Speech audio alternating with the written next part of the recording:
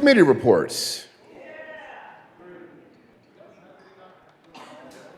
May 2nd, 2023, the Committee on Judiciary, after consideration on the merits, the committee recommends the following Senate Bill 158 be amended as follows, and as so amended, be referred to the Committee on Appropriations with favorable recommendation. May 3rd, 2023, the Committee on State, Veterans, and Military Affairs, after consideration on the merits, the committee recommends the following House Bill 1296 be referred favorably to the Committee on Appropriations. House Bill 1291 be referred favorably to the Committee on Appropriations. House Bill 1306 be referred to the Committee of the Whole with favorable recommendation. House Bill 1057 be amended as follows, and as so amended, be referred to the Committee on Appropriations with favorable recommendation. May 3rd, 2023, the Committee on Health and Human Services, after consideration on the merits, the committee recommends the following House Bill 1226 be referred favorably to the Committee on Appropriations. House Bill 1303 be referred to the Committee of the Whole with favorable recommendation. House Bill 1269 be referred favorably to the Committee on Appropriations. House Bill 1223 be referred favorably to the Committee on Appropriations. May 3rd, 2023, Mr. President, the Committee on Health and Human Services has had under consideration and has had a hearing on the following appointments and recommends that the appointments be placed on the consent calendar and confirmed member of the Medical Services Board for a term expiring July 1st, 2026. Idalia Massa Carroll of Arvada, Colorado, to serve as a resident of the 7th Congressional District, Democrat with knowledge of medical assistance programs, appointed. We're already back to order, but we'll come to order. Message from the House. May 3rd, 2023, Mr. President, the House has passed on third reading and transmitted to the Revisor of Statutes House Bill 1260, 1309, and 1020, amended as printed in House Journal May 2nd, 2023.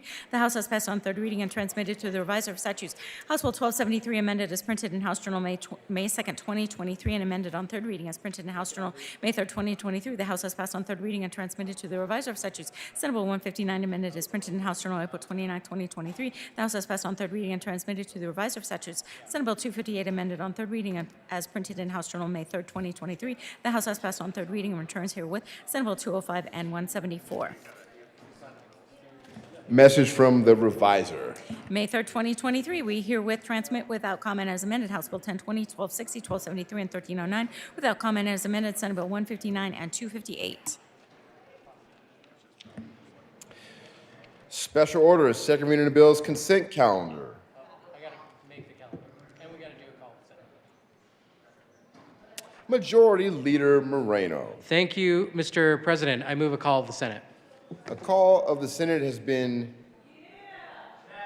moved and properly sustained. Will the sergeants please close the doors, put chains, stand in front of, allow no senators to leave, and return those who are absent from the chambers.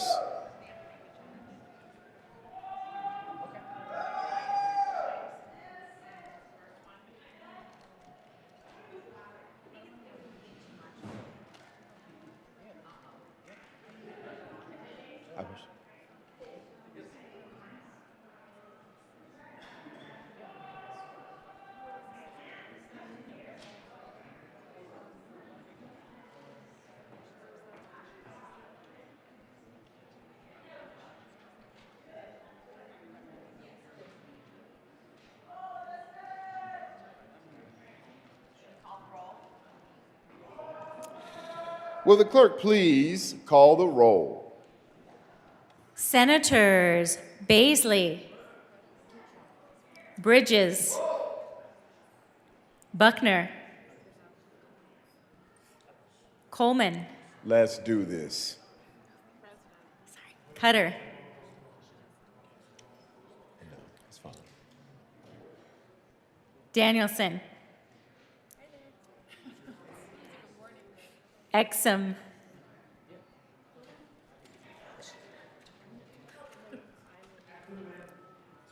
Fields. Gardner. Janal. Gonzalez. Hanson. Hinrichsen.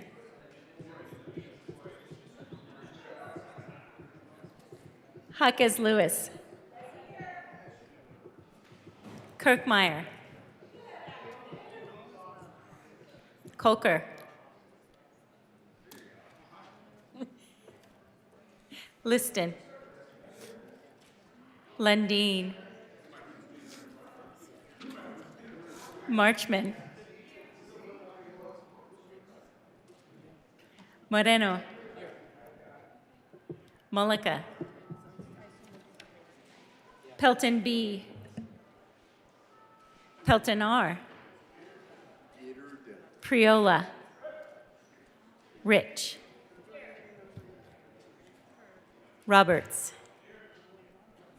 Rodriguez. Simpson. Smallwood. Sullivan. Van Winkle. Will. Winter F. Zenzinger. Fenberg. Buckner.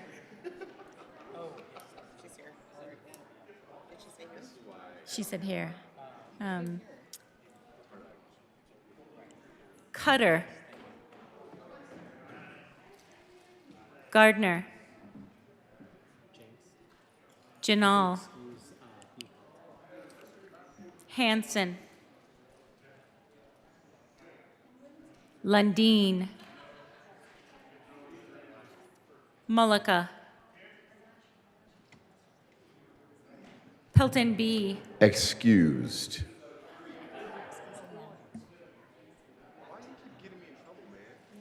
Smallwood. Van Winkle. Will. Cutter. Gardner. Hanson. Lundeen. Pelton B. Smallwood.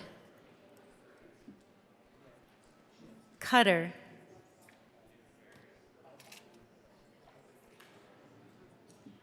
Gardner. Hanson. Lundeen. Pelton B.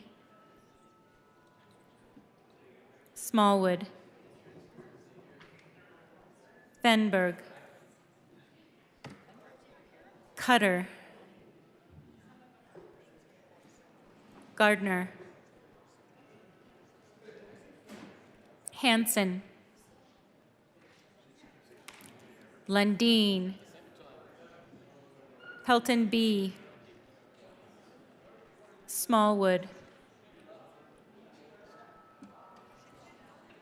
Fenberg. Yeah, she really needed to go to the bathroom. Cutter. I said Ted's coming or Tad leaving for that? Gardner. I warned her, Tad. I warned Hanson. Lundeen. her. Will you just give me the thumbs up on your calendar? Pelton B. Smallwood. Fenberg. Cutter. Cutter. Gardner. Aren't we done yet? Hanson. Pelton B.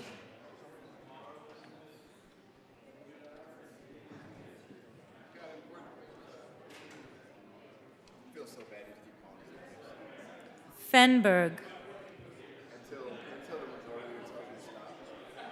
Pelton B. Fenberg. Pelton B. Fenberg. Pelton B. Fenberg. Pelton B. Pelton B. Finberg. He's not coming in. That's why he needs to be excused. Fenberg. He's not excused. Pelton B. Fenberg. Pelton B. Fenberg. Pelton B. Fenberg. Pelton B. Fenberg.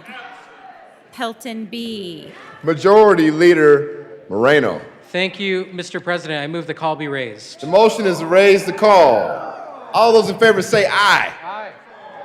Opposed, no. Look at that. The ayes have it. The call is raised. Majority Leader Moreno. Thank you, Mr. President. I request a senatorial 5. It'll be very short, colleagues. We're just having these special orders calendars printed and delivered to your desks. Senatorial 5 has been requested and granted. Before we go into Senatorial 5, will the clerk please excuse Senator Pelton B?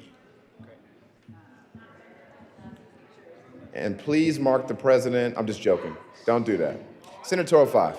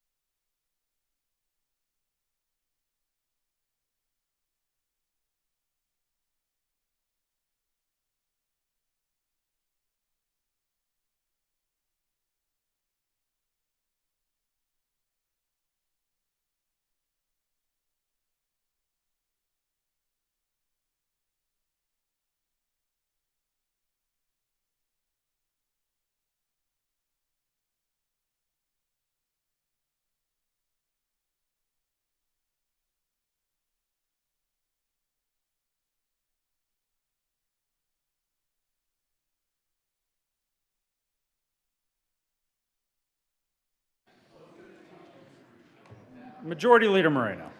Thank you, Mr. President. I move that the Senate recall House Bill 1213 from the governor for the purpose of reconsideration. The motion is to recall House Bill 1213 from where it is being held hostage by the governor for the purpose of reconsideration.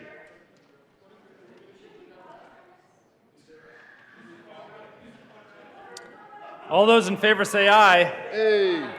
Opposed, no. The motion is adopted. The bill will be recalled. Give us that bill.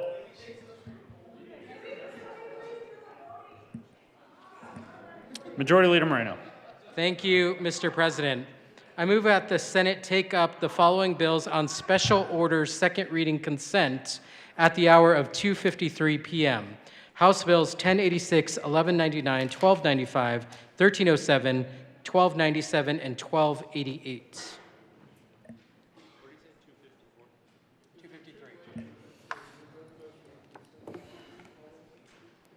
The motion is that the Senate take up House Bills 1086, 1199, 1295, 1307, 1297, and 1288 at the hour of 2:53 p.m. All those in favor say aye. Hey. Opposed, no. The ayes have it. The motion is adopted. The Senate will take up those bills on special orders consent at the hour of 2:53 p.m. Special orders, second reading of bills, consent calendar. Senator Coleman. Thank you, Mr. President. I move the Senate resolve itself to the committee of the whole consideration of special order second reading of bills consent calendar. You have heard the motion. All those in favor say aye. Hey. Opposed, no. The ayes have it, and the Senate will resolve itself in the committee of the whole for the purposes of consideration of special orders, second reading of bills, consent, and Senator Coleman will take the chair.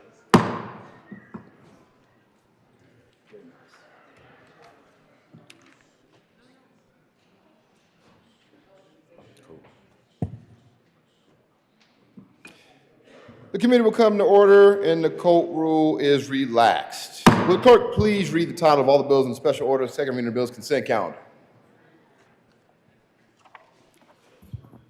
House Bill 1086, Representatives DeGraff and Joseph, Senators Basley and Winter F. concerning enactment of the Due Process Asset Forfeiture Act and in connection therewith, making an appropriation. House Bill 1199, Representative Froelich and Soper, Senator Winter F. concerning measures to provide additional access to services for victims of sexual assault. House Bill 1295, Representatives Byrd and Bockenfield, Senators Zenzinger and Kirkmeyer concerning the review of payments made by the Department of Healthcare Policy and financing to providers and in connection therewith making an appropriation. House Bill 1307, Representatives Doherty and Soper, Senators Simpson and Rodriguez concerning enhanced supports for youth who are in detention and in connection therewith making an appropriation. House Bill 1297, Representatives Epson Taggart, Senators Pelton B. concerning prohibiting a corporation from issuing a scrip in bearer form upon the holder surrendering enough scrip to equal full share. House Bill 1288, Representative McCluskey and Amabile, Senator Roberts concerning fair access to insurance coverage for persons unable to obtain insurance coverage for their real property. Majority Leader Moreno. Thank you, Mr. President. I move for the passage of all the bills on the special orders second reading consent calendar and their associated committee reports, which includes House Bill 1086, House Bill 1199, and the associated Judiciary and Appropriations Committee reports, House Bill 1295 and the associated Appropriations Committee report, House Bill 1307, House Bill 1297, and House Bill 1288. Is there any discussion on the committee reports? The motion before the body is the adoption of all the committee reports and special orders, second reading of the bills consent calendar. All those in favor say aye. Aye. Opposed, no. The ayes have it, and the committee reports are adopted. Is there any discussion on any of the bills on the consent calendar? The motion for the body is the adoption of all the bills in the special order, second reading of the bills consent calendar. All those in favor say aye. Aye. Opposed, no. What? The ayes have it, and the bills are adopted. Majority Leader Moreno. Thank you, Mr. President. I move the committee, Mr. Chair, I move the committee rise and report. The motion is the committee to rise and report. All those in favor say aye. Aye. Opposed, no. The ayes have it. The motion is adopted. The committee will rise and report.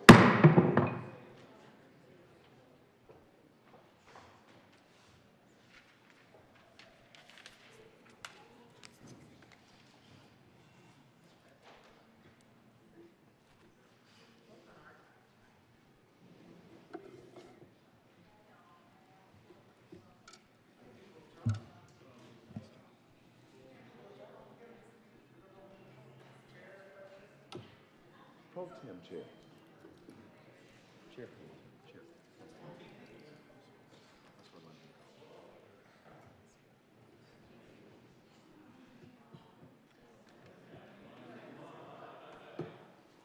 I don't know what's going on. And you are the majority leader when he's not here. Yeah.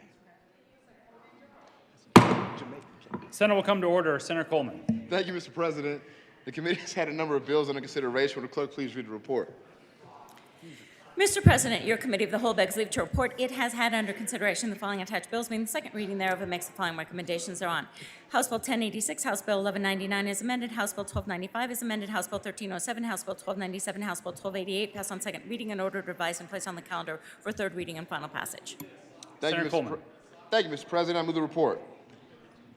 The motion is the adoption of the committee of the whole report. Are there any no votes? With a vote of 34 ayes, 0 no, 0 absent, 1 excused, the committee of the whole report is adopted. Pelton's out. House Bills 1086 and 1199 is amended, 1295 is amended, 1307, 1297, 1288 passed on second reading, order revised and placed on the calendar for third reading and final passage.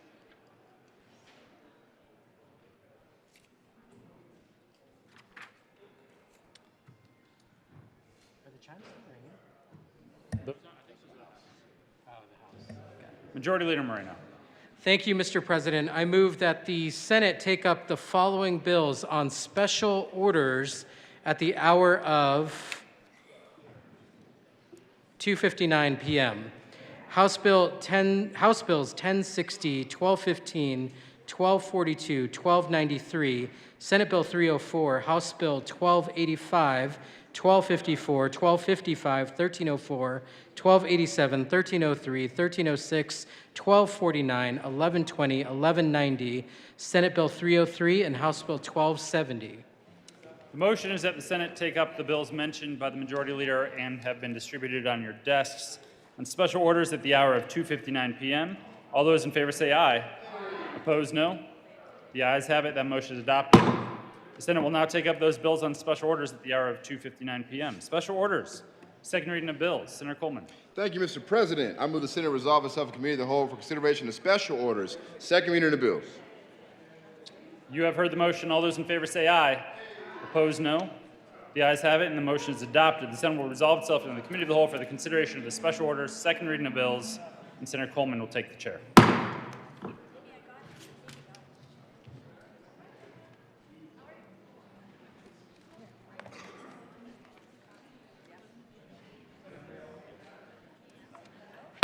The committee will come to order, and the court rule is relaxed for everybody up in here. Will the clerk please read the title of House Bill 1060? House Bill 1060, Representative Story, Senator Cutter, concerning updates to the Colorado State Forest Service seedling tree nursery and in connection therewith making an appropriation. Senator Cutter. Thank you, Mr. President. I move House Bill 1060 on second reading, and no, that's all.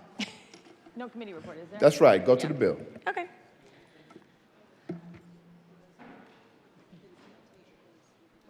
So to the bill? To the bill. Senator Cutter. Thank you. I'm sorry, I didn't hear you. Thank you, Mr. President. So the State Forest Nursery is the state's leader in producing low-cost Colorado-grown seedling trees and shrubs for conservation. We've talked about this bill. This is an interim committee bill from the Wildfire Matters Interim Committee. And we know the importance of replanting trees in the wake of wildfire. It helps prevent soil erosion, flooding, all kinds of beneficial things come out of this. 2.66 million acres in Colorado could be reforested to mitigate climate change.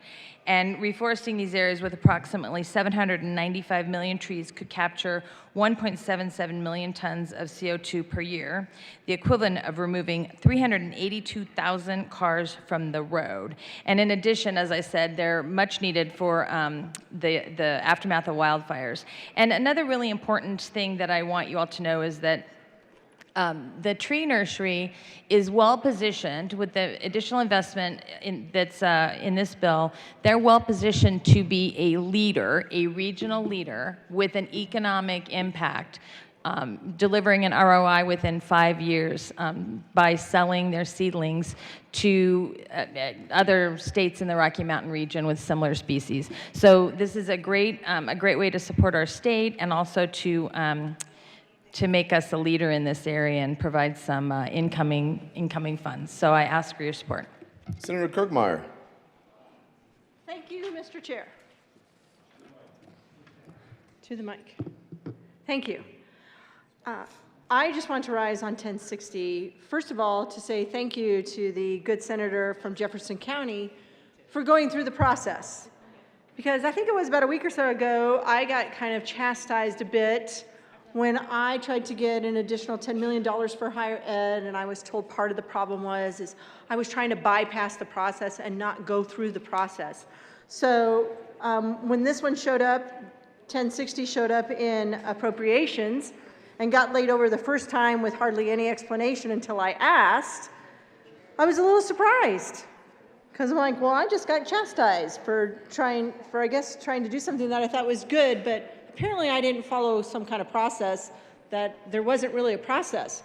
But on this bill, there is a process that this bill should have gone through. And in fact, House Bill 221323 last year should have gone through the process as well. And it is the capital construction, the CDC process. We have this rule number 42, that requires anything in any of our state institutions, higher ed institutions, any of our state buildings. So this one's got a greenhouse in it and some other stuff. But when they have to do that, they have to go and be in front of the CDC. So unfortunately, this one was caught a little bit late this year. We caught it in appropriations, realized it had not gone to the Capital Development Committee, and laid it over. I thought it was going to go to capital development after that because I thought that's what the chair was indicating of appropriations. Keep in mind that that's the one who kind of chastised me before for not following process. Anyways, it came back, so then I had to ask to have it laid over again so that it could go through the process, which is the Capital Development Committee. So I understand it did go there. That's great. I appreciate that, as I said. The issue I still kind of have, though, is that as a joint budget committee, we put money into the capital construction fund for all of the capital construction projects that then have to go to the Capital Development Committee, which I see our Republican ranking member of the CDC, the good senator from the San Luis Valley area, who's probably going to talk about that, but it has to go there and get prioritized. And I will say this year in the priorities, I thought the CDC did a very good job, with the exception of they put controlled maintenance all the way at the end, so we did make some adjustments there. They only wanted to fund controlled maintenance 1. We ended up funding controlled maintenance 2. But again, you know, I was told that there are processes and everybody has to go through them. So it needed to go to the CDC. It did. Unfortunately, because it wasn't put in with the process in a timely manner, the same as all the other projects from higher education institutions and from the state institutions, the state architect and such, and the departments, it didn't really get prioritized. So I'm wondering if this $5 million that is going to upgrade fields with bare root trees and shrubs, upgrade the fields where bare root trees and shrubs are grown, including installing a new pump and pump house, overhauling the irrigation system, and improving the roads in the fields, how it would have fared against controlled maintenance projects that we have to do, that we only did 1% when we should be trying to get to 2%. Where we had to cut out some things. Of course, the governor wanted us to cut out all of the higher education institution CDC requests, but we had to cut out, you know, a bunch of things that were very important as well. Yet, things for higher education, things for the Department of Corrections, CBI, and the Department of Public Safety, things in the Department of Human Services at Fort Lyons. So we didn't cut those things. Those are things that most of those things got prioritized. Yet because this bill didn't go through the process, it didn't have the opportunity to prioritize so we could see where it really should fall. But I will say to the good senator from Jefferson County, I do appreciate the fact that she did kind of back up a bit and went through the CDC, and I'm sure that the good senator from the San Luis Valley is going to talk about that. So thank you for going through the process. I appreciate that. Senator Cutter. Thank you, Mr. President. I just really briefly want to thank the good senator from Brighton and apologize. That was unintentional completely, the way that process went, and it wasn't flagged by OLS originally, I guess. So at any rate, I'm really glad that we put it back through the process the same way, and I appreciate you bringing it to our attention. So, Senator Simpson. Thank you, Mr. Chair. And the good senator from Jefferson County, we've had this discussion about how this bill came to be, and it really originated last summer in the interim Wildfire Matters Review Committee as a discussion with the relatively new state forester and the need and the necessity at the nursery. And the discussion unfolded then about needing this additional, I think the year before we had intended to fund the forestry at $10 million. And it ended up being cut in half to 5, I think is how, I wasn't on CDC or on the interim committee back then to know exactly how that unfolded, but there was a shortage. So they were seeking to fill what was cut from the year before. But my challenge in the interim committee, and then again as the bill got introduced, was if this is a priority, why didn't it show up as a request from the governor in the department's funding request, either through Colorado State University or DNR. And then to find out that really this was a $5 million, roughly $5 million capital request. So I remember asking that question in committee, if indeed this is a capital request, how did it not follow the prescribed process of how we prioritize capital expenditures in the state? So Capital Development Committee in December heard from all the higher ed institutions and all the departments that were requesting capital dollars. The requests were approaching $1 billion worth of requests. The Capital Development Committee then took nearly 6 weeks to try to prioritize. How do you come down through some guidance from JBC? Do you have $500 million to fund, or do you have 250? I remember that's roughly the range we were trying to prioritize those hundreds of projects to within $250 million. So the challenge was this project was not identified as a capital project, so it didn't get that debate and that discussion and where it fit in the scheme of the 100 projects we were trying to figure out how to prioritize. So I think about projects that didn't get prioritized in this kind of same monetary range, $5 to $10 million, and there were lots of them that had been requests in prior years and have facility index scores that are really horrendous, that really drive the necessity to fund those projects. So I firmly believe in what the state forestry is trying to accomplish in the nursery. Talked extensively with the state forester yesterday about my position and how this didn't quite follow the prescribed process of assurances from him, that lesson learned. And again, there was a change in leadership when all this was unfolding, so I recognize that, but I was opposed to the bill in the Ag Committee a couple weeks ago, and then this morning, Capital Development Committee, all we really did this morning was offer a letter of support, and I did oppose the letter of support again, thinking about the projects that didn't get funded and that this one kind of cut to the front of the line, so to speak. So appreciate the sponsors' efforts here, and well-meaning. We need to stand up the program, but I think we should have followed the process. So I encourage a no vote today. Thank you, Mr. Chair. Senator Pelton R. Thank you, Mr. Chair, and thank you to the good senator from Jefferson County for bringing this. I was on the Ag Committee that heard this bill, and the reason I opposed this bill was for the same reasons that we've been hearing already. I think this is a worthy project. I think, you know, that we need to have these trees started and in a place that we can put them in the forest when they are needed. But I think it's priority, and there's some other bills that we fund that I don't think are in priority, so maybe we need to reshuffle some of our thinking there. And so that's why I was a no vote. This is almost $5.4 million. So maybe next year it can be in the, you know, the request for priority and get funded next year. But for now, I'd encourage a no vote. Seeing no further discussion, the motion is the adoption of House Bill 1060. All in favor say aye. Aye. All opposed, no.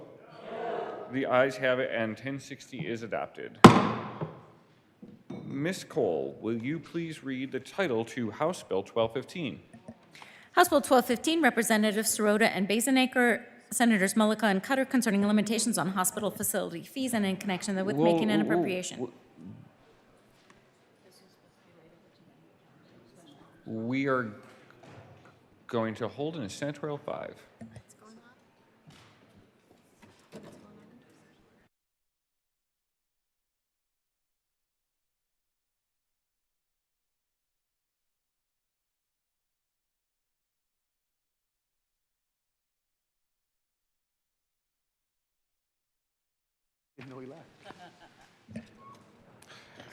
Senator Rodriguez. Thank you, Mr. President. I'd like to request to lay over House Bill 1215 to the end of the calendar.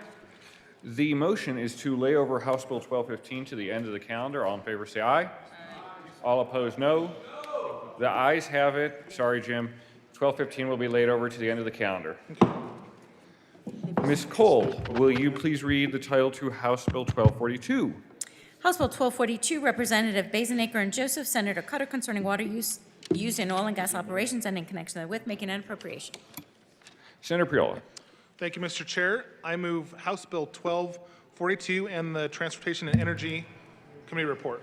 To the Transportation and Energy Committee report. Members, in Transportation and Energy, we amended the bill a number of times. L016 changed the date, as well as firmed up language around the wells. L016 tweaked some language around non-governmental, environmental, so on and so forth. About a one-page amendment I have here if you'd like to take a look at it. And that's it. With that, ask for an aye vote on the Transportation and Energy Committee report.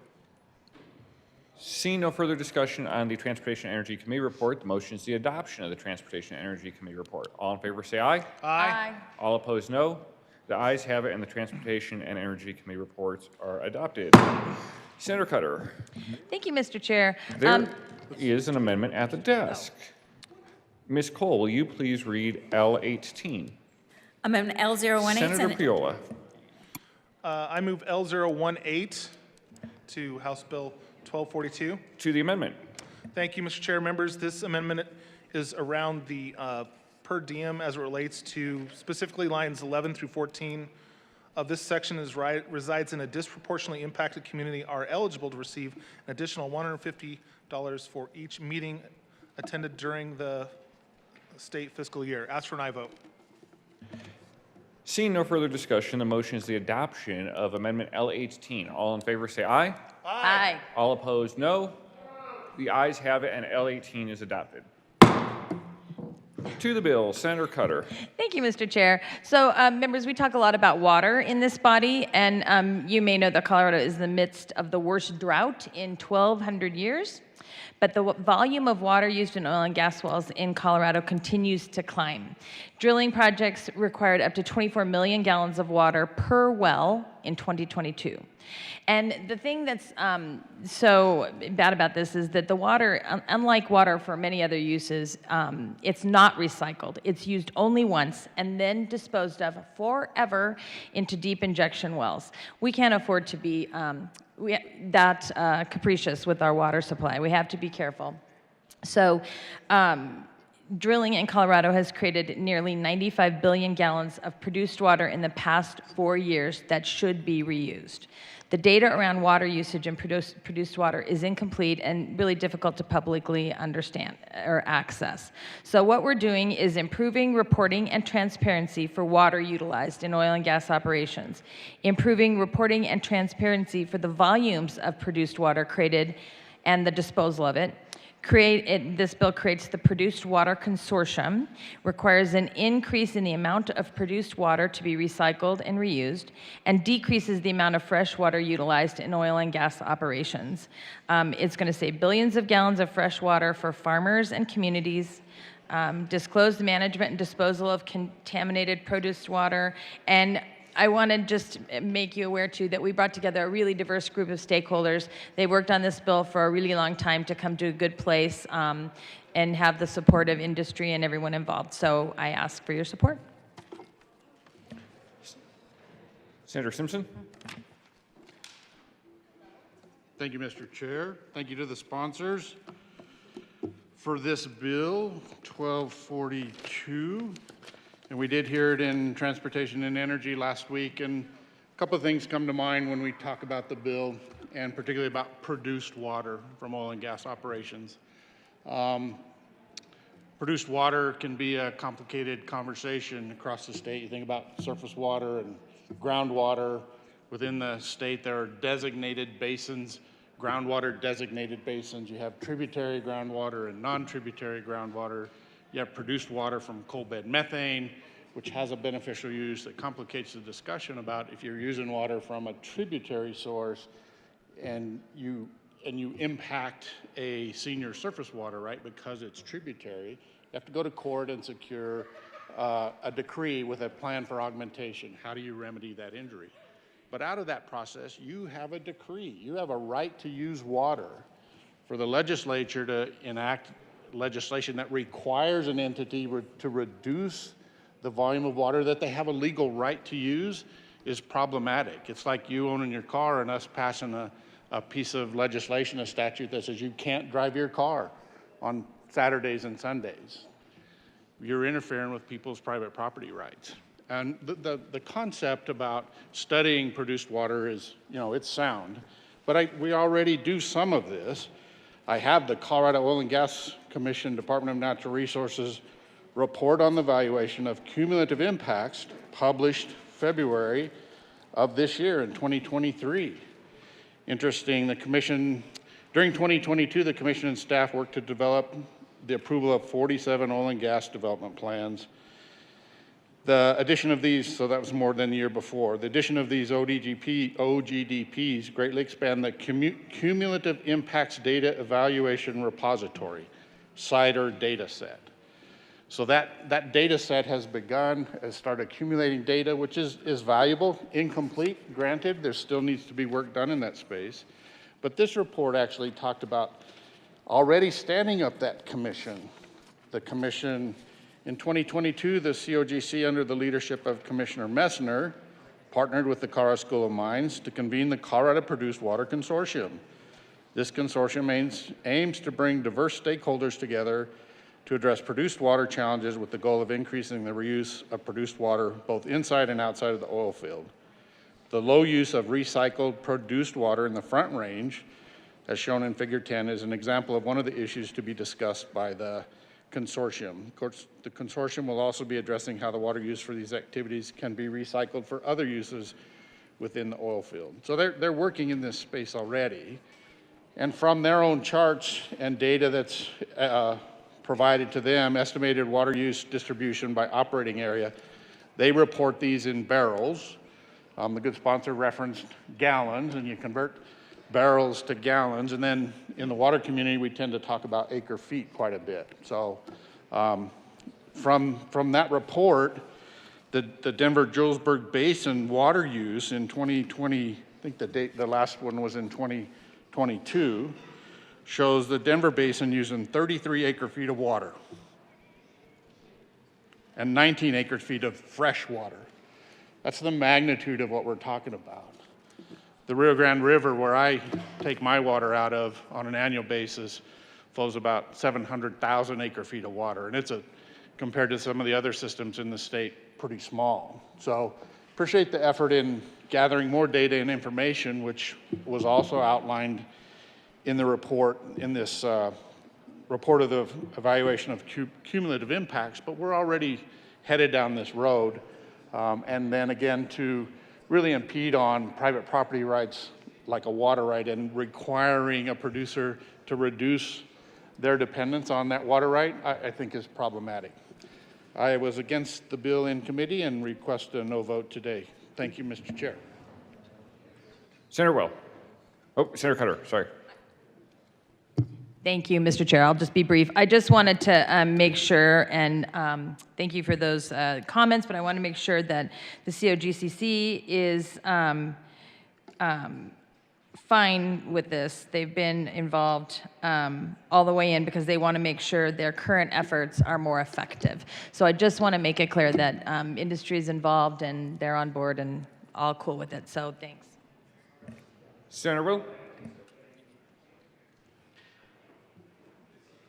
Thank you, Mr. Chair. I just wanted to come up and speak a little bit about 1242. I've been to, I couldn't tell you, countless drill pads and sites, and I'm not that familiar with the east slope, but on the west slope, those sites, every well pad is loaded with frac tanks and all that, so they're already reusing their water. And I think and I've been to Wyoming, to many of their operations as well. There's sometimes miles of pipe laid above ground from well pad to well pad, and all reusing water, drill water, produced water, and fracking water. So I'm really not sure where this bill is headed. I know there's the recycled water and the fracking operations. I can show you every drill site in western Colorado, and it's just lined with frac tanks and used for recycled water. And I'm all about improving transparency for the waters used in these operations. I think it's already being done.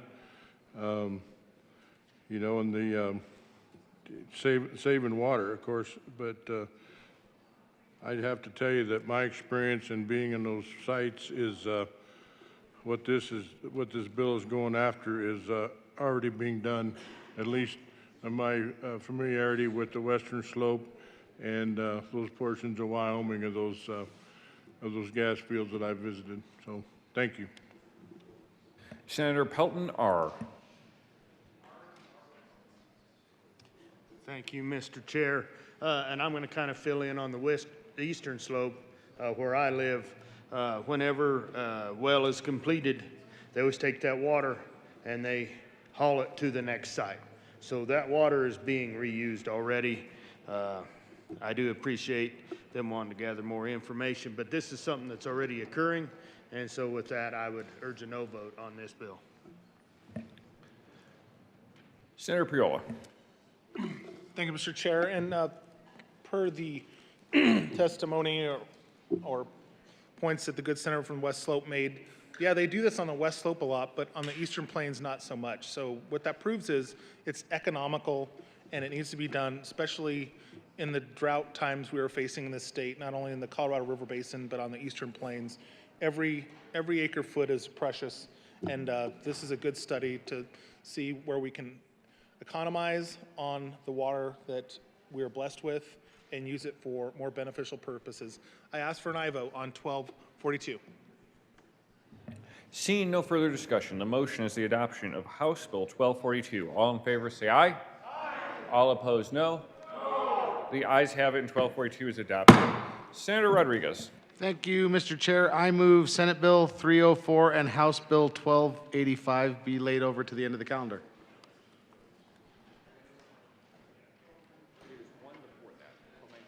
Oh, shoot.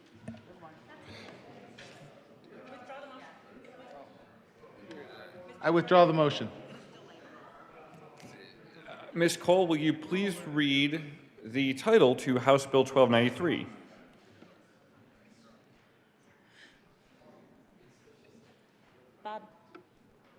House Bill 1293, Representatives Wiseman and Soper, Senators Gonzalez and Gardner, concerning the adoption of the 2023 recommendations of the Colorado Commission on Criminal and Juvenile Justice regarding felony sentencing, and in connection therewith, making an appropriation. Senator Gonzalez. Thank you, Mr. Chair. We move House Bill 1293 on second reading and ask for an aye vote. Any discussion? Senator Gardner. Thank you. Well, everybody take a seat. We're making major changes at the recommendation of the Sentencing Task Force of the Colorado Criminal and Juvenile Justice Commission. The best way and the easiest way to get to what those are is to get your copy of the fiscal note, which summarizes the legislation. And in order to know what you're really supposed to do here, what we're really doing, you have to go to CRS 18.1.3401, and then you have to dig down into that to Roman V.5, which classifies and shows what the presumptive offenses are, or presumptive penalties are for offenses. And 18.1.3401 V5 says, as to any person sentenced for a felony for an offense committed on or after July 1st, 2020, felonies are divided into 6 classes that are distinguished from one another by the following presumptive ranges of penalties. I won't read those out. I'll just review them as we go here. So we have a couple of tables here. We have a table of felony crimes with increased classification. So currently, a second-degree kidnapping of a child is a felony 4, and a felony 4 is 2 to 6 years imprisonment and a mandatory period of parole of 3 years. I think that's a little out of line, and so we're moving that to a felony 2. The second-degree kidnapping of a child is going to become 8 to 24 years with 5 years of parole. Medical record theft, if the record is stolen or disclosed to an unauthorized person, this has come to be regarded more seriously. So a felony 6 today. Senator Gardner, please excuse me. I'm sorry. Colleagues, the noise is getting a bit hard to hear the speaker. Please give your attention to the speaker at the well. Senator Gardner, please proceed. Thank you, Mr. Chair. So medical record theft today would be a penalty of 1 year to 18 months with a year probation, or year parole rather. We're moving that to a felony 5, which is 1 to 3 years. So we're just increasing the range. Criminal possession of forgery devices. Felony 6 today. Under the bill, it'll be a felony 5, which is a year to 3 years.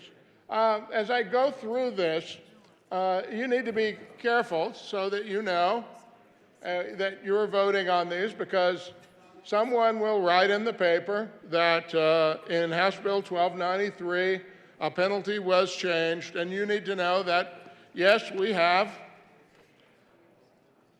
a Table 3 with decreased classifications, but there's also a table with increased classifications.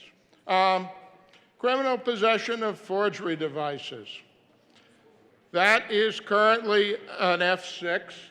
It'll become an F5. So up to 18 months now will be 3 years when we're done. Criminal impersonation, when impersonation includes marriage, bail, or surety. I don't know how you get those 3 together, but again, an F6 today will become an F5. So instead of topping out at 18 months, it'll be 3 years. Instead of topping out the mandatory parole at 1 year, it'll be 2 years. Criminal possession of a forgery device with intent to use. Again, an F6 being made to an F5. Identity theft with 3 or more financial devices or persons identifying information. We call those credit cards. F6 becomes an F5. Criminal possession of a financial device for possessing 3 devices, F6 to F5. Here's an important crime, important in terms of its classification. False report of explosives, weapons, or harmful substances. We have more and more instances of, we actually have the crime of swatting, but this also is inclusive of that, which is today an F6, that's only up to 18 months. The bill will make it an F5, up to 3 years with 2 years mandatory parole. Impersonating a peace officer. This is happening more frequently, and it is relatively serious, F6 to F5. Riots in detention facilities. Now, while that removes the mandatory imprisonment for active participation in a riot where a weapon is not employed, it's been an unclassified felony. That is, the statute didn't say it was a felony 564. Unclassified. It will now become a felony 4. A felony 4 is 2 to 6 with 3 years parole.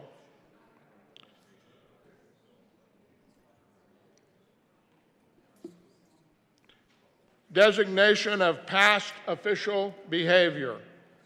You'll have to look that crime up to understand what the elements are, but it's going from an F6 to an F4.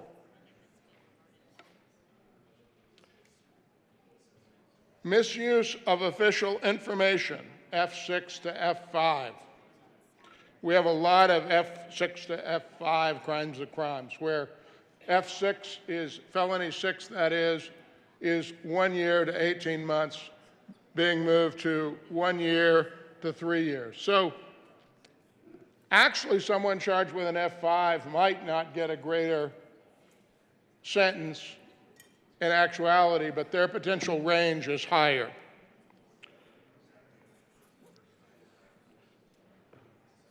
Jury tampering for non-class 1 felonies, but nevertheless, jury tampering on a felony is an F5. Now it will go to an F4. So from 1 to 3, it goes from 2 to 6 with 3 years parole. Failure or refusal to leave premises on requirement of an officer when a person knowingly holds another person hostage by having a firearm. You see this on TV a lot. It's because it happens a lot.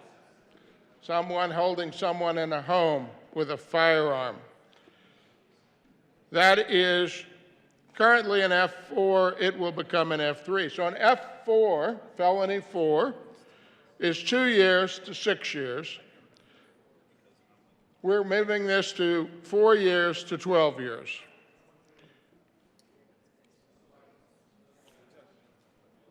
Cruelty to animals. Now, there's been some confusion about cruelty to animals, about whether or not this is making this a greater crime. It turns out it's an F6 or an F5 today.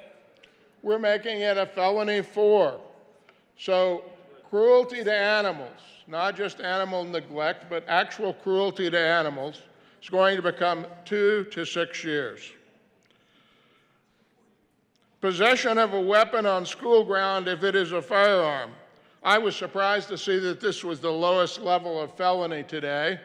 We're going to raise it to a felony 5.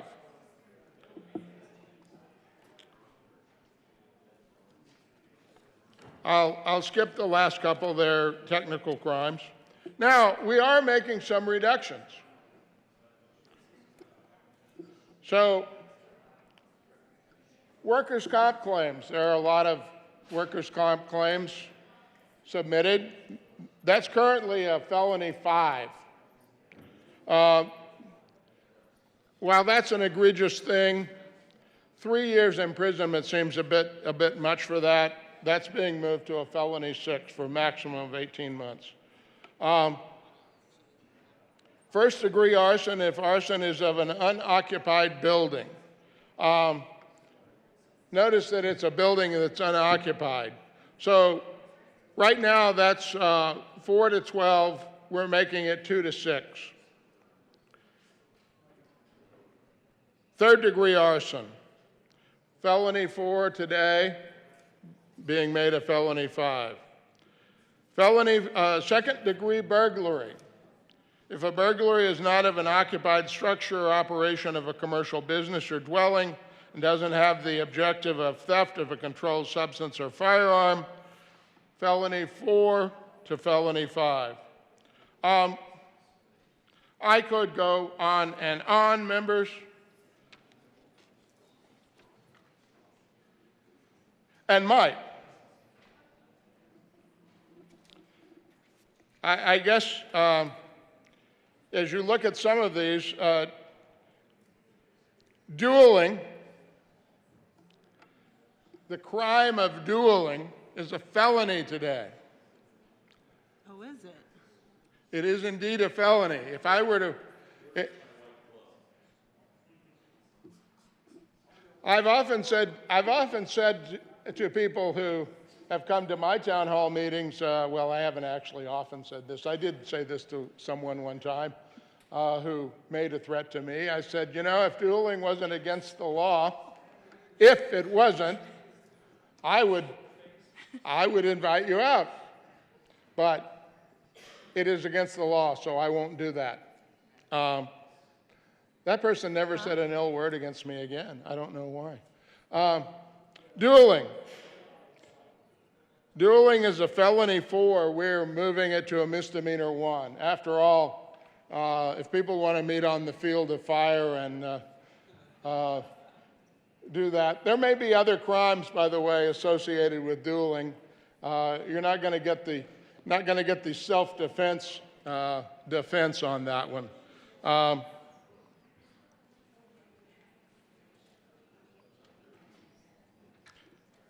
So there are some, and I want you to know this and understand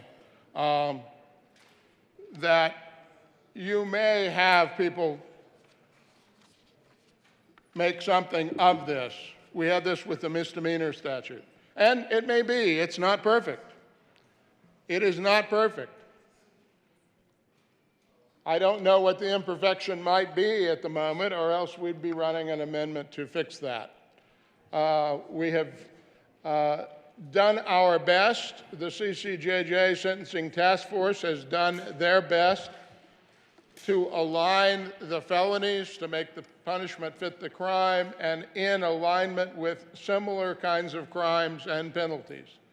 But reasonable minds can differ about those things, and as I always used to say in law school, if reasonable minds can differ, just imagine what unreasonable minds might do. So, having said all that and not wanting to take all your afternoon, because I would like to go to judiciary, I understand it'll be a lonely place in judiciary today. I won't have all of my friends there. I ask for an aye vote on House Bill 1293. Senator Sullivan.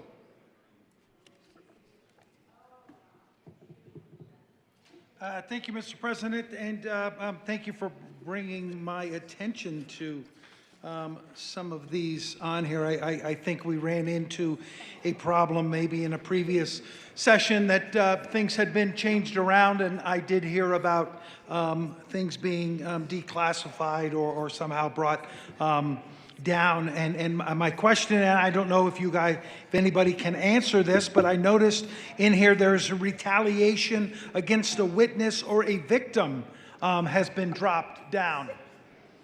We have a member who is sitting here because of retaliation against a witness to a crime. And it's surprising to me to see something like that in here. So if you have any kind of an explanation for that, I would certainly like an answer on it.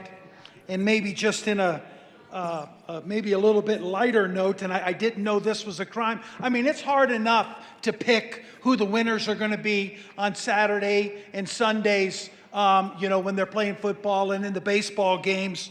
I had no idea it was a crime because using sports betting or lottery license for a personal gain. I mean, I believe the casinos have enough of an advantage over us that we shouldn't be criminalizing the bettors who actually have the ability to pick a winner tonight. So, I mean, I didn't even know that this was a crime, but I assume that's the reason why I can't seem to come out on the plus side in very many of my bets. But the retaliation one is very eye-opening to me, and I would hope someone might be able to give me an answer on that. Thank you. Senator Gardner. Thank you, Mr. Chair. Well, I'm not sure I completely understand the question from the good senator from Aurora. If you look at Table 6 in the fiscal note, it's a new crime under the bill, a new crime of aggravated retaliation against a witness or victim. So we're adding this crime, and it's a felony 3. So any kind of retaliation, and it wouldn't require physical retaliation. If you had physical retaliation, you'd have another crime in addition to that. A felony 3 is 4 to 12. So simple retaliation. We're not talking aggravated retaliation is already a crime. This is upping the penalty when it's aggravated. Threats of force would qualify in this. So this is a new crime. I think if given a moment, I can probably lay my hands on the part of the bill that has the aggravated retaliation, because it'll be added as a new crime. And I would encourage the good senator to look for that in the bill as to what the elements of the crime are. Senator Fields. Thank you, Mr. Chair, and I want to thank my colleague from Aurora bringing to my attention. I was not aware of Table 3, which indicates retaliation against a witness of a crime, and it shows the current status of being an F3 law, and then a reclassification, I believe it is, under F4. Just want to make sure I understand that, because what you were referencing was a different table as it relates to the increased penalties for those associated with witnessing a crime and then reporting it to law enforcement. Senators, is that correct?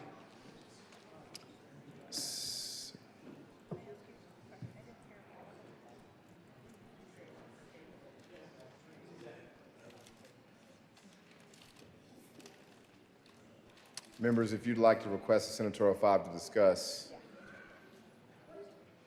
it's kind of quiet on the mic. Senator Gonzalez. Thank you, Mr. President. Senator, there is a notation on Table 3, but there is also the aggravated retaliation, which creates a new crime that is an F3. That is correct. Thank you for that information. Senator Gardner. Thank you. So on the re-engrossed bill, page 13, at about line 11, we have retaliation against a victim or a witness or victim is a Class 4 felony.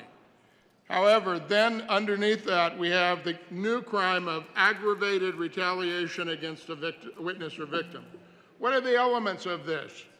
A person commits the crime of aggravated retaliation against a witness or victim if, during the act of retaliation, the person is armed with a deadly weapon with the intent, if resisted, to kill, maim, or wound the person being retaliated against or any other person.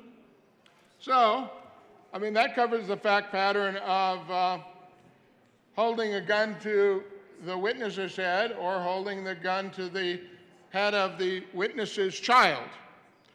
Knowingly wounds with a deadly weapon the person being retaliated against or any other person, or by the use of force, threats. That's all it takes is a threat.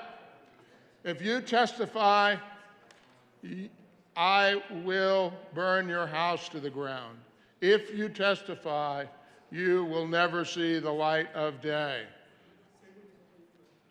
It'll be up to a jury to decide whether that's a threat, but I would be inclined to say that those are facts that make out a threat.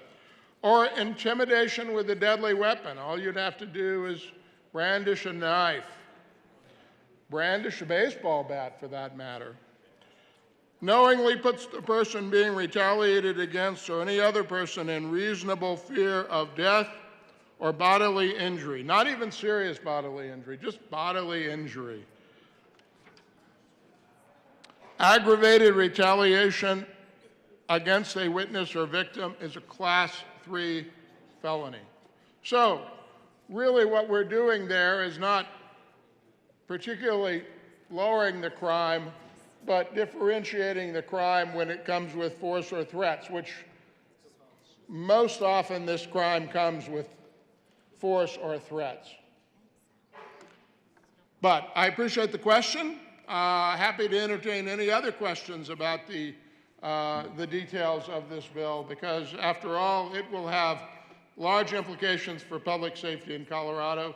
It was not the intent of the Sentencing Commission to lessen the penalties for crimes per se, but rather to align them and make them more rational in their application. But the reason it's worth taking time is, I don't know which one, have no idea, but somebody out there will complain next year that something somewhere wasn't what it should have been, or conversely, I can't believe what my brother-in-law was charged with in terms of felony. Blame the brother-in-law always. Just keep that in mind. I ask for an aye vote. Thank you for the question from the good Senator Sullivan from Centennial. I think we might need to update this list. Thank you, brother. Senator Pelton R. Thank you, Mr. Chair. Thank you, bill sponsors, for bringing this bill. I do agree with a lot of the reclassifications, but there is one that kind of caught my attention. Taking a Class 5 felony on a third-degree criminal trespass, taking a Class 5 felony and moving it to a Class 6 if the person trespasses on premises classified as agricultural land with the intent to commit a felony. So with that, I have an amendment. There is an amendment at the desk. Will the clerk, AKA Zoe, please read L003? Amendment L003 by Senator Pelton R. Thank you, Mr. Chairman. Amendment L003. Please move the amendment. Senator Pelton. I move Amendment L003. Proper motion to the amendment, Senator Pelton R. Thank you. What this does is just strikes this section to where it leaves that particular offense at a Class F5. You know, out there in rural Colorado, in agriculture, there's getting to be fewer and fewer operators looking after the same amount of land. And so, you know, it's hard for everybody to keep track of their premises. And so I find it a little troubling for myself to have this particular crime lessened. So I would like to urge yes on this amendment, please. Senator Gonzalez. Thank you, Mr. Chair. The bill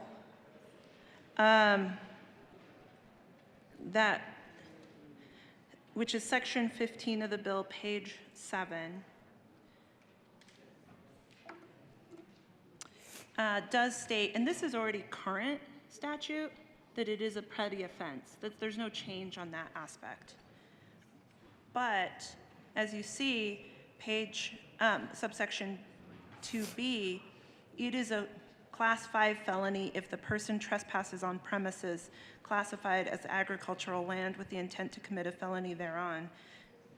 And it actually raises the penalty, not lessens it. So I just want to make sure that we're speaking about the same, that we're clear on what the impact of the policy is. It's currently, there is no shift to what the initial offense is. The aggravator is that it is a class 6 felony if the agricultural land did not have a fence securing the perimeter to the otherwise petty offense. Pelton R. Thank you, Mr. Chair, and thank you for that explanation. On the fiscal note, it shows in that table of declassifications, taking it from an F5 to an F6. So that's why I ran this amendment. Senatorial 5 has been requested and granted. Please meet off to the side of the steps. Here's what it,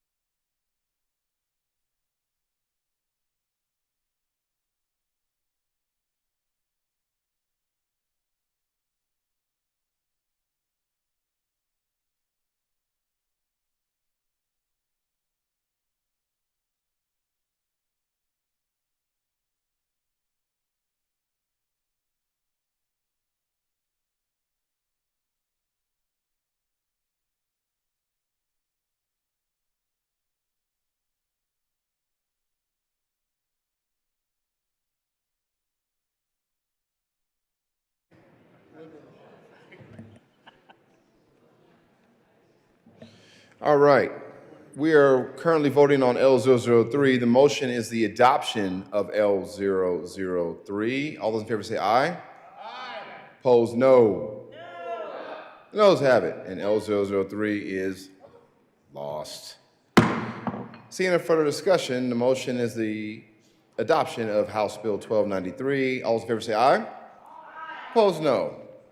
The ayes have it, and House Bill 1293 is adopted. Majority Leader Rodriguez.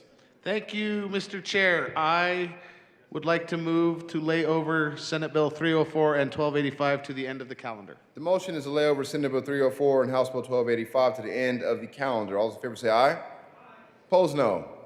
The ayes have it, and Senate Bill 304 and 1285 will be laid over to the end of this calendar. Will the clerk please read House Bill 1254?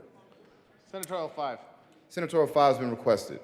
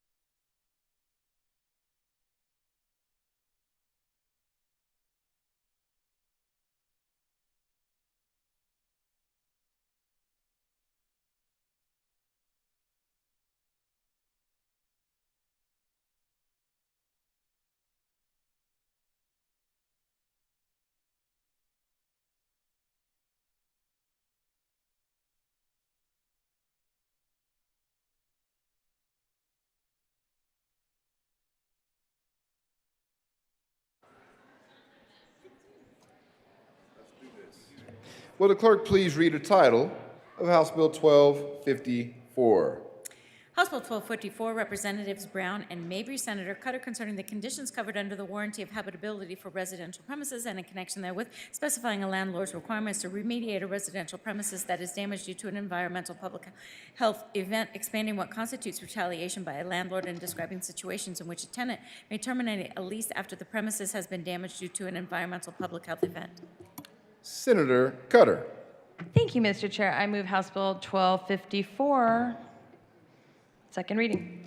Seeing no further discussion, the motion is the adoption of House Bill 1254. All those in favor say aye. Aye. Opposed, no. The ayes have it, and 1254 is adopted. Will the clerk please read the title of House Bill 1255? House Bill 1255, Representatives Lindstedt and Dixon, Senator Gonzalez, concerning preemption of local regulations limiting the number of building permits issued for development. Senator Rodriguez.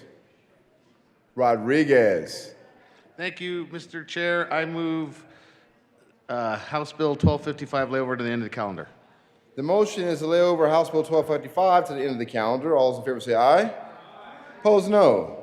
And now it's Senatorial 5. The ayes have it, and 1255 is laid to the end of the calendar. We'll take it Senatorial 5. There they come. There they are. Now we're back. We are back from our Senatorial 5 seconds. Will the clerk please read the title of House Bill 1304?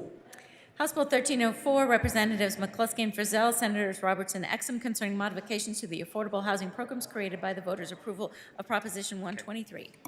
Senator Exum. Thank you, Mr. Chair. I move House Bill 1304 and the Local Government Committee report. To the Local Government Committee report, Senator Exum. Thank you, Mr. Chair. We made a few amendments in the Local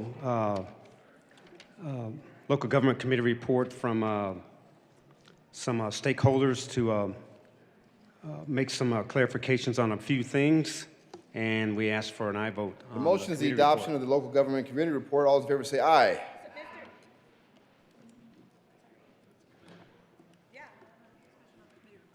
Senator 5? No, discussion to the committee report. Oh, is there any discussion to the Local Government Committee report? Senator Gonzalez. Stop it. Thank you, Mr. Chair. I appreciate the good senators for bringing forward this bill, and I want to speak to some of the amendments that were put on in committee last night.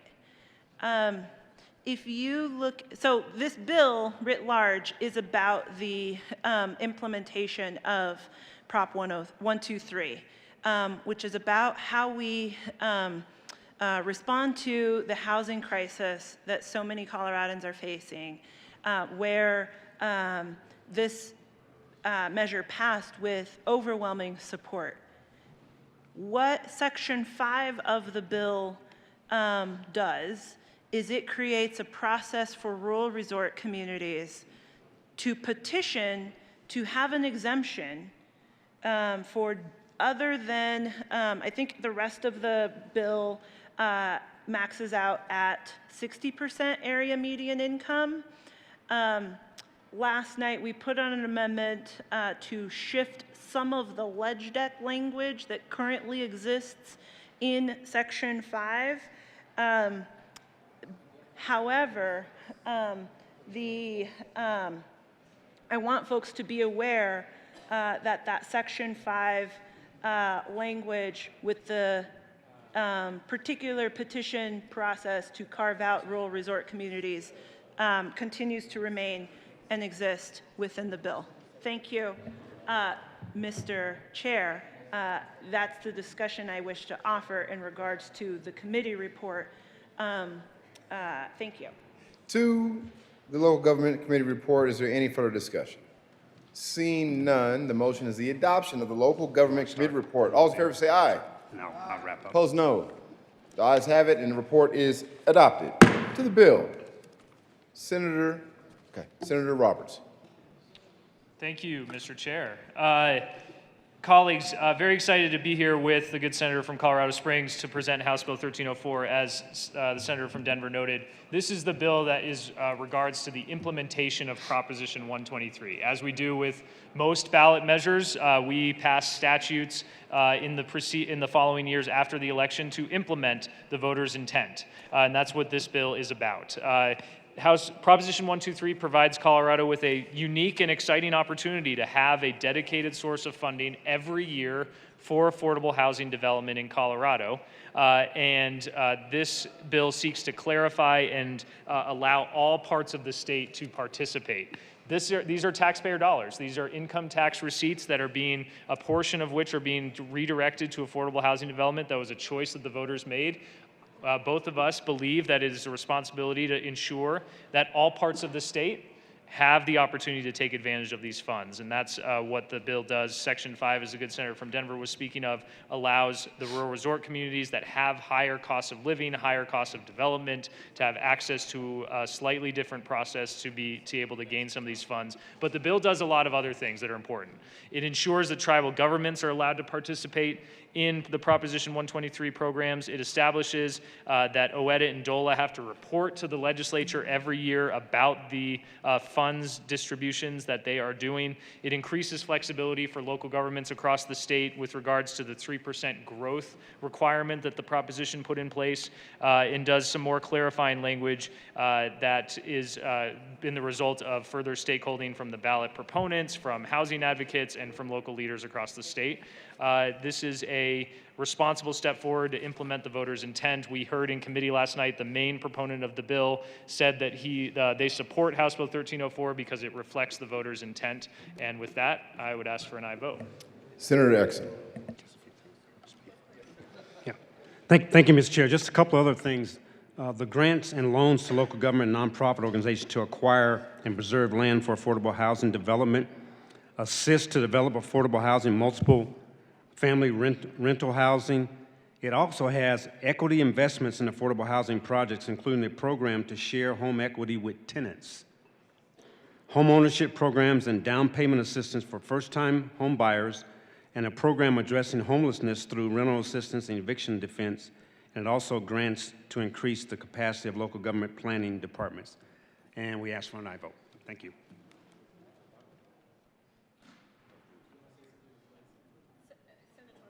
Senator Fosman requested and granted.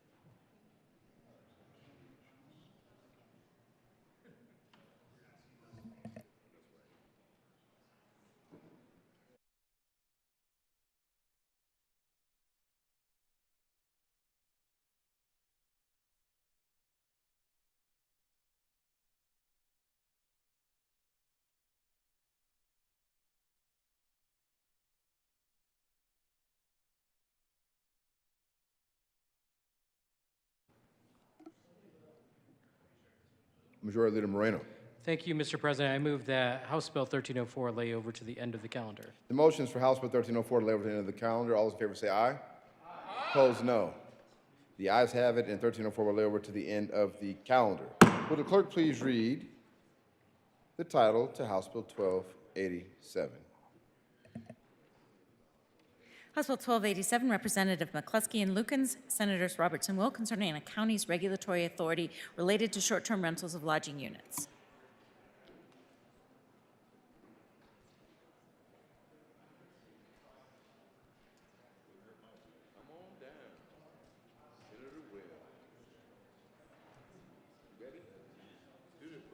Ready.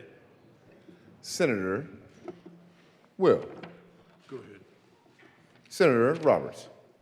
Thank you, Mr. Chair. I move House Bill 1287.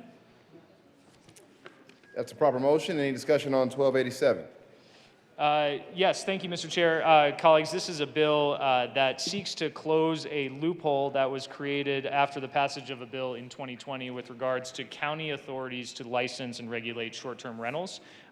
We gave them this ability in 2020 through a bipartisan bill then, but there was not an ability in that bill for counties to ask the online platforms to remove listings that are violating their license. We've heard in testimony that this doesn't happen very often, but in the cases where it does, counties would like the ability, just like cities already do have, to ask the platforms to remove the listing so that they can maintain community standards like noise, trash, and parking, and to make sure that short-term rentals, which offer economic benefit to our communities across the state, are also complying with community guidelines and county standards. So with that, I'd ask for an aye vote.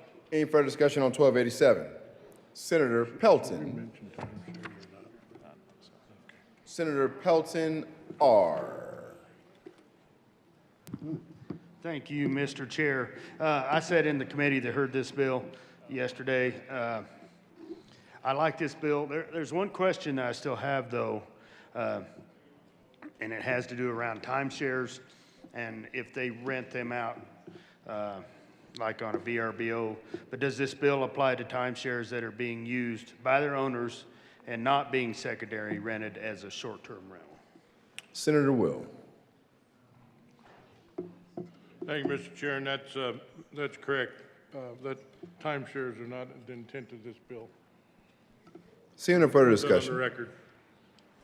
Seeing no further discussion, the motion is the adoption of House Bill 1287. All those in favor say aye.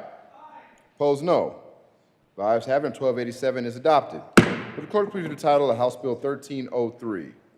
House Bill 1303, Representatives Brown and McCluskey, Senators Hansen and Roberts, concerning protections in the event of an insurance company failure.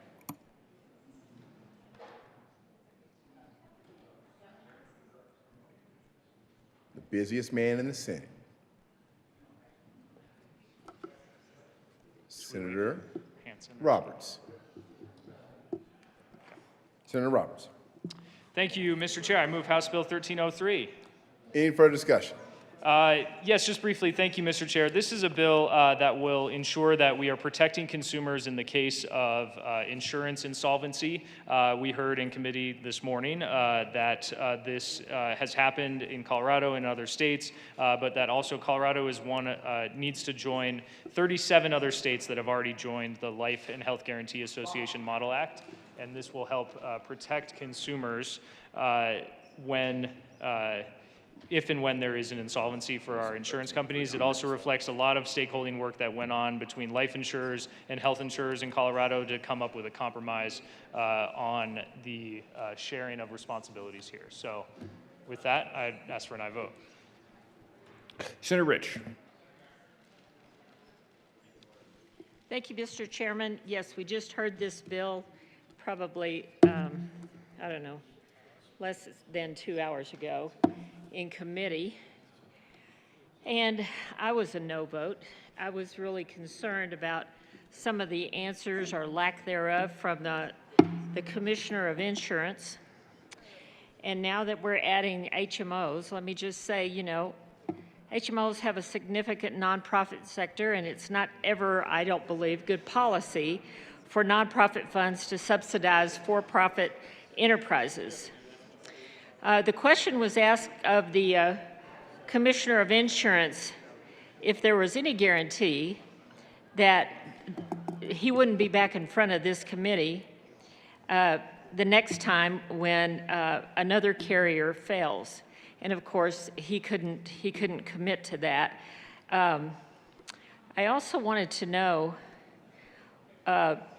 just like bank regulators, you know, when bank regulators, they regulate banks all over the country, not in just one state. But if a bank fails, obviously, a bank regulator is going to find himself in trouble. When I asked the Commissioner of Insurance about that and why he should have never let this happen, of course, this is where I felt like every answer, it was not his fault. He couldn't control this, he couldn't control that. And I'm just wondering, what is his job? And I was really uncomfortable with the fact that he couldn't come up with anything. And we also asked him, or wanted to know, since he does have control over Colorado rates, and he approves those, and Denver Health seems to be maybe the next one to fail, possibly. I wanted to know if he's confident that they are approving rates that are adequate to cover the claims. Of course, he couldn't answer that either. So I'm not comfortable with this bill, and so I ask for a no vote. Senator Smallwood. Thank you, Mr. Chair and colleagues. I rise in opposition to House Bill 1303, which I hope is the bill that we're on still. Does that sound right, Mr. Chair? That is. Thank you. So what we're looking at in 1303 is actually a pretty significant change to how the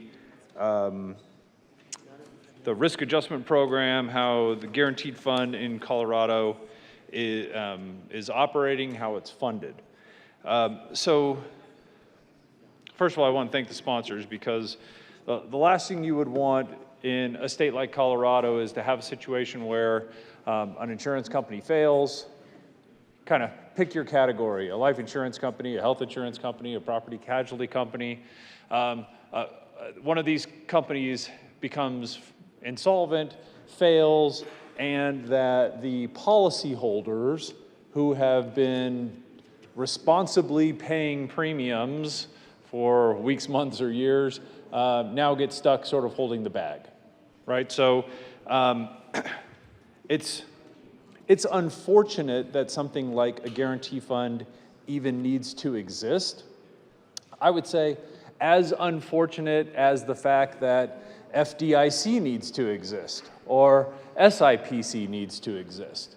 So when I think of FDIC insurance and depositors insured up to whatever it is, $250,000, I don't know about you, but I always ask myself, if bank regulators were doing what bank regulators were supposed to do, then would we really need an FDIC? And if we did, would we need to have it at that amount? Because somebody is paying to refund depositors' monies when a bank fails.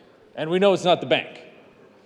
So in a perfect world, regulators, I think, would do the job that they're tasked with, and we wouldn't then need to come back to the citizens to say, hey, we need you to pony up because the regulators weren't doing the job that they should do. And this is hopefully fresh on everybody's mind because of the recent bank failures that we've seen.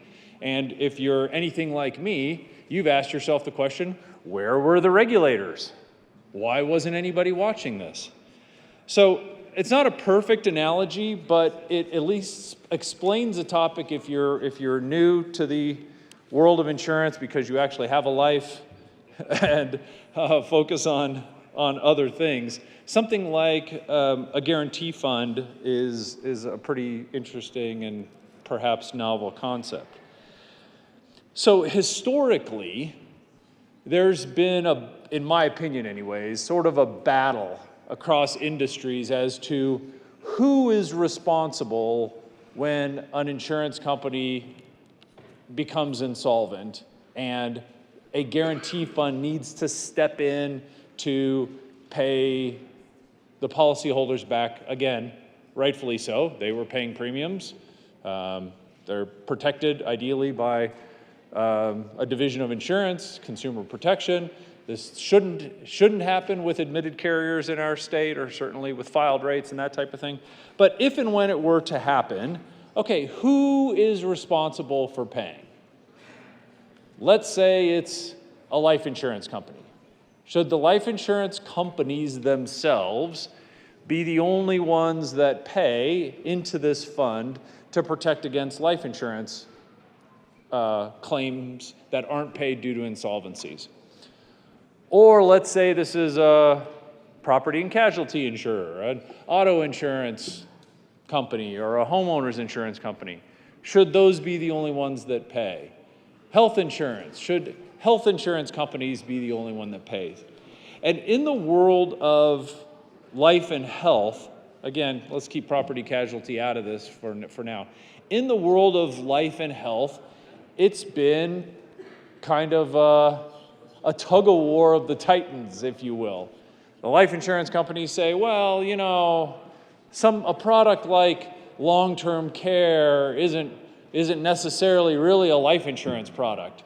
And the health insurance companies would say, this is me paraphrasing, obviously. I don't work for either one. The health insurance companies would say, well, a long-term care claim, that's not really medical insurance, right? That's more the life insurance companies' issues. So again, they've been, as I've seen it, kind of going back and forth as to who should pay what amount into this guarantee fund. And shouldn't surprise anybody, the National Association of Insurance Commissioners, NAIC, weighs in with model legislation, tries to make things somewhat uniform across the country to say, well, here's what we think we should do, and we think it's because, and you should do it because other states do it. Which, at least in my experience standing in this spot, is often pretty laughable when we say we want to be like other states. Because I think more often than not, when I hear people standing in this spot, they talk about how they don't want to be like other states. And Colorado is different, and we're a leader, and all eyes are on us, and Colorado shouldn't be like Texas or Oklahoma or Missouri. But in cases like this, we kind of do a 180, and I don't know if we're being hypocritical or not, or just picking our battles, but sometimes we like to be like other states, and other times we don't like to be like other states. This is one of those examples where apparently we want to be like other states. So the concern that I think you should have when looking at House Bill 1303 is a couple-fold. One, and the most glaring, is that we will, for the first time, be adding health maintenance organizations, HMOs, as members of the Life and Health Insurance Protection Association. So HMOs, and in my opinion, rightfully, have not been, by and large, part of the Life and Health Insurance Protection Association Act, because when you are a member of an HMO, when you sign up to be a patient, which many of you in this room are members of an HMO. If you have signed up for Kaiser Permanente, you are a member of an HMO. Probably half of you would be my guess. A lot of I ams I'm hearing on the mic. Citizens of Colorado, you can't hear that, but a lot of members of this body are members of an HMO. And kind of at a 30,000-foot level, an HMO is very different from a non-HMO health plan. That is why they were excluded. So an HMO, at its core, is sort of a prepaid plan. You are paying premiums, but if you take the example of the largest group model HMO in the state of Colorado that many of you are members of, they only contract by and large, with a physician group that is that's where the care delivery and the insurance, the health plan itself, are by and large the same thing. So because of that, colleagues, if you think this through, if you're on a PPO-style health insurance plan, and you go get care from a doctor or from a hospital, you get imaging or lab work, this is done all across the state, in some cases all across the country. The insurance company may or may not have a contract with those providers of healthcare. So if you're with one of those insurance companies and they become insolvent and claims stop being paid, that's where it makes sense to have an insurance protection association. Because those doctors, those MRI providers, those hospitals are going to come back to the patient to say, you owe us money. We don't care that you do or do not have insurance, and I don't know that they care or do not care that you were with one that became insolvent. They rightfully want to get paid for the services that they rendered. So that is where a life and health insurance protection association makes a lot of sense. But colleagues, for me, an HMO who is doing the lab work themselves, when you are a patient of the largest group model HMO in the state, you go get care, it's in a building. It has the health plan name on the outside of it. And you walk in and you see doctors that are contracted basically exclusively for that health plan. When you get an MRI or a CAT scan or a PET scan or an X-ray, you are getting that from that same building that has the health plan name on it. You're getting your prescriptions from there. So there's not, in my opinion, colleagues, the risk to the patient if one of these HMOs was to become insolvent, and they could. The regulators do a lousy job, right? Somebody's asleep at the wheel at DOI. If that happens, again, the providers are the same as the health plan. You've just prepaid for those services. You are not going to get billed from your own health plan when they've become insolvent because you needed an X-ray or lab work or an office visit. It doesn't even make sense logically. Assuming that you understand the contractual relationships between the provider groups and the health plan. And I would not expect you to, because again, most of you have lives. But practically speaking, that's why I feel HMOs rightfully should not be part of the association. So, with this bill, we're going to add HMOs in. And what does that mean? What that means is that now if you're an HMO member, your HMO is going to pay into this association. What's going to happen to your premiums, colleagues? Are they going to go down, stay the same, or go up? It's only three choices. Is the health plan just going to say, oh, we've got this brand new levy where now we're having to pay into this association. We're just going to go ahead and eat that. We're not going to pass that cost along to the patients. Of course they're not going to do that. They're going to pass it along to the patients. So anybody, in my opinion, who's covered under this group model HMO, perhaps half of you in this room, schools, unions, we're causing all of their rates to go up, I think, unnecessarily. What exactly are we protecting against? And to take it a step farther, if you look back historically, we have had insurance company failures here in the past. We lost the Rural Healthcare Initiative, for example. You probably remember that if you live on the Eastern Plains, this dynamic new company that was going to come out and save the world. Well, somebody maybe was asleep at the wheel when it came to looking at whether or not they were properly reserved, whether or not they were properly charging premiums or collecting them. I don't know who all went to jail for that. I'm guessing somebody.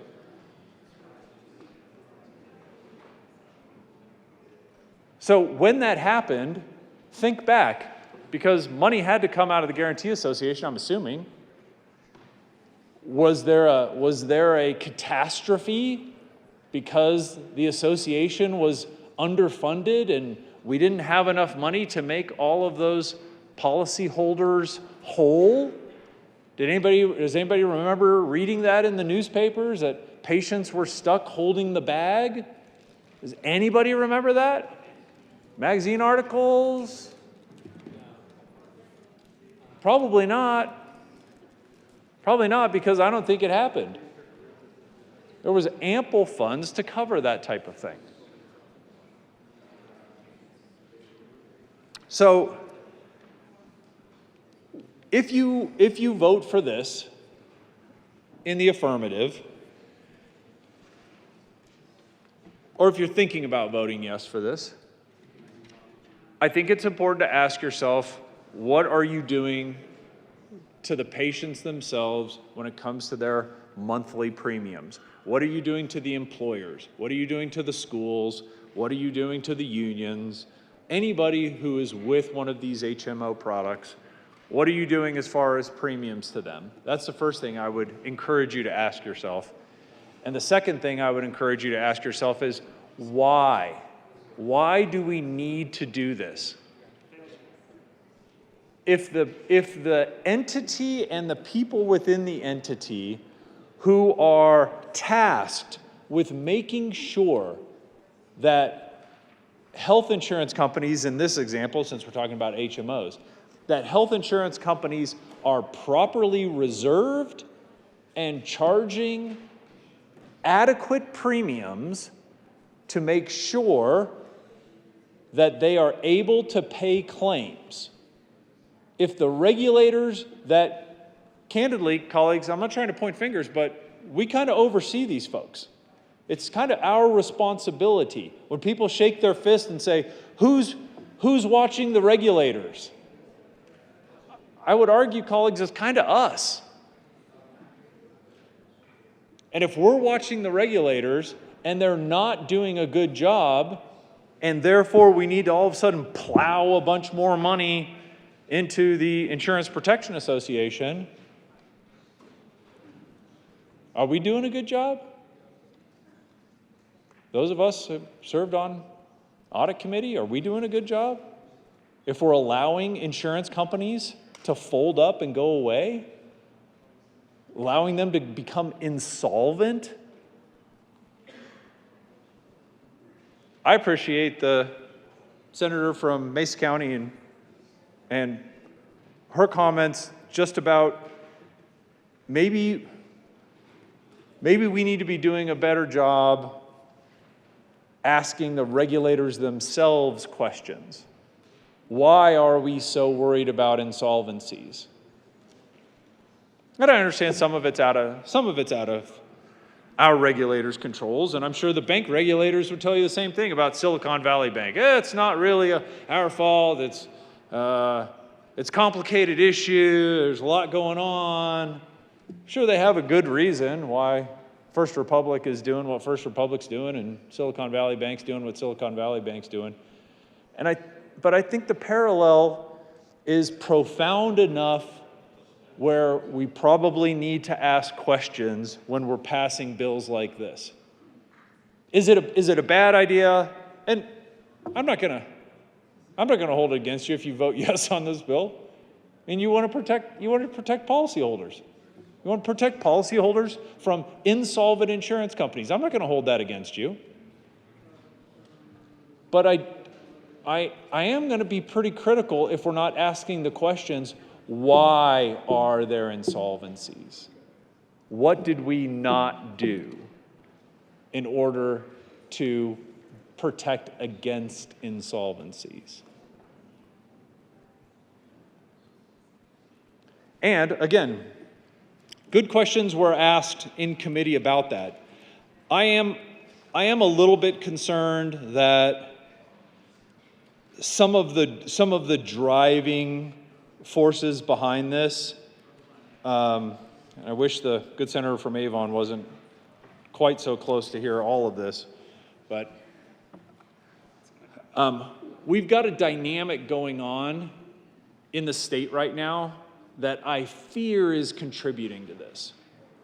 And although, Mr. Chair, this might sound off topic, trust me, if you live and work in this space, you know it is very, very much straight on topic when it comes to House Bill 1303 and insolvencies, which is, as you know, there is a huge push from the executive branch to make sure that the Colorado option, the health insurance program, is successful in our state.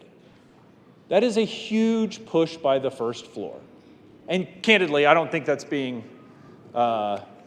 conspiratorial. I think if you live and work in this space, it's pretty obvious that they want this thing to be a success. And in order for the Colorado option to be a success, it needs to lower rates. Rates have to come down, or otherwise, people like me are going to stand in spots like this with microphones like these and say that the Colorado option plan is not successful. That's what's going to happen if rates don't come down. Now, our Division of Insurance, part of the governor's office, is tasked with making sure that the premiums being charged by these insurance companies do everything they can to meet those cost reduction goals. That's what they're tasked with. That was in the bill. So again, to bring this full circle, if we're talking about insolvencies, meaning the insolvencies are pretty easy to explain. Outside of straight up fraud, it's pretty easy to explain for an insurance company. Why did an insurance company go bankrupt? Why did an insurance company go insolvent? Well, guess what? They had more claims than they had premiums. And your claims are here and your premiums are here, you're going to be insolvent. Fixing insolvencies in the world of insurance is pretty easy. Have lower claims or charge more premium. It's not very complicated. But we're not the ones in charge of looking at the numbers to see, okay, this is what you're expecting in claims actuarially based on your population that you're insuring, and this is what you're charging in premium. We are not responsible for that.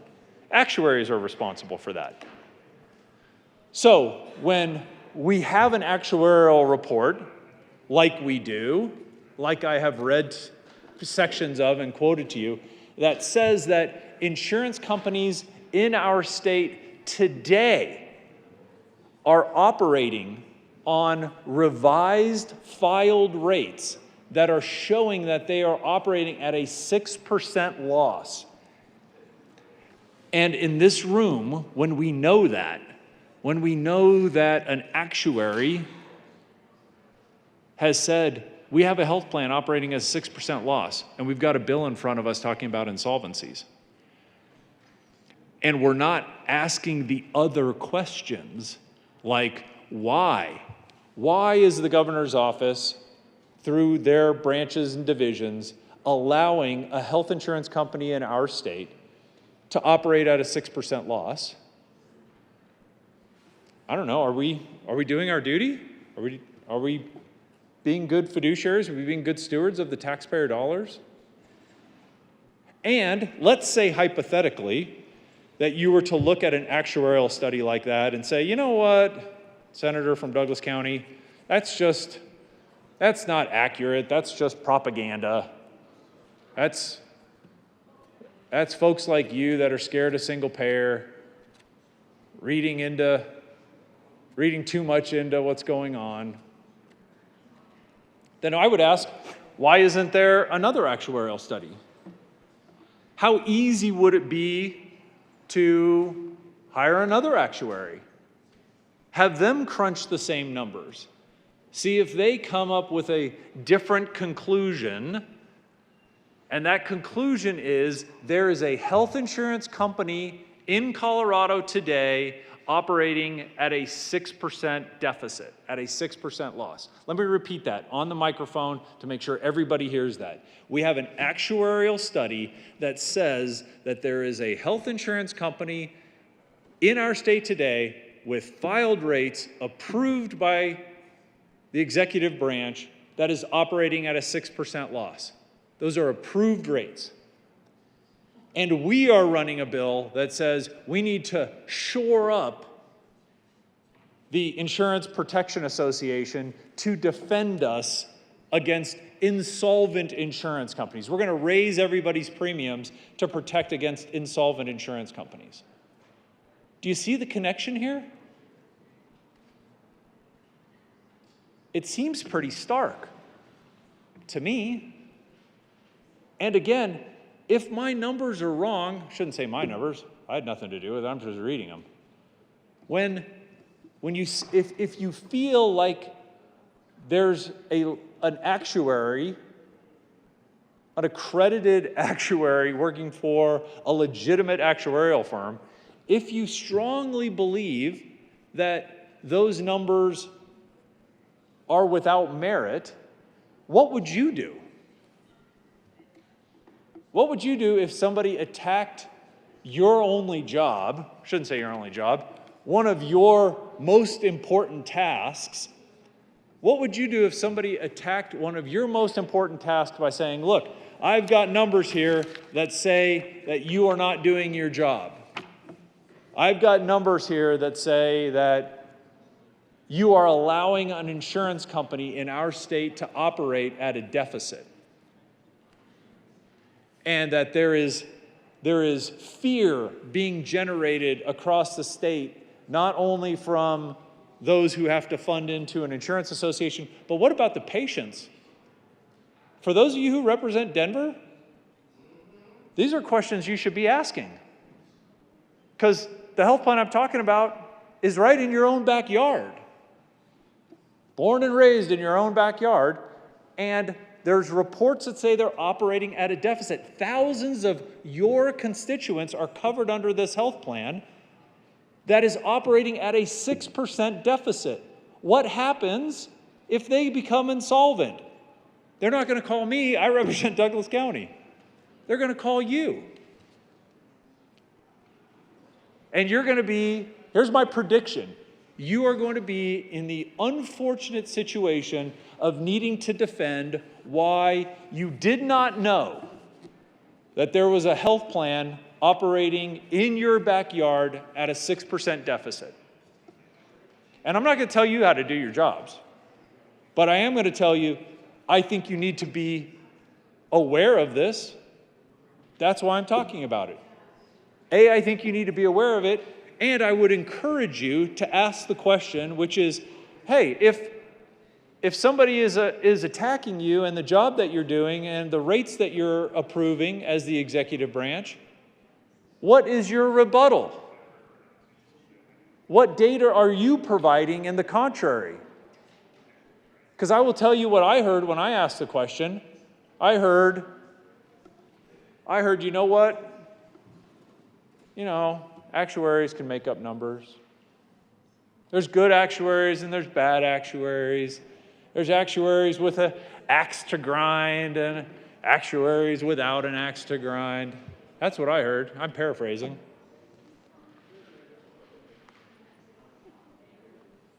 Is that the right response you want? Or do you want a response saying, you know what, Senator, that's a pretty serious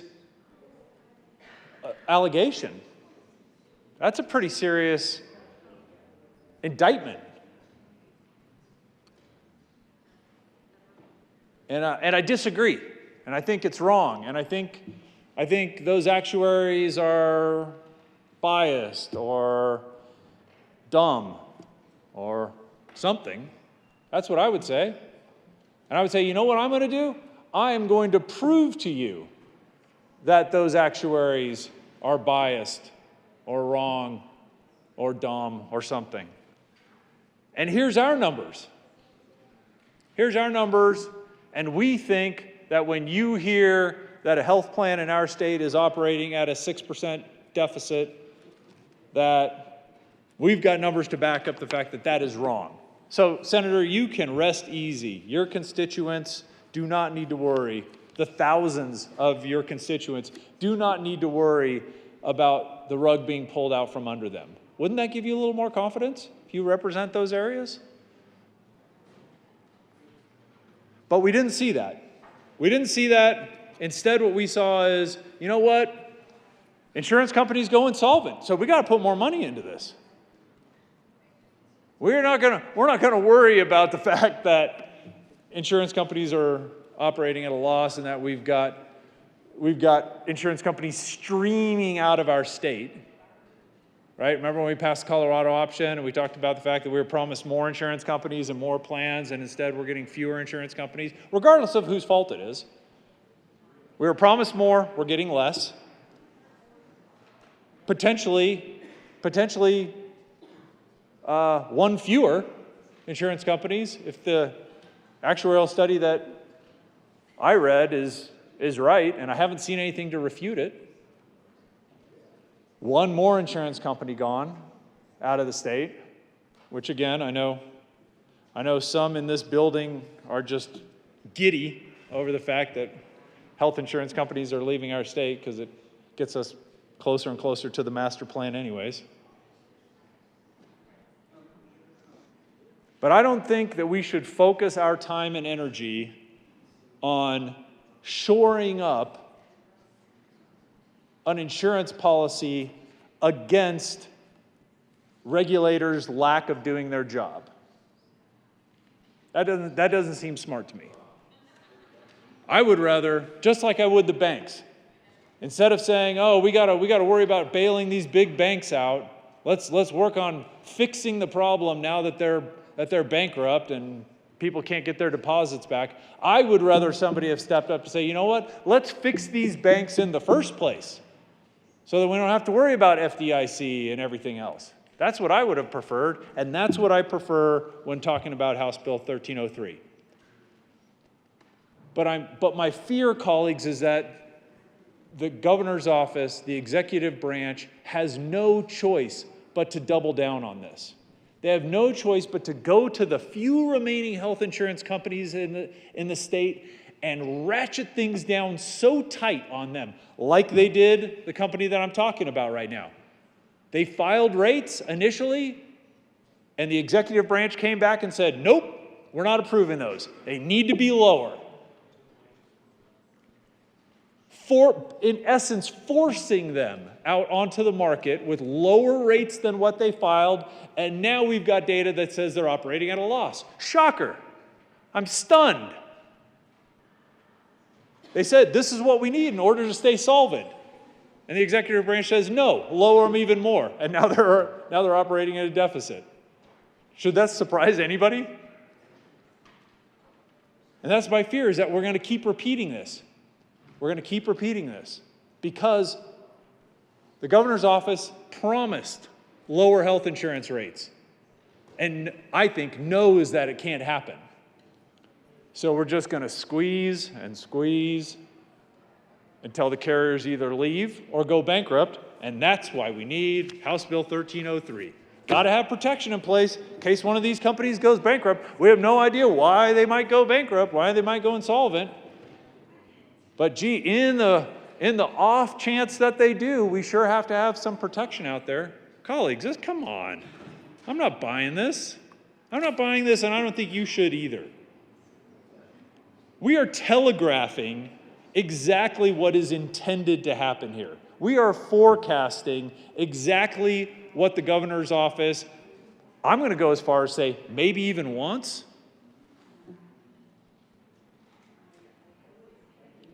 With something like this. We should not be having to shore up the association in the first place. Unless we're in this room here in the Senate playing checkers and somebody else is playing chess. That's what I think's happening. King me.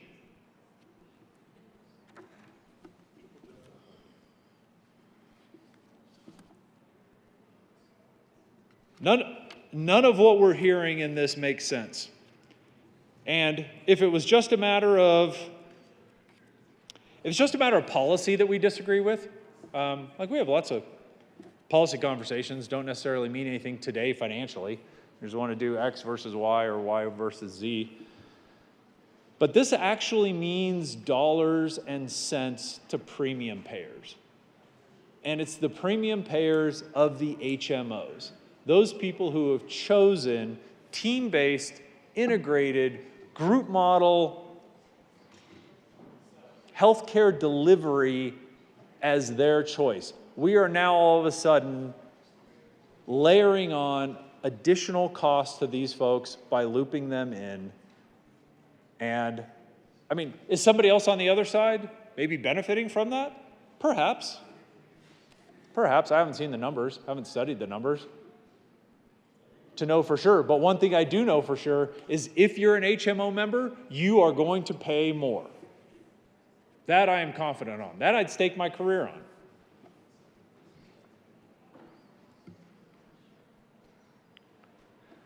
So for those reasons, colleagues, I'm going to, again, renew my plea for a no vote on stuff like House Bill 1303. We shouldn't need it in the first place, costing extra money. But I think even more importantly than that, whether you vote yes or no on this bill, honestly, I care so much less about your vote on 1303 than I do for, especially there's a lot of new people in here. A lot of people are having their first year in the Colorado State Senate. And Senator from Denver and I have been here for years. We've served on audit committee for years. We've asked these hard questions for years. Somebody else 13 months from now is going to need to ask the executive branch, why do we need stuff like this? Who is not doing the job as good as they could to make it to where we don't need to continually fix problems like this that shouldn't exist in the first place? The very first time an insurance company goes insolvent in the state of Colorado, the very first time that happens, somebody should be outraged. I'm embarrassed it wasn't me. Somebody should be outraged, saying, why do we need this? And again, it's for the newer folks here who are going to be here for 8 years, who are going to see the same audits come and go. And you'll get an opportunity when these directors come up to say, why? Why do we need stuff like this? So again, Mr. Chair, I appreciate you giving me a little latitude. I know it's an esoteric topic for sure, and you need to maybe track the full circle of this thing to understand why I feel as strongly as I do about it. As always, appreciate the sponsor and all the work and energy that he puts into the healthcare space, the healthcare policy space. I feel he's got pure motives on this, but regardless, would ask for a no vote on House Bill 1303. The motion is the adoption of House Bill 1303. All in favor say aye. Aye. All opposed, no. No. The ayes have it. 1303 is adopted. Senator Rodriguez. Senator 05. Jesus. Senator 05 requested and granted.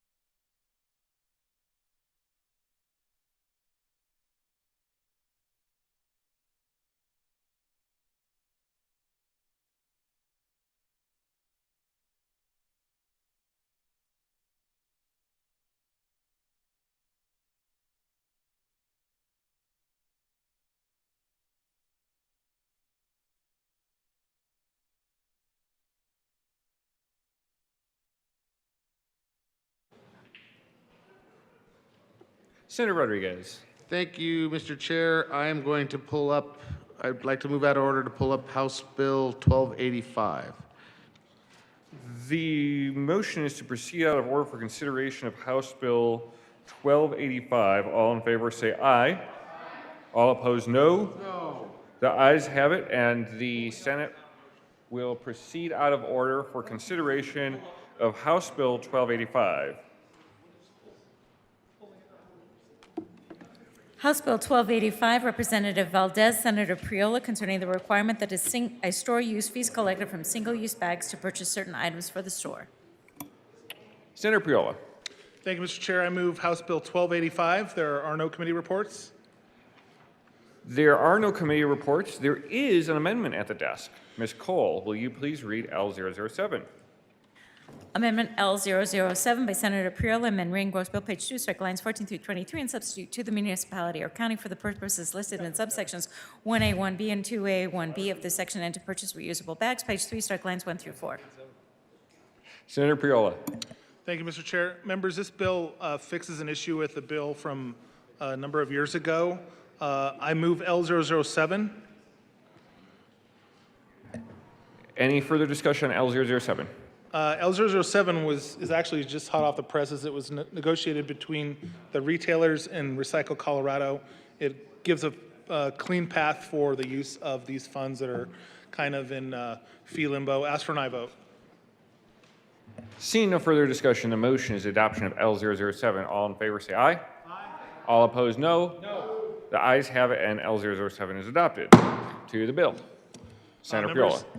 Members, ask for an aye vote on 1285. Seeing no further discussion, the motion is the adoption of House Bill 1285. All in favor say aye. Aye. All opposed, no. No. The ayes have it, and 1285 is adopted. Senator Rodriguez. Senator 05 requested and granted.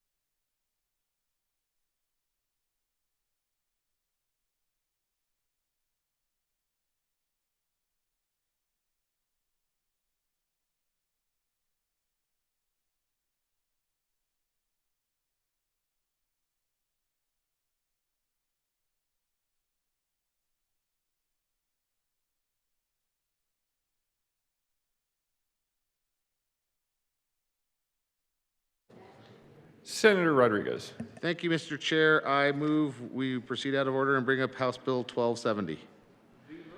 The motion is to proceed out of order for consideration of House Bill 1270. All in favor say aye. Aye. All opposed, no.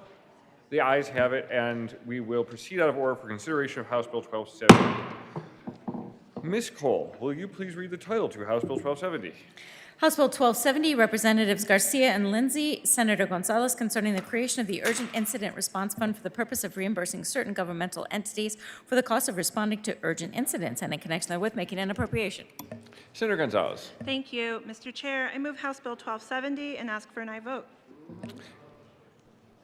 Seeing no further discussion, the motion is the adoption of House Bill 1270. All in favor say aye. All opposed, no. The ayes have it, and House Bill 1270 is adopted. Senate 1205 has been requested and granted.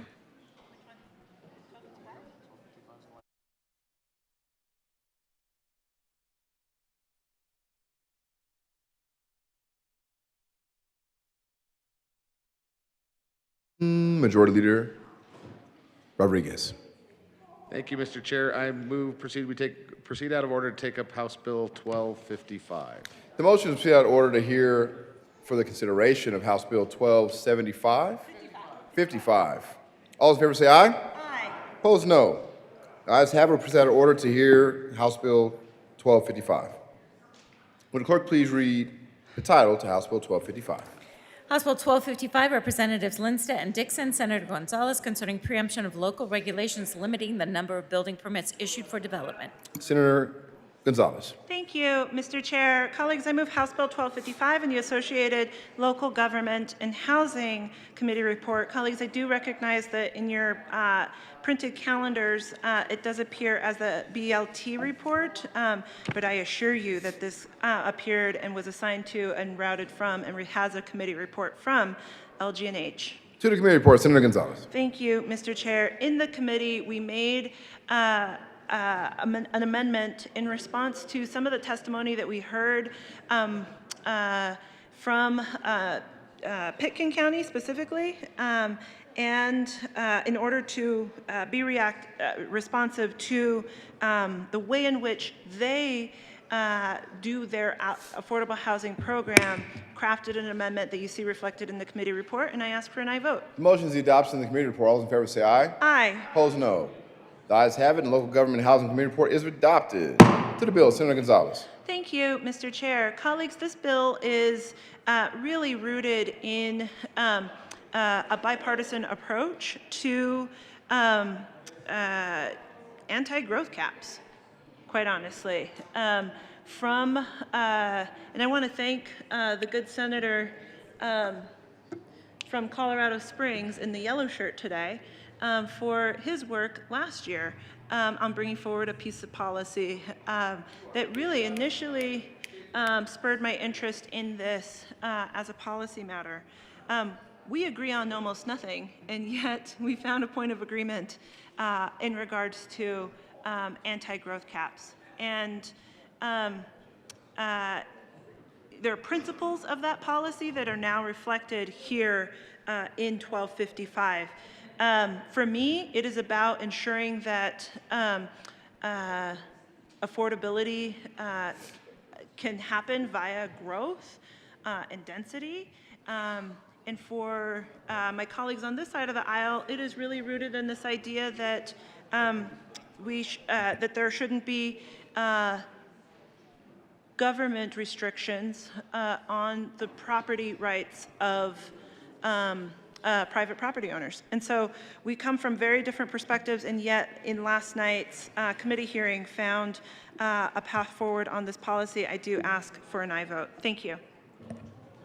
The motion is for the adoption of Senator Pelton. Thank you, Mr. Chair. We heard this bill just last night. You know, this bill is very conflicting for me. Being county commissioner, I really like local control. Being a landowner, I'm very much about private property rights. And this bill, it's right smack dab in the middle. I understand the concerns around, you know, the policy and stuff in this bill, but at the end of the day, if I own land, I should be able to do with it what I want. I should be able to develop it if I want. I should be able to leave it open space if I want. It's my land. So with that respect, That's why I was a yes vote in that bill, and thank you. Senator Rich. Thank you, Mr. Chairman. Yes, we did hear this bill last night. It was kind of late when we heard it. I wanted to share with you some of the concerns that Pitkin County had about this. And I know that one of the commissioners, she made a really good point, because some people think that when you're talking about Pitkin County, you're thinking about just Aspen, and you're not thinking about that there's other property out there besides Aspen. But the county manager testified in opposition to this bill. And one of the reasons was he felt that House Bill 1255 is an overreach, silencing the voice of citizens in local policy, making through state preemption of local land use policy. We've heard a little bit about land use. He also said it provided no mechanism to ensure development of affordable or attainable housing. And he also said it provides no assurance or protections to ensure development occurs within existing water and resource availability constraints. One of the things that really stuck with me as one of the attorneys was testifying is that this is the type of bill that'll be really good for the legal business. So hang on to your hats, because there's going to be some lawsuits. I urge a no vote on 1255. Seeing no further discussion, the motion is the adoption of House Bill 12. Oh, Senator Will. Thank you, Mr. Chair. I wanted to come up and talk on this 1255. I heard from I got probably 150 emails from from Senate District 5 that I represent, from the counties.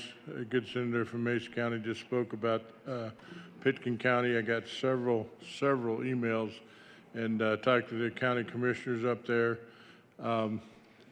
Everyone I talked to in my district with the counties opposes 1255. I just had a text from one of the Pitkin County commissioners too that was thanking the bill sponsor for the amendment put on last night, which in their opinion makes the bill better, but still not there. So I'm in strong opposition to this legislation, and it's not going to help our counties, and it's definitely not going to help any housing affordability in those counties.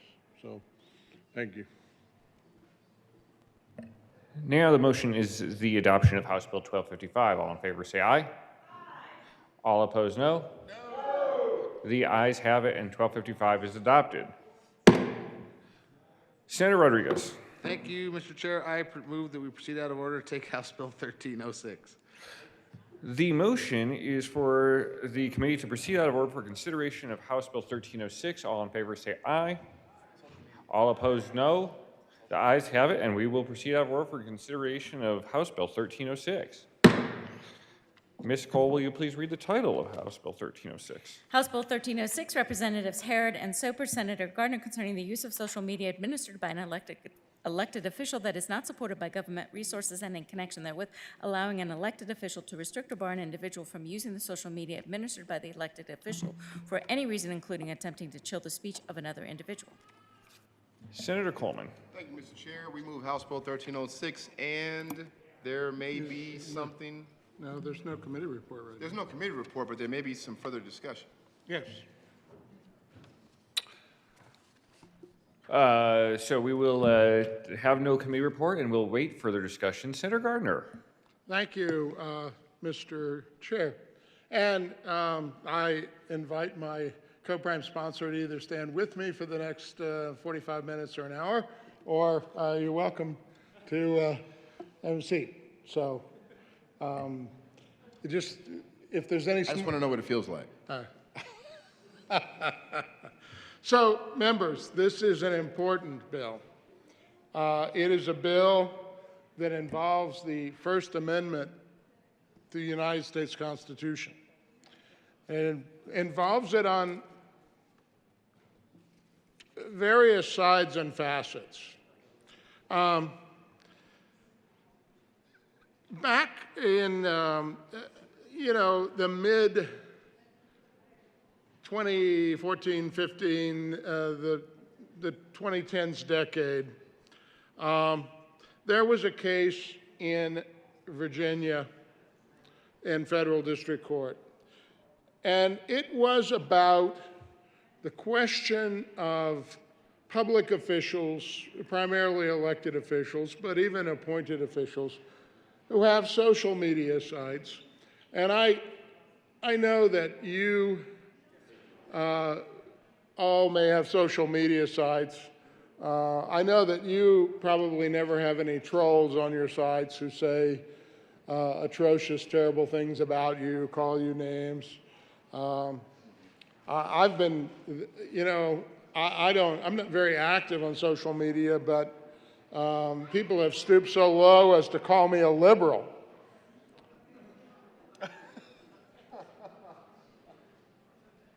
and threaten me because I'm a liberal. And so in the case in Virginia, that particular elected official blocked the troll and was sued under 42 United States Code, Section 1983, which is the Civil Rights Act that allows people to sue a person who is acting under color of state law for a violation of civil rights. And most importantly, that gives you, if you're successful, that gives you attorney's fees and costs. That action in that case opened up a whole new plaintiff's attorney's causes of action because it had become fairly common for elected officials who have a personal site, web pages, Twitter, Facebook, Instagram, you name it. It had become fairly common for them to block these people who were sending unwanted messages, calling names, and so forth. In my view, the case in the Eastern District of Virginia was wrongly decided, but nevertheless, it opened up the floodgates.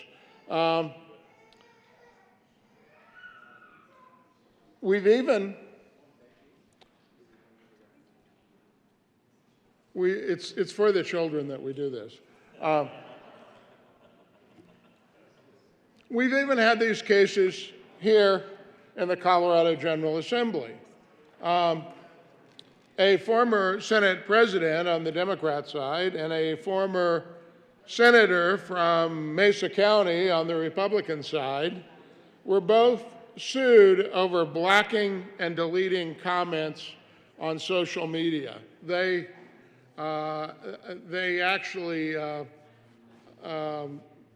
had some pretty egregious things said in these social media interactions or postings on their personal websites.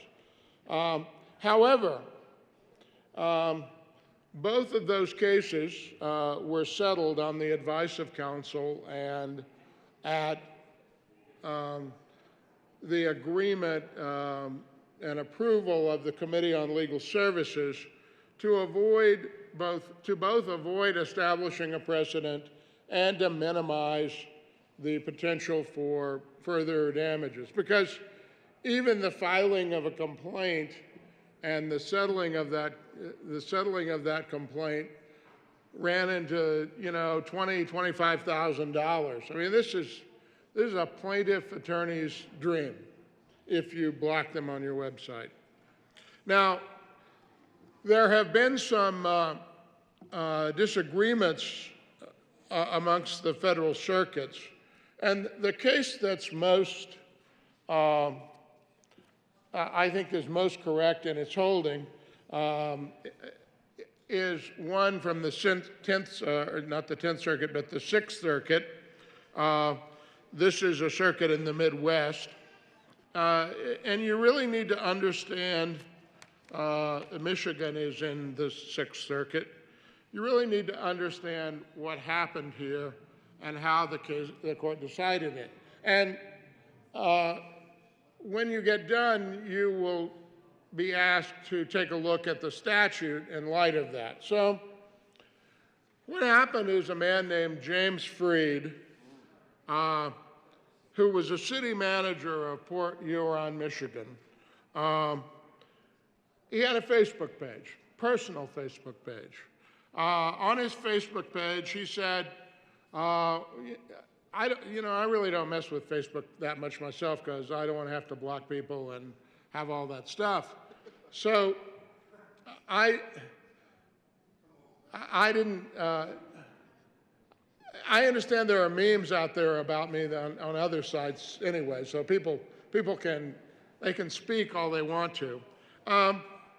What he said on his Facebook page was that he was a father, husband, and city manager of Port Huron, Michigan. I mean, you see this commonly on Facebook pages. I'm a mom of 3. I'm a loving spouse. Sometimes they even use the politically incorrect word of wife to my husband Joe. You see that. And then they say, and I work as a secretary for XYZ Corp, or I'm a notary public, or I'm a state senator and simple country lawyer.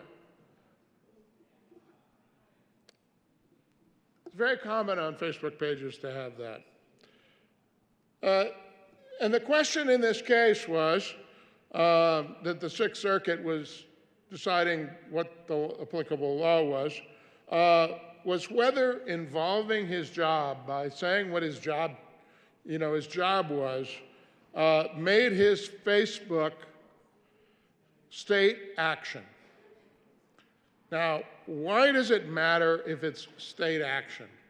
Well, 42 U.S.C. 1983 says that it is actionable, it is a cause of action if you violate someone's civil rights under color of state law.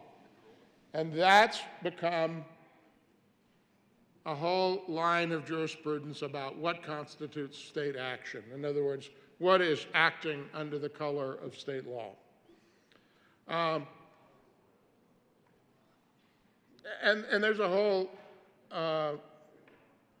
set of jurisprudence around that I may look up while others are talking so that we can review what this means, because it has everything to do with the bill, because the bill is setting some delineations around what is state action and what is considered wholly private.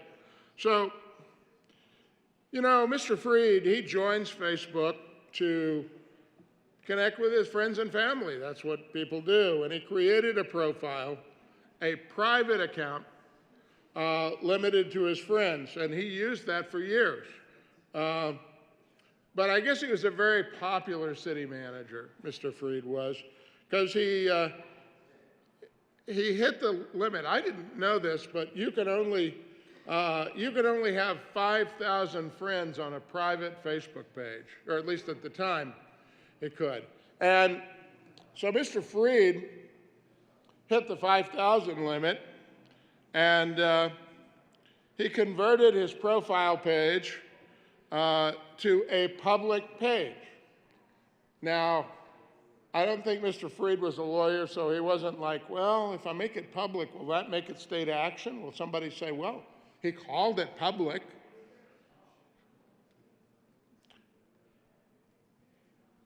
Because it was public, I'm told that what that means in Facebook is anybody could follow it. When it's private, I guess not anybody can follow it, only your Facebook friends. but when it was public, anyone could follow it. And for the category, Mr. Freed chose public figure. Now, what made him do that? Why did he decide to be a public figure? Well, he was appointed the city manager for Port Huron, Michigan in 2014. So he updated his Facebook page to put that title in there. And in the About section, he described himself as, look at this. This is what many of you have on your Facebook pages. He said he was a daddy to Lucy, I guess I was his daughter, husband to Jesse, and city manager, chief administrative officer for the citizens of Port Huron, Michigan. And he listed the Port Huron website as his page's website, the city's general email for city administration and staff as his page's contact information. And the city hall address is his page's address. Now, if he had asked me, as a simple country lawyer, I would have said, James, I don't know if he went by James or Jim. Some people who are named James, some go by James, some go by Jim. I don't know whether I would have said James or Jim. Don't do that. Do not do that. Don't list those public things. That muddies the water. We don't want to muddy the water. But he did. Now, he was an active Facebook user, unlike me, but like many of you, he was an active Facebook user. He had what the court described as a medley, not a melody, but a medley of posts. He shared photos of his daughter's birthday, his visits to community events as the city manager for Port Huron, so think about that. In his family's weekend picnics. He also posted about some of his administrative directives he issued as a city manager. Now, again, if he'd asked me, and we don't know each other, but if he'd consulted a simple country lawyer and I said, don't do that. Don't do that. You'd be better off if you didn't do that. But he did. In fact, when the COVID-19 pandemic hit, he posted about that too, sharing the policies that Port Huron was doing and news articles on public health measures and statistics, all on his private webpage. Now, as the court reports in this case, James Freed's post about COVID-19 caught the attention of what they describe as a disconcerted citizen. That's the legal term for troll.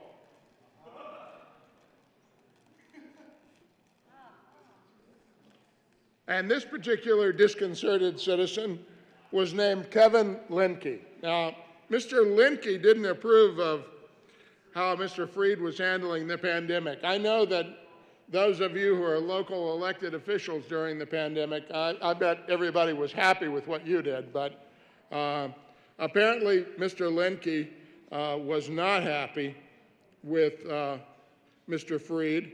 And so seeing Mr. Freed's personal Facebook page, but seeing that it had postings about COVID-19 and all, Mr. Linke responded with criticism in the comments. Now, the court, I don't think, says, maybe they say later, but these were critical comments that Mr. Freed had on his personal Facebook page.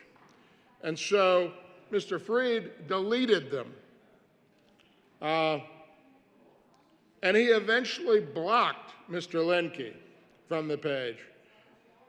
He said, I can just imagine, and I am only just imagining, surmising that Mr. Freed said, well, enough with this, well, I won't say that word in the well, but enough with this guy, enough with this disconcerted citizen.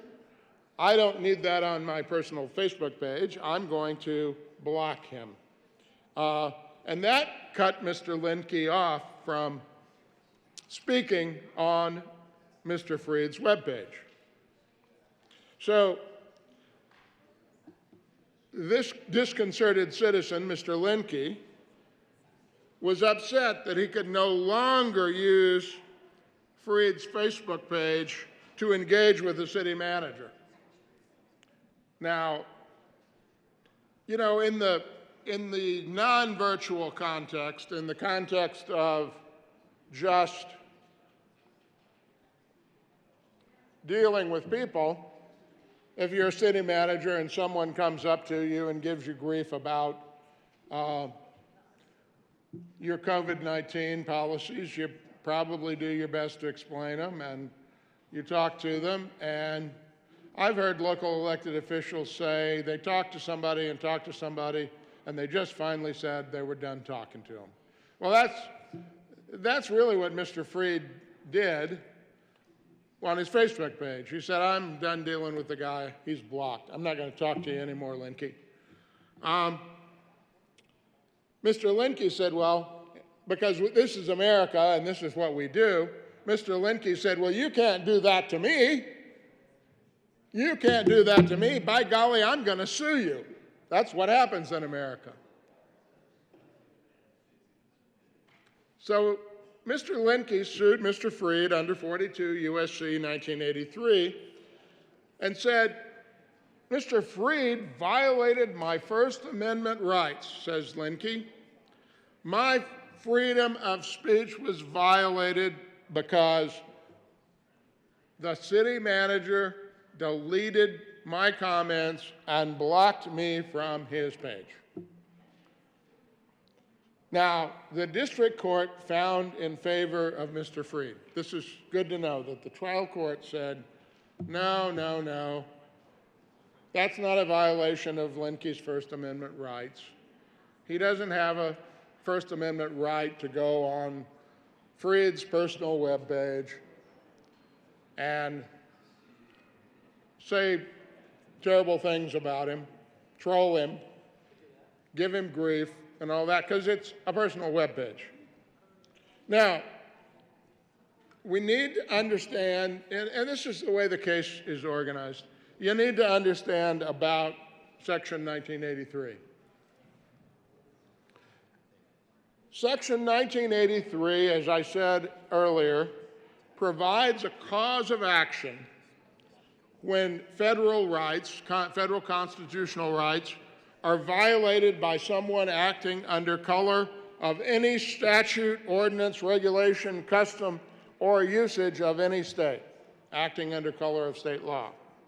Now, what could that be? Well, 42 U.S.C. 1983 is used for all sorts of civil rights cases. It's used in cases of excessive force by police. It's used when people are summarily ejected from school board meetings. And the question is, was there a right to do that? Well, it turns out if you're disruptive at a public meeting, you can be asked to leave. We control our gallery, or should anyway. Mostly I would say we do, but there have been times when I'm not so sure we've been in control of our gallery. But we have a right to, when people come to sit in the gallery, they have to be quiet. Don't make me get the sergeants. There are people borderline unruly up there, but they're quiet. They're quiet. Now, the courts and precedent have found that what that language means, that under color of state law, means that a person has to be acting in a state capacity to be liable under the statute. So, 42 U.S.C. 1983 doesn't provide a cause of action if a citizen, you're walking down the street and a citizen walks up to you and slanders you by calling you an old conservative white guy. You're just another old conservative white guy. And I'm very hurt and offended by that. But it's just a person on the street who says, you know, I watch how you vote, and you vote like an old conservative white guy, Bob Gardner. I don't have any use for you. I don't have a cause of action. Unless they stuck a finger in my face, and then I might have a cause of action for harassment. But if they just say that to me, they're not a state actor, they're not acting under color of state law. Not a cause of action. I just, you know, hurt feelings. Hurt feelings are not something that the law redresses. At least I thought that until recently in some of the cases, some of the statutes that we've adopted here this year. Apparently hurt feelings in and of themselves are actionable, but not under 42 U.S.C. 1983. The state action requirement turns on whether the defendant, the actor who's being sued, whether their actions are attributable to the state. You get a lot of these cases and a lot of these issues when an off-duty police officer does something. So say that a police officer is moonlighting as a bouncer at a club, something that law enforcement officers might do. If they don't have their uniform on and they don't have a badge on and they don't identify themselves as a police officer and they were to use excessive force on a patron of the club, I could see where that patron who might have suffered some physical injury might try to sue under 42 U.S.C. 1983. But you can be pretty sure that the municipality that employs that officer says, that wasn't state action. He wasn't on duty for us. He was off duty. He didn't have his uniform on, didn't have the badge on. Now, query whether a police officer with his uniform on and his municipal police officer badge is acting as a security, as additional security somewhere, as happens in Colorado Springs, that is their policy. I think that officer might, if he or she used excessive force, might render both themselves and the city of Colorado Springs liable. It would be very hard to say that someone who was in their CSPD uniform and a badge and all was not acting under color of state law. But that's the kind of issue that arises about whether or not someone who is an official of the state, and I use state with a little s, could be a city, a political subdivision, like Mr. Freed. Was his Facebook page and his action there in blocking the troll state action? I mean, the court, I love the way that sometimes courts are, sometimes they're very high-minded and esoteric. The Sixth Circuit judge who wrote this was more plain-spoken. He probably started as a simple country lawyer because in writing the opinion, he says, how do we know if Freed was engaged in state action? One might think it's easy. Freed is a state official, so isn't he involved in state action? We might assume, says the judge, we might assume that everything he does is state action. So I'm wondering, is everything that you do, since you're a state senator, ask yourself this, is everything that you do, is it state action? Should it be state action? If you're the mayor of a city, should everything you do be state action? If you were involved in an automobile accident, should they be able to sue the state of Colorado? If you engage in something that violated someone's civil rights or their rights of free speech, would that be state action because you're a state senator? I mean, that's sort of the premise of the disconcerted citizen Linke here, although he had a little bit more on the facts. As the Circuit Judge Thapar says, that's Thapar, I think that's how it's probably pronounced, but if I have it wrong, my apologies to the judge. He says the analysis isn't that simple. When a state official acts, and this is a quote, in the ambit of his personal private pursuits, Section 1983 doesn't apply. And he cites Stengel versus Belcher, which is a Sixth Circuit case from 1975, so it's been the law there in the Sixth Circuit for a while.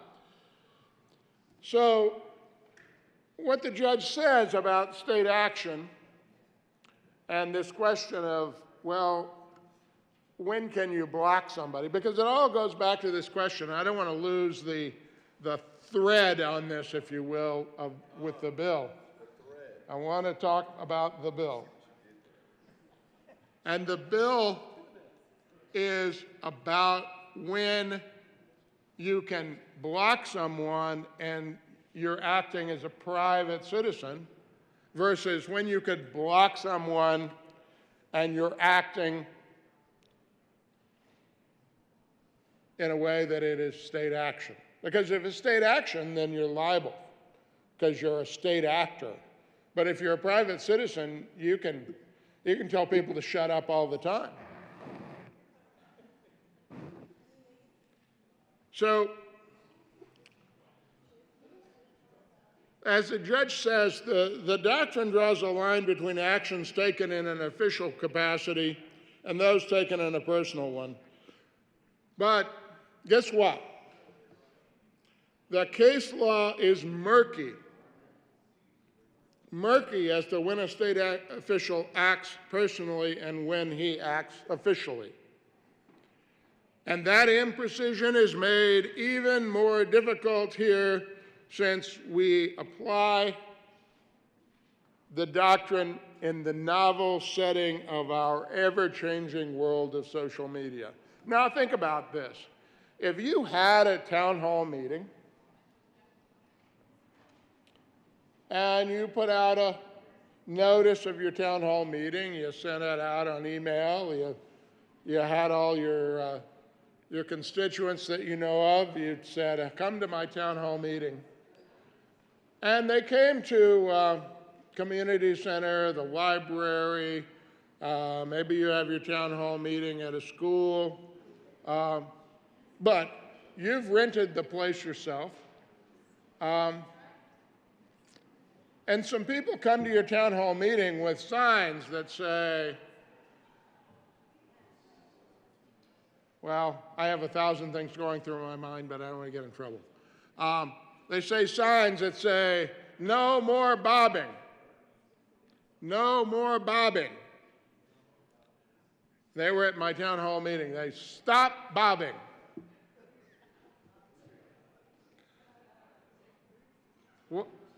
Could I say, and they're disrupting because when I'm trying to talk, I'm trying to talk about what I've done at the legislature, and I guess they would at least be talking to the bill, so to speak, because I'd be talking about how I'm bobbing things here in the well. And they would have these signs, and they'd be waving them around, and I'd say, you have to leave. You're disrupting my town hall meeting.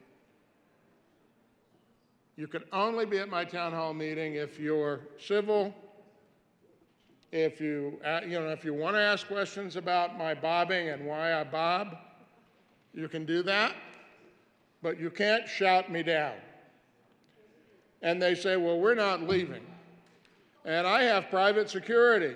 I don't want to invoke the police here because then we get into state action. Although they could do that, and it would be fine. Another discussion, for another hour. I would be within my rights to have my security people remove them from my town hall meeting. I think the law is actually pretty clear about that. That if it's my meeting, now, by the way, I could change those facts and it would have a different outcome. If the meeting I was having was a meeting with another legislator, that would have interesting facts. I hadn't really contemplated this, but if I invited the good senator from El Paso County Monument to be part of my town hall meeting, our Public Meetings Act would make that a public meeting, and I think that would be an interesting issue. But we won't go down that road. I'm the only one there. I'm bobbing my own meeting. And if I have those people removed, I've not interfered with their First Amendment rights as a state actor. Have I interfered with their speaking at my meeting? Yes, but they didn't have a protected First Amendment right to speak at Bob's meeting any more than they had a First Amendment right to be in Bob's living room. Now, take that into the virtual context. I have a Facebook page. I pay for the Facebook page.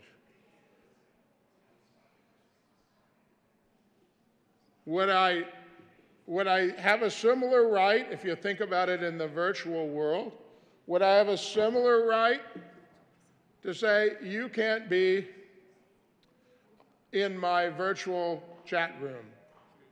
You can't be here because you're not behaving yourself. I only want people here who ask questions and I answer the questions, and they don't come back and say, Bob, you ignorant, I'll leave.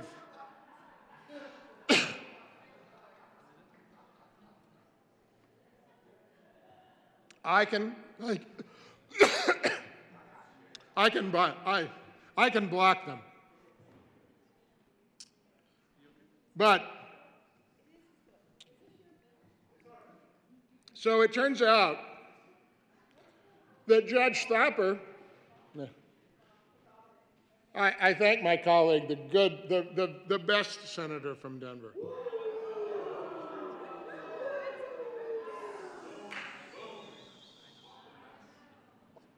Now, what the judge has to say about this is, and this judge is pretty preoccupied with water. How do I know that? Well, he talks about murky water, and then he says to clear the state action waters, we analyze the current state of the doctrine and realign how state officials' actions fit into the current framework. The current framework is the social media framework. And then he says, this is a really good, this judge would do great here in the well at the Colorado State Senate, because so far he's telling us what the issues are and what it's going to be. And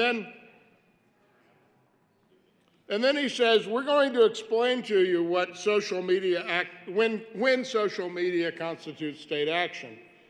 And he says, just a little preview, he says, we conclude that Freed maintained his Facebook page in his personal capacity.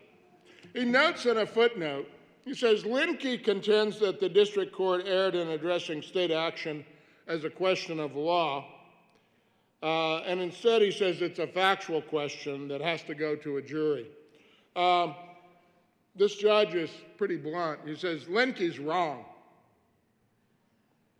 Our court has repeatedly recognized that while the existence of state law may be fact-intensive, it is a question of law. So, our bill, to remind everyone that we're speaking to the bill, is dealing with what will be a question of law, not fact.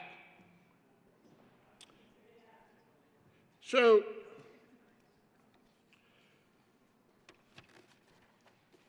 how did he get to this conclusion? Well, precedent matters in these cases, and trying to decide, and our bill is based upon precedent, based upon this precedent, based upon the Supreme Court precedent. Supreme Court has identified 3 tests to assess state action. There's a public function test, there's the state compulsion test, and there's the nexus test.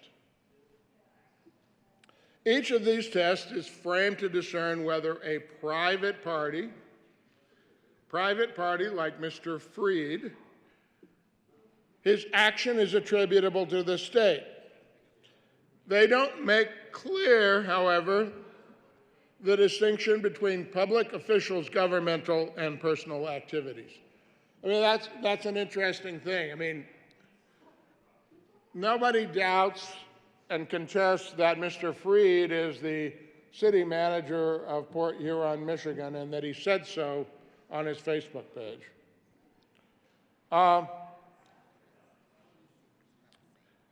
And I mean, one of the problems that the judge notes here is that none of these tests of the 3 deal with it very well.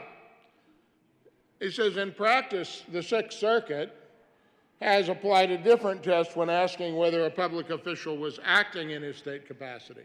So it's only when the official acts in the state capacity that he's acting under color of state law.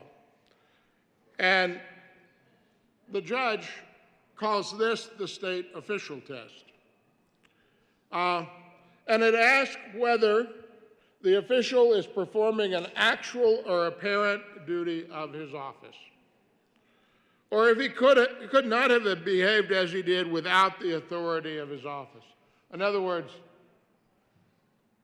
is the thing that he's doing part of his office? Is it what he's empowered to do as a city manager, or is it what any old person could do?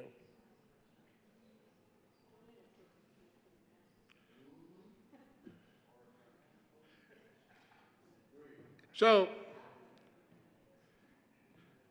what the judge says is you need to recognize here that public officials aren't just public officials. I know many of you insist that your spouse or partner refer to you as senator when you're by yourselves, but they don't do it. They don't do it.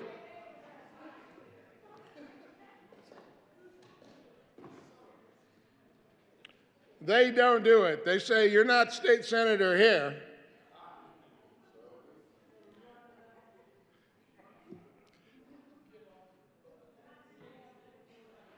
It turns out that besides being a state senator, you're just someone's dishwasher. You're just the guy who takes the trash out.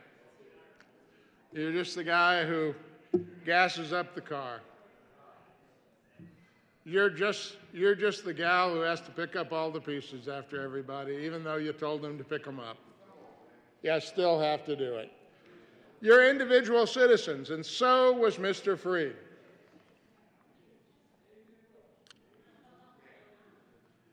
So this judge is himself trying to apply the law and come up with a new test, something that's kind of novel. And this is the reason I'm reviewing all of this with you. I mean, if you really are taking a moment, you'll find this useful in your work here as a state senator as you look at bills like House Bill 1306.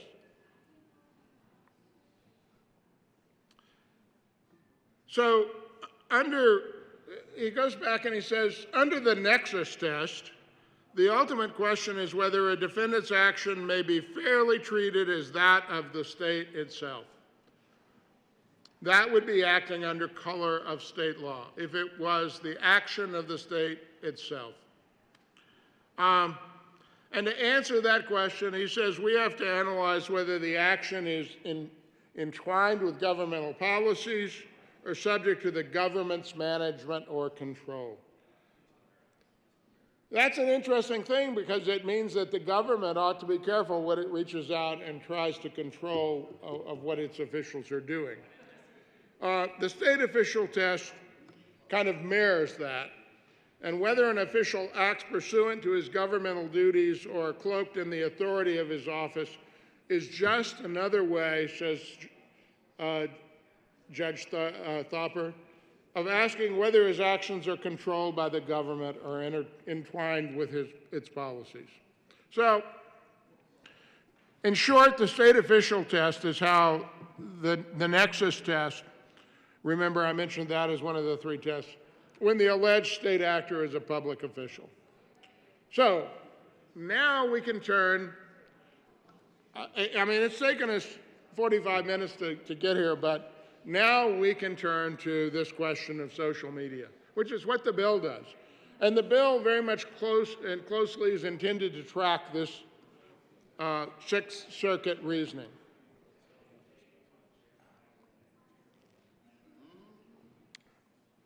So, when you look at a social media activity, you'll look to the page or the account as a whole, not to each individual post, says the judge.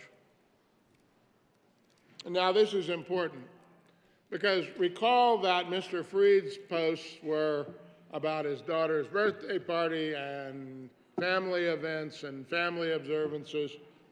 And he also posted some stuff about Port Huron, Michigan's COVID-19 response. But you got to ask yourself whether, and this is the nexus test, whether the official's act is fairly attributable to the state, that is, to the government. And you got to have more information than a single post. You can't look at a single post. Looking too narrowly at an isolated action without the entire context of the page risks losing the forest for the trees. Now the judge is no longer concerned with water, he's concerned with trees. So, when does a public official run his Facebook page as an official? That's where we really need to get to here. And when is a page a personal pursuit that's beyond the control, beyond the ambit of Section 1983? In other words, where blocking someone is not something that imposes liability, is not an infringement on First Amendment rights. And you know, the judge says here, you know, this is rooted, even though we're talking about social media, this is rooted in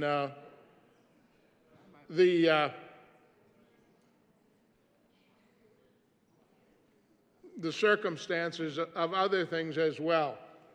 In other words, recall a minute ago I was talking about if you had a town hall meeting, could you, and you paid for it or your campaign paid for it, the state did not pay for it, you're not conducting a meeting under the Open Meetings Act, for instance, you're having a meeting to, but you are having a meeting to talk about your, the things you're doing at the legislature.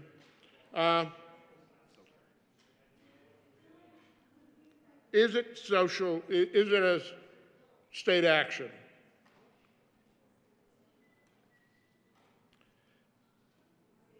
And he says, for instance, if the city decided that its residents would benefit from a public safety Facebook page run by the police chief, it could pass a law directing the chief to operate such page, or it could direct him to.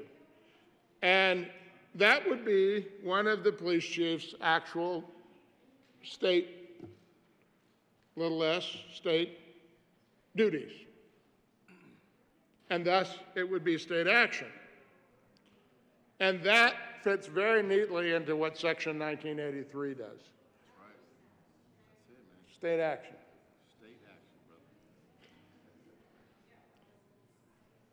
So when that White House media page, that Facebook page for the White House, on January 19, 2020, or 2021,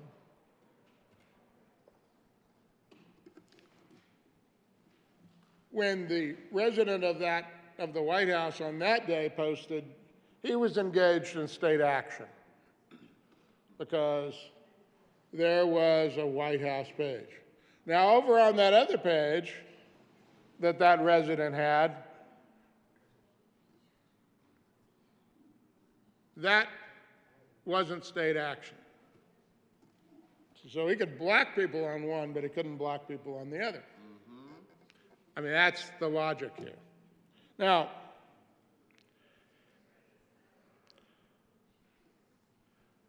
so the use of state resources may indicate that running a social media account is an office official's actual or apparent duty. So if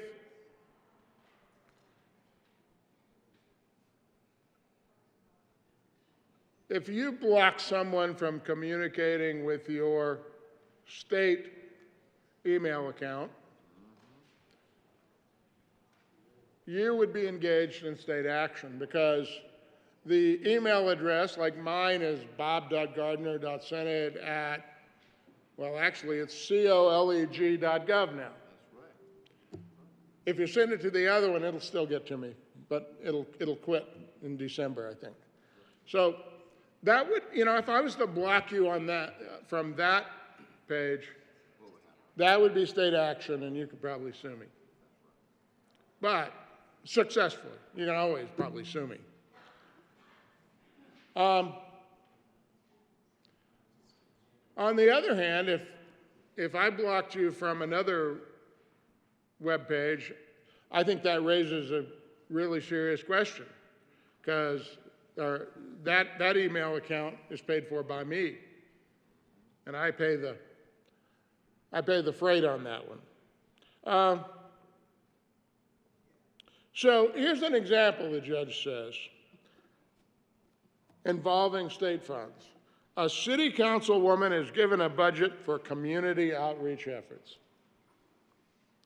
She spends some of that budget to pay for her account on a paid social media platform or for paid features like ads on a free platform.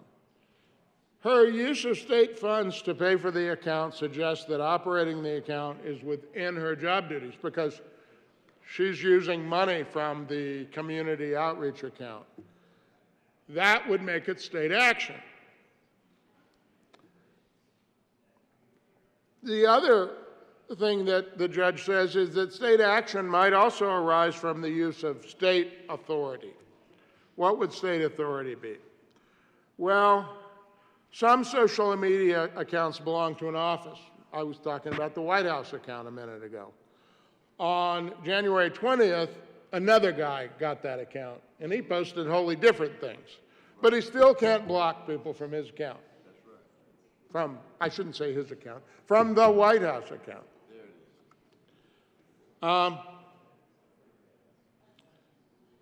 So some social media accounts belong to an office rather than an individual office holder. We have social media accounts that belong to Ledge Council and the Office of Legislative Legal Services, and all of those agencies, I think, have some Twitter handle. Everybody's on Twitter these days. If you block somebody on that, state action. That is because the public official can only operate the account because of his or her state authority, their state authority. For example, imagine there's a Facebook account for the governor of a state, say at COLOGOV. I'm using that one. He used Kentucky. The current governor operates the COLOGOV page. But a few years ago, some other person had the COLOGOV page. It belongs to the office, not the individual office holder. So when the office switched occupants, the page switched hands. And an individual is entrusted with that page only when he or she or they hold the office. It's available only under the authority of the office. And opening the page counts as operating the page counts as state action. So in that case, the governor could not be blocking people without engaging in state action, and state action would be an interference with First Amendment rights. But by contrast, a Facebook page called @Bob and Bob belongs to Bob the citizen, not Bob the senator.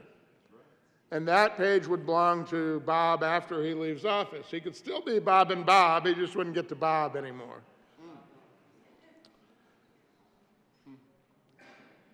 So, while the officer's account is always state action, the office holder's account may not be. Now, a page might also draw on the office holder's authority over staff. There's something I think you really have to be careful about, folks. A lot of people have private Facebook pages, but they campaign Facebook pages. You shouldn't be using your aide or intern to update that page for you, unless you want that page to become state action. Be careful about that. Now, if you have a campaign volunteer that's not working here at the Capitol, that would be a really good person to use to update your Facebook page. That person isn't a state actor. I think at this time, there's some more to get to the conclusion of the page, but I noticed a member of our body yawning, and I thought maybe mixing it up a little bit might be a good idea. So I'll allow some discussion and consideration of what I've said so far. And I thank you so much for your attention, colleagues.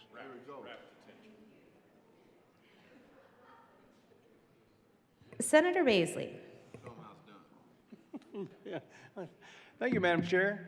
I need to learn how it's done before I can show them how it's done. But I'm still in learning mode. I'm still a freshman in this chamber. Well, constituents and colleagues, I want to compliment both the senators, sponsors from Colorado Springs, and I want to get this right, and from Denver, who introduced this bill. Now, this bill will affect every one of us in the room. And not only does it affect everyone in this room or this topic, it affects all 65 members over in the other chamber down the hall in the House of Representatives. As the good senator from Colorado Springs was discussing earlier, this has come up in lawsuits, and people have paid dearly some big old sums of money for blocking out folks, constituents in particular, that wanted to make commentary on their Facebook page or Twitter account and so on. There was a big shockwave that ran through the Capitol when these lawsuits happened before, because that was real costly to some folks. And I believe it was folks from both sides of the political aisle too. But everybody's looking at that going, whoa, I thought I had control of my social media sites, but maybe not. So as I understand the argument in favor of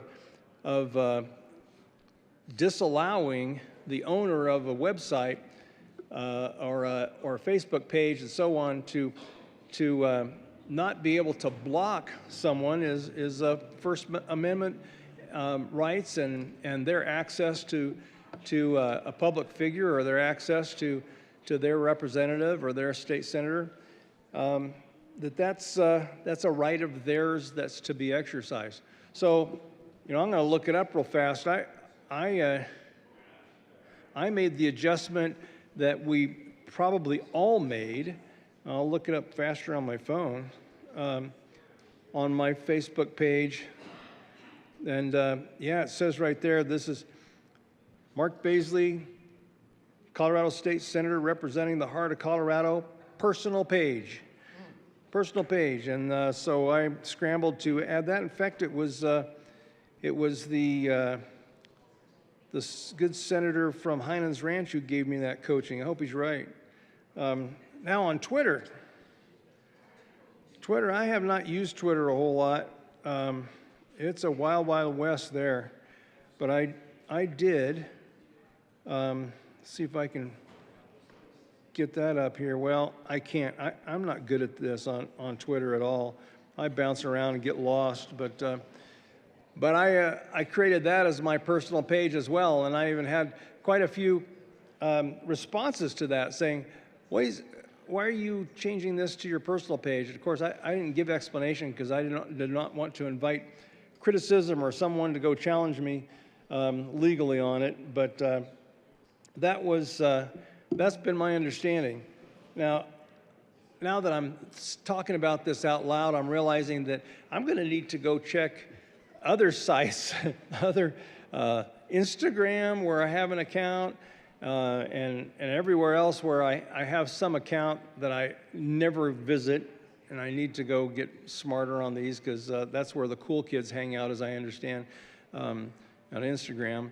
So I need to go get smart on that and label it my personal page probably, or whatever the simple country lawyer from Colorado Springs is going to maybe give us some what do we call it, pro bono advice, because that's the best kind of advice, the kind that comes free.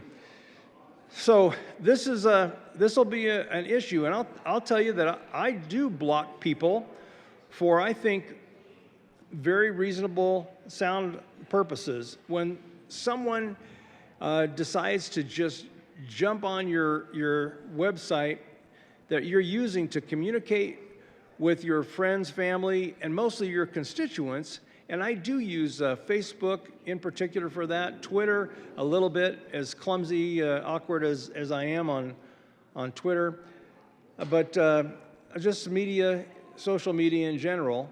I do use that to communicate, here's what's going on here in the Capitol, here's what's going on in the Senate, here's some maybe amusing things, or here's some engagement opportunities that constituents and voters can participate in, because after all, we report to we the people, all the folk, and so we want to communicate to them opportunity for them to come and engage. And then I also use it to let folks know about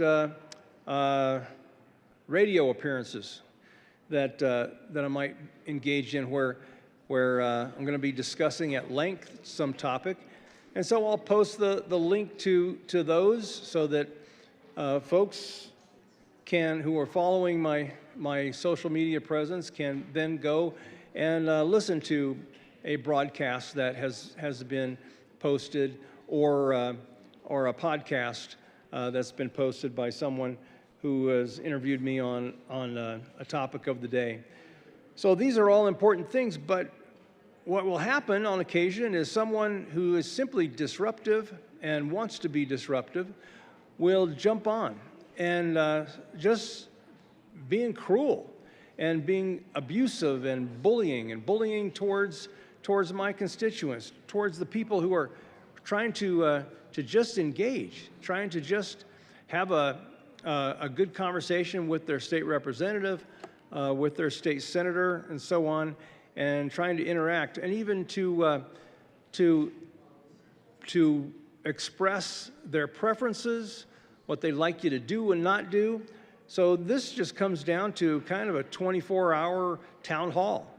And it's something that I think is a real important thing to do, to avail to everyone. And it is kind of the promise of the internet, where we have connectivity to the world. And folks, anyone who has access to a computer or a phone can check in, see what's going on, ask a question, give a criticism, give a remark, even engage in debate amongst the other folks who have made commentary or have asked a question. That happened just very recently on my page. In fact, just today. So, and now that was a little more humorous because it had to do with my fashion sense, a tie that I wore that did not set well with one of my followers, and so he let me know it. So I gave an update on that, and the engagement between the fashion sense of my follower and the other folks that were criticizing his criticism just turned into some good-natured frivolity, good-natured interaction, and so even the pleasant stuff. But boy, this is an opportunity, I think, maybe more than anything else, in one, for giving people information, but to providing them some hope also, because folks get down.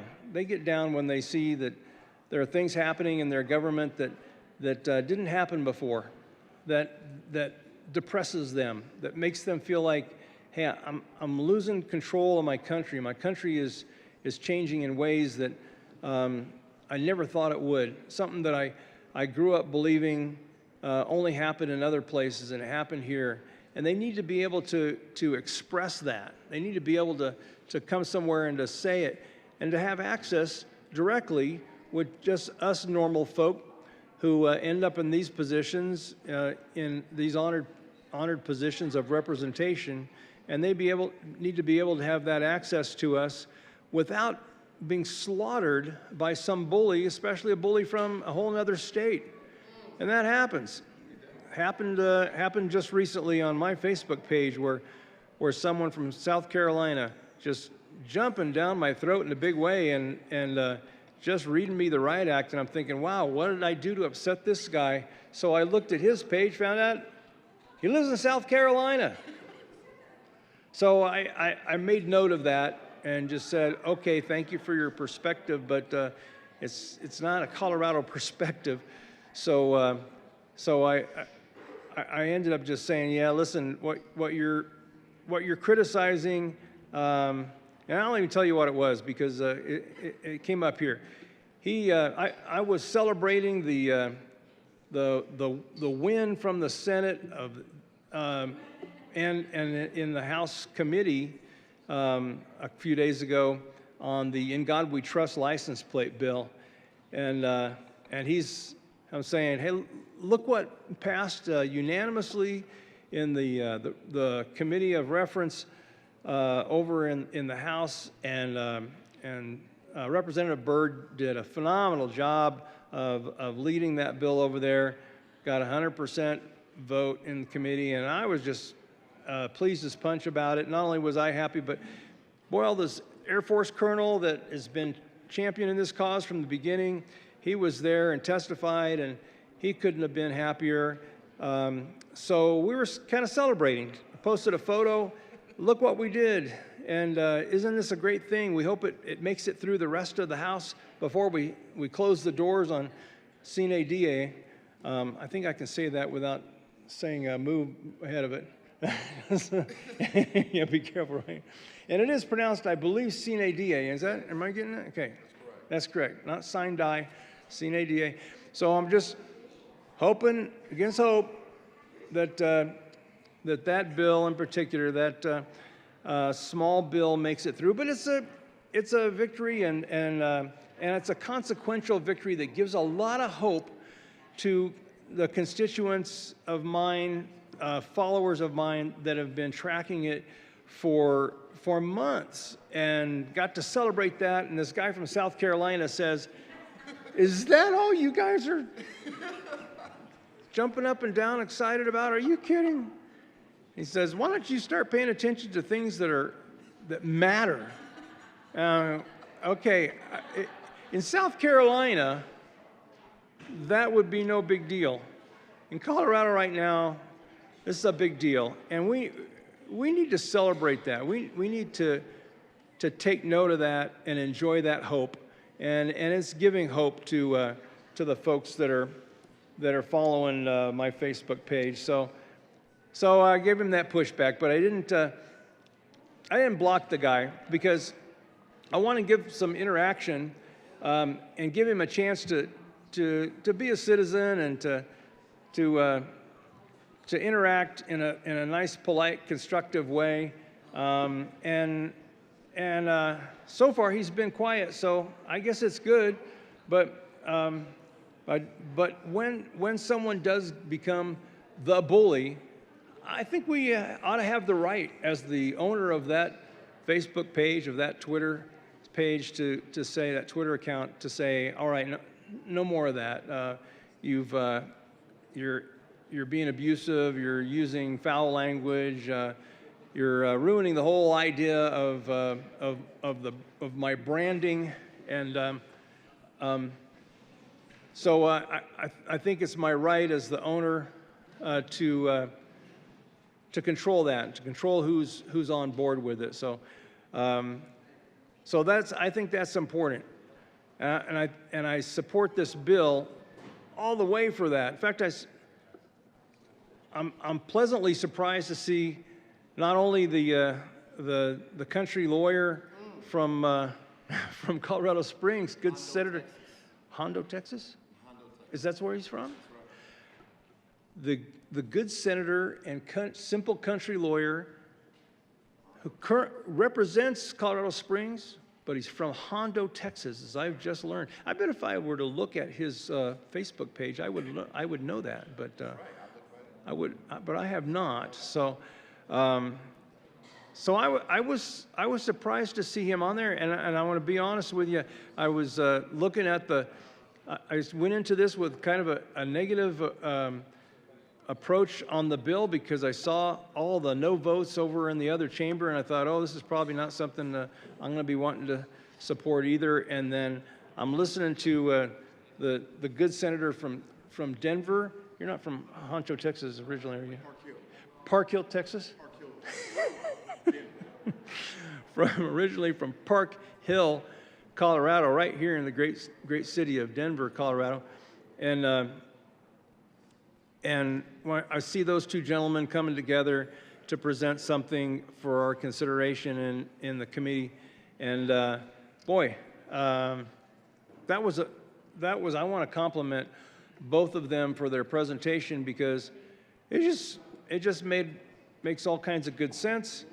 It's a reasonable request for us, and I think a very appropriate request for all of us to have that control, because again, branding is branding. I mean, we will pay a lot of money for folks to help us to maintain our branding, and we're careful with that because you don't want to be lashing out. You want to be inviting everybody to come and hear you out, to have access and to you, and to listen to what you have to say, read what you have to say, to be able to post those articles that are supportive of your positions on matters. But boy, if things go sideways, then it's important for you to have the control to be able to block folks that come in with bad intent. And anyway, for all of those reasons I expressed, I greatly appreciate both these sponsors, fine gentlemen, the both, and I urge everyone's support on this good bill. Thank you, Mr. Chairman. Senator Gardner. Thank you, Madam Chair.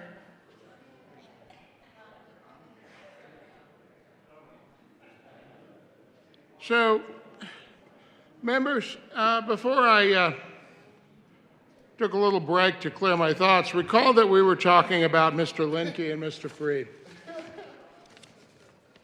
And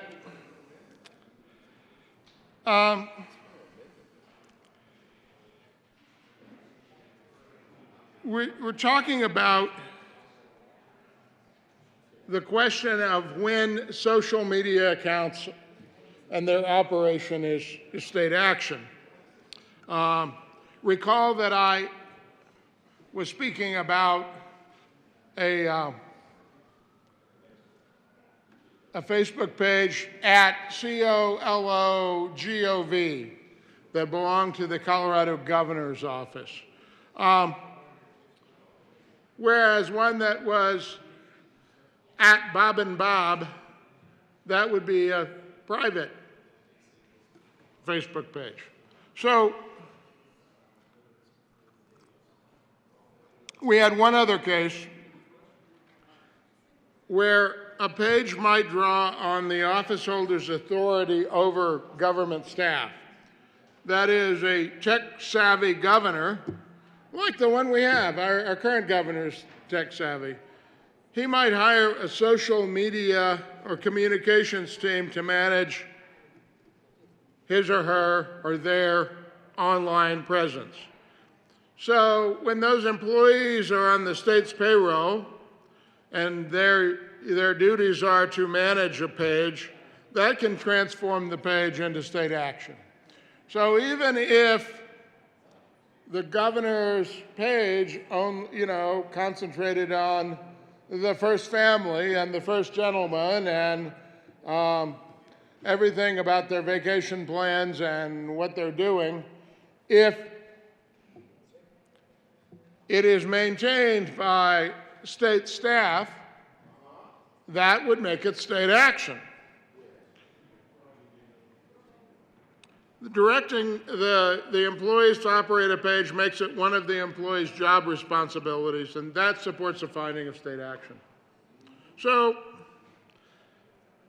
in all of the things that I discussed, both in the prior discussion and this one, a public official operates a social media account either pursuant to their actual or apparent duties or using state authority. If they do that, it's only then that the social media activity is fairly attributable to the state. And that means that it is, wait for it, state action. So, let's go back to Mr. Linke and Mr. Freed. Remember, Mr. Linke is the troll. Mr. Freed is the town manager. How does it play out? Well, the court finds here that the Sixth Circuit finds that under these parameters, these criteria, Mr. Freed's Facebook activity was not state action. The page neither derives from the duties of his office, nor does it depend on his state authority. He operated his Facebook page in his personal capacity, not his official capacity. And to know why, the judge says you got to walk through the examples that we went through. So, first, no state law, ordinance, or regulation compelled Mr. Freed to operate his Facebook page. Wasn't something he had to do as the town manager of Port Huron. There wasn't we're going to have a Facebook page for the town manager. If there had been a Port Huron city manager at that handle, that would be state action, but that's not what happened here. And Mr. Freed didn't use any government funds to operate the page. He was on an open, Facebook is a free social networking site unless you say things they don't like. That's a whole nother thing. But by the way, that's not state action if you get banned from a social media site. not a violation of the First Amendment for a private social media site to ban you. So it's analogous to Mr. Freed as an individual doing the deletion and the blocking. As it turns out, Freed pays no fees to maintain his page. There's no evidence he ever ran ads or any other paid content through Facebook, let alone using government funds. So there's nothing to suggest that operating the page was in any way part of his official responsibilities in the operation of the page.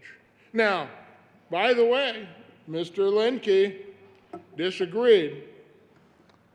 Mr. Linke argued that Mr. Freed maintained the page as part of his job duties and powers as city manager. But he can't, Mr. Linke could not identify any state law or even practice that tasked Freed as town manager to do that. Now, Linke, kind of grasping at straws here, says, well, the town manager, Freed, believes regular communication with local businesses and residents is essential to good government. And Facebook is one avenue to fulfill this essential task. But the court says, and sometimes you'll hear me say this to people, you proved too much, Linke. Because when Freed visits the hardware store, chats with his neighbors, attends church services, he isn't engaged in state action if he's sitting in church and he's sitting in the pew waiting for the service to start, and his neighbor says, what are you doing about the garbage service? Hate to bother you at church. I know that never happens to any of you as state senators, that you're sitting there at church or going to the baseball game or the football, basketball game. I know nobody ever asks you about stuff, but I hate to bother you. I hate to bother you at, when you're with your family here at the picnic, but can I ask you, when is the gap going to be fixed? Well, the judge says, you know, that doesn't transfer going to church into state action. I mean, that'd be a real problem. So, if the list of city manager responsibilities mentioned operating a Facebook page to tell residents about city initiatives, that might be different, says the judge, might be different. But his own offhanded references to regular communication can't render every communication he makes state action.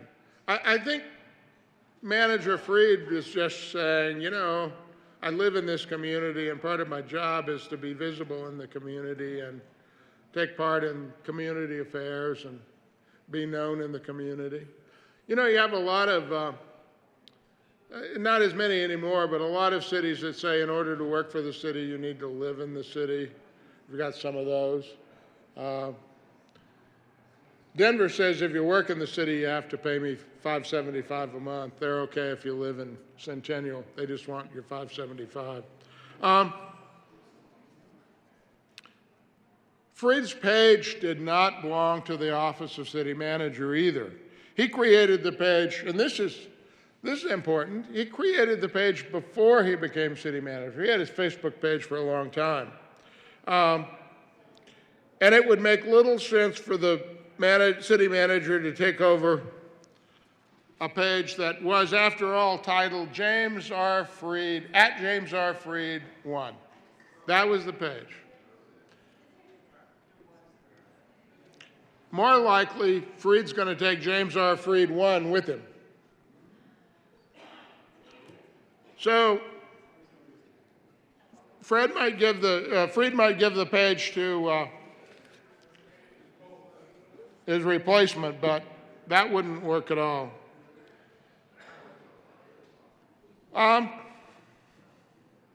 So it was his page.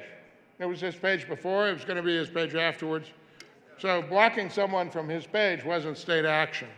He didn't use state resources. The court goes on to say, Freed didn't rely on government employees to maintain his Facebook page.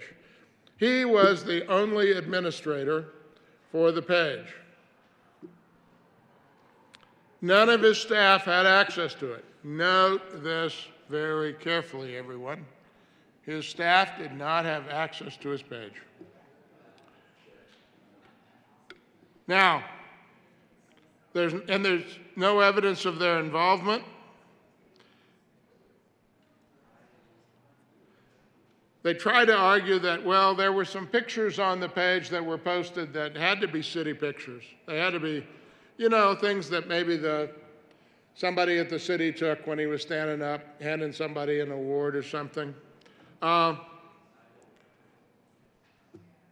Even if that's true, that's de minimis, the court says. You know, you got a picture, it's there, it goes out, it gets posted here, it gets posted there, it gets posted everywhere. The fact that that picture was taken by maybe the city communications person when they were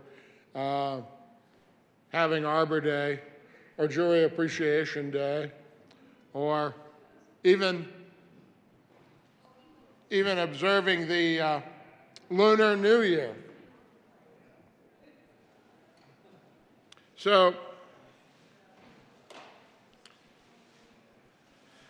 you know, and the court says it could be different if the employees designed the graphic specifically for the page and nothing else. But snapping a few candid pictures at a press conference is routine, not a service that attaches to the authority of his office. So, even using pictures and things like that on your Facebook page doesn't make it state action. So the court says, that's it. That's Linkey's case. What Linkey still tries to argue is that the court should find state action where the presentation of the account is connected with the official's position. In other words, they're trying to latch on and say, well, Linkey said he was the Port Huron, Michigan town manager. That should be enough to make it state action. So that if you said on your personal Facebook page, I'm a father, I'm a husband, and I'm a state citizen, a state senator, that would make it state action. But the court says, no, no, no. Several other courts have used that approach, but that's not the case. They do note that the Second Circuit, another East Coast Circuit Court of Appeals, has used the idea that the trappings of an official state-run account give the impression that the page operated under the state's imprimatur. And Linkey tries to use that and say, well, Freed used the city address. Remember, I said if Linkey had called me and said, I need to talk to a simple country lawyer, I said, don't do that, Freed. Freed, don't do that. Don't use that. But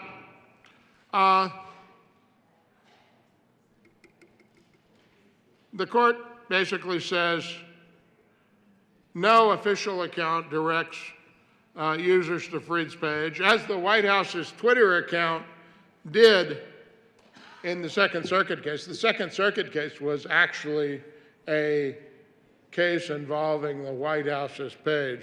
And there's no evidence that Freed used government employees to maintain the account. And this was a case, the Second Circuit case was a case involving none other than Donald J. Trump, which I would say that if Mr. Trump would call a simple country lawyer and take his advice from time to time, he'd have an easier life as well. And anyway, the court basically says those things that Linkey points to are factors you could consider in assessing when police officers are engaged in state action. Like his focus on the page's appearance seems akin to considering whether an officer on duty wears his uniform, displays his badge, identifies himself as an officer, or attempts to arrest anyone. Remember, I was talking about officers who work as off-duty police officers and their department allows them to have their uniform.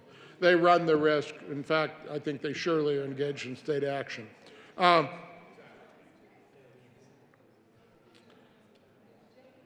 The court says, you know, the reason that we use that in the police officer case is because the uniform and the badge are what evoke state authority. And that's not here. So the Sixth Circuit has parted ways with everyone else. So this bill adopts this test. Just briefly,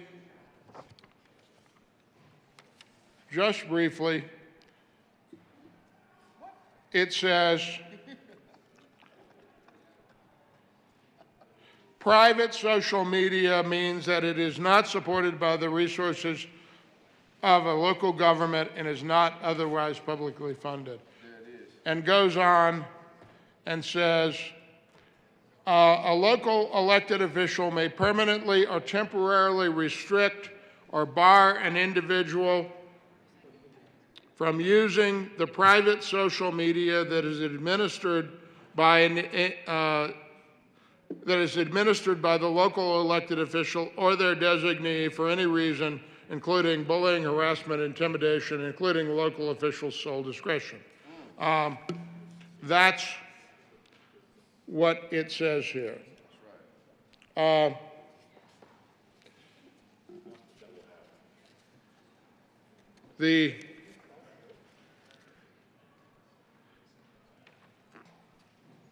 The bill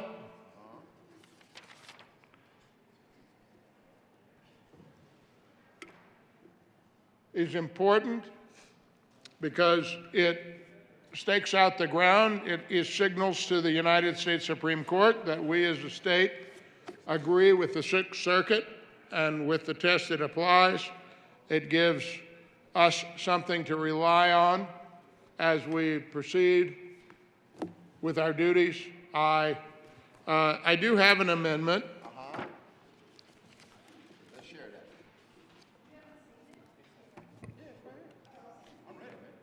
And my co-sponsor is ready for this amendment. Was it the desk now? I bet there's an amendment at the desk. There is an amendment on the desk.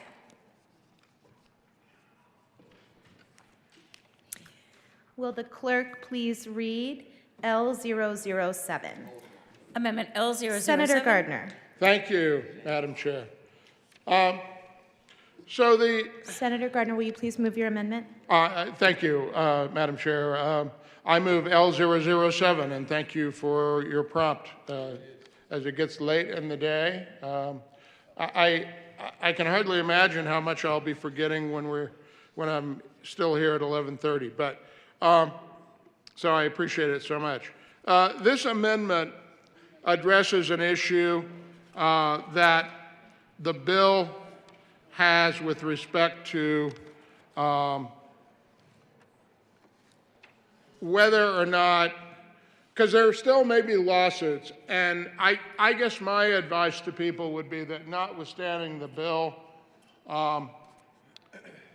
until the United States Supreme Court decides the case, you ought to be very careful about blocking people on your social media. We're trying to give you as much cover as we can, and we're trying to encourage the court to do what it does. This bill says that notwithstanding any provision to the contrary, the state, and the other paragraph says the local government may, but is not required to indemnify or hold harmless the elected official for any judgment, settlement, attorney's fees or costs, and so forth. And that they can have policies and procedures on that as we do. I think this is a good amendment. I think my co-prime sponsor may think it's unnecessary. Senator Coleman. Thank you, Madam Chair, I'm asking for a no vote on this amendment. This is a form of qualified immunity. It's a qualified immunity waiver. Depending on how the Supreme Court decides in June 2024, this may be a moot point. I would rather wait and see how the court rules, and for that reason, I ask for a no vote on this 007 James Bond amendment. Senator Gardner. Thank you. Well, I thank my co-prime sponsor. He's raised the issue of qualified immunity. Qualified immunity is something that needs to be discussed in about a 2 to 3 hour period. But I won't do it. I think it's an interesting issue to be raised, and only would do it later if we discuss the bill, because the bill will not then have that, and we'll need to discuss qualified immunity. I thank my co-prime sponsor, and we'll let the amendment run as it does. The motion is the adoption of Amendment L007. All those in favor say aye. Those opposed, no. No. The noes have it. The amendment is lost. To the bill. We do agree that we want a resounding aye vote on this very good bill. Senator Coleman. Thank you very much, Madam Chair, and I resent the notion that the good senator from Colorado Springs is angry, that he's old. He is white, but I resent those notions of his character and who he is, and we ask for an aye vote on this bill.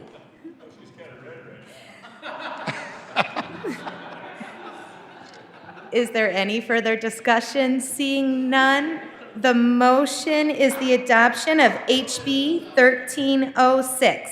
All those in favor say aye. Those opposed, no. The ayes have it, and the bill is adopted. Mr. Majority Leader. Thank you, Madam Chair. I move the balance of the special orders calendar lay over until later this evening. The motion before the body is to lay over the rest of the special orders calendar. All those in favor say aye. Aye. Those opposed, no. The motion passes. Mr. Majority Leader. Thank you, Madam Chair. I move the committee rise and report. The motion for the body is to rise and report. All those in favor say aye. Aye. Those opposed, no. The ayes have it.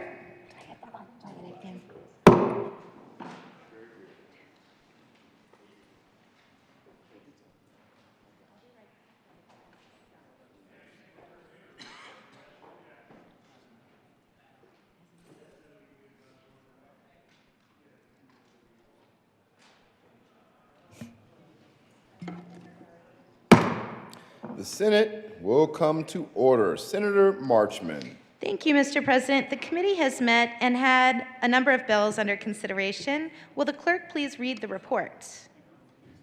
Mr. President, your committee of the whole begs leave to report it has had under consideration the following attached bills, being the second reading thereof, and makes the following recommendations thereon. House Bill 1060, House Bill 1242 is amended, House Bill 1293, House Bill 1254, House Bill 1287, House Bill 1303, House Bill 1285 is amended, House Bill 1270, House Bill 1255 is amended, House Bill 1306 passed on second reading, and ordered revised and placed on the calendar for third reading and final passage. House Bill 1249 is amended, House Bill 1120, House Bill 1190, Senate Bill 303, House Bill 1215, Senate Bill 304, House Bill 1304 as amended, laid over until later in the evening, retaining their place on the calendar. Senator Marchman. Thank you, Mr. President. I move for the adoption of the report. The motion is the adoption of the committee of the whole report. Are there any no votes? With a vote of no votes. With a vote of 34 ayes, 0 noes, 0 absent, and 1 excused, the committee of the whole report is adopted. Thank you, Cindy. House Bills 1060, 1242 is amended, 1293, 1254, 1287, 1303, 1285 as amended, 12...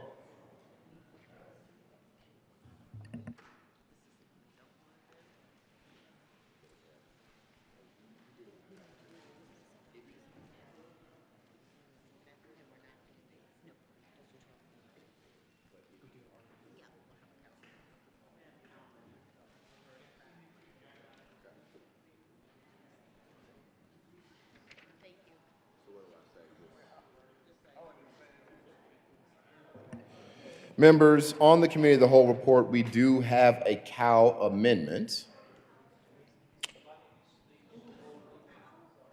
Will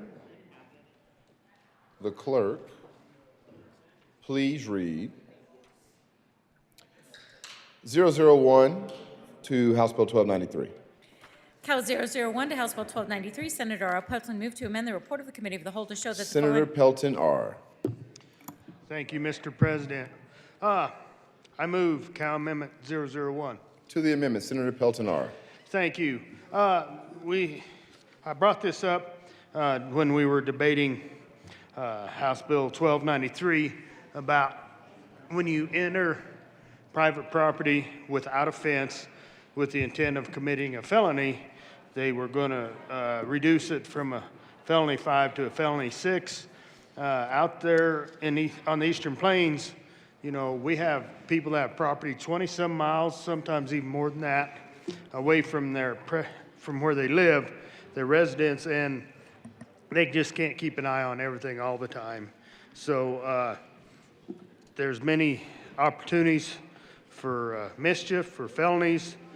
So I think I would appreciate an aye vote on this amendment.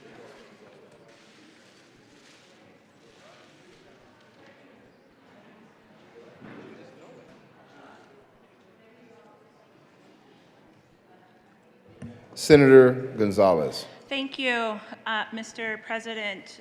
And I understand and respect the perspective of my colleague from Cheyenne Wells. That being said, the recommendations for this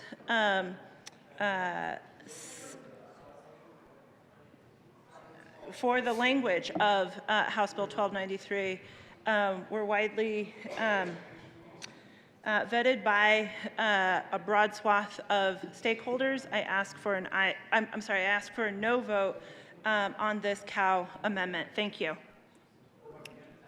To the amendment, Senator Pelton R.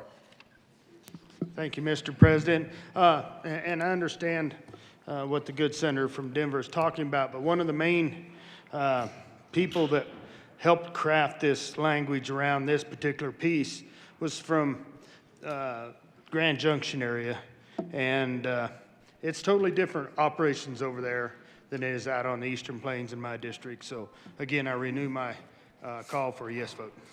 The question before the body is the adoption of Amendment 001 to House Bill 1290 to House Bill 1293. Committee of the Whole report. Which bill? Are there any no?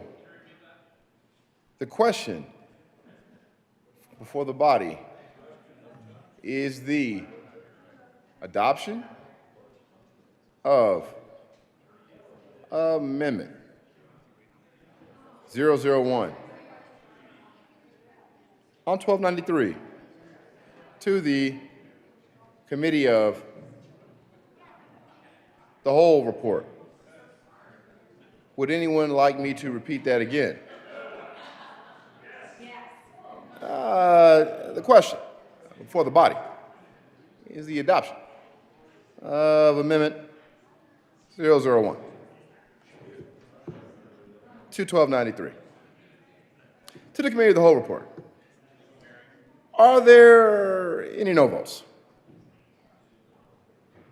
Senators, Mr. Majority Leader Gonzalez, Coker, Marchman, Henriksen, Cutter, Gonzalez again, Rodriguez, Buckner, Finberg, Winter, Sullivan, Bridges, Fields, Janal, Danielson, Zenzinger, Gonzalez again, Exum, Mullica, Roberts, Hanson,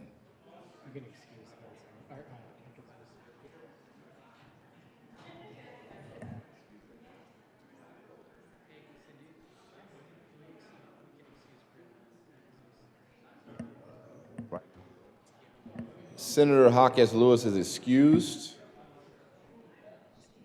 Can't see.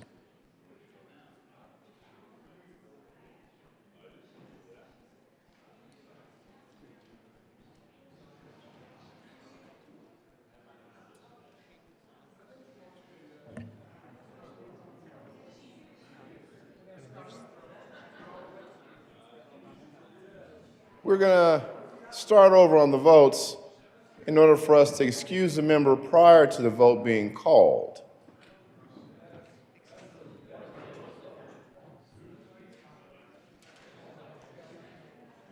Hawkins Lewis.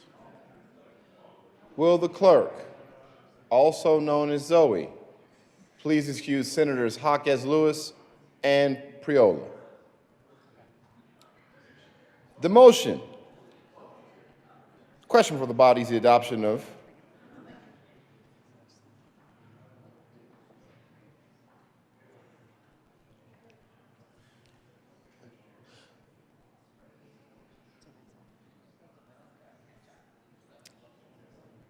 Sometimes we all need a minute to catch up. We're going to take a minute to catch up.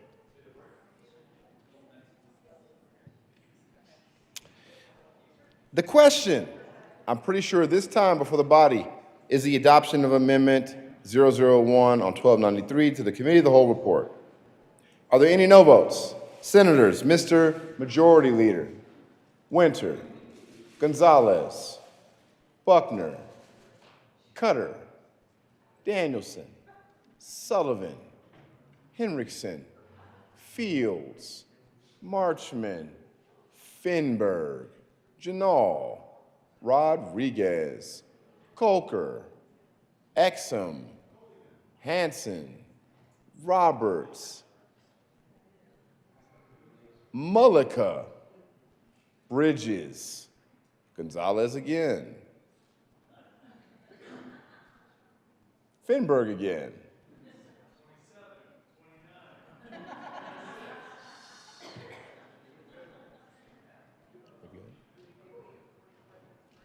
Zinzinger, Gonzalez again. Okay, with a vote of 12 ayes, 20 noes, 0 absent, and 3 excused, the amendment is lost. The question for the body is the adoption of the Committee of the Whole report. Are there any no votes? What? Senator Pelton R.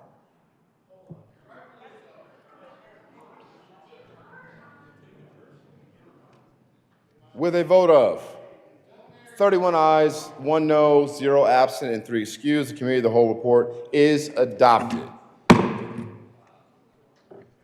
House Bills 1060, 1242 is amended, 1293, 1254, 1287, 1303, 1285 as amended, 1270, 1255 as amended. House Bill 1306 passed on second reading, order revised and placed on the calendar for third reading and final passage. House Bill 1249 is amended, 1120, 1190, Senate Bill 303, House Bill 1215, Senate Bill 304, and House Bill 1304 as amended, laid over until 5/3/2023 and retaining their place on the calendar.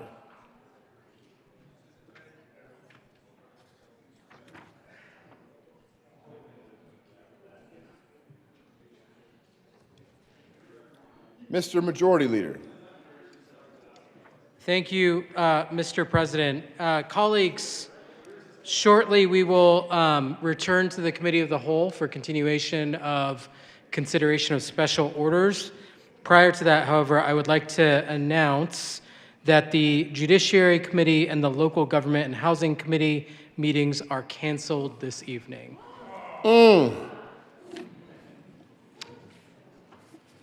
Great. All's in favor say, don't say anything.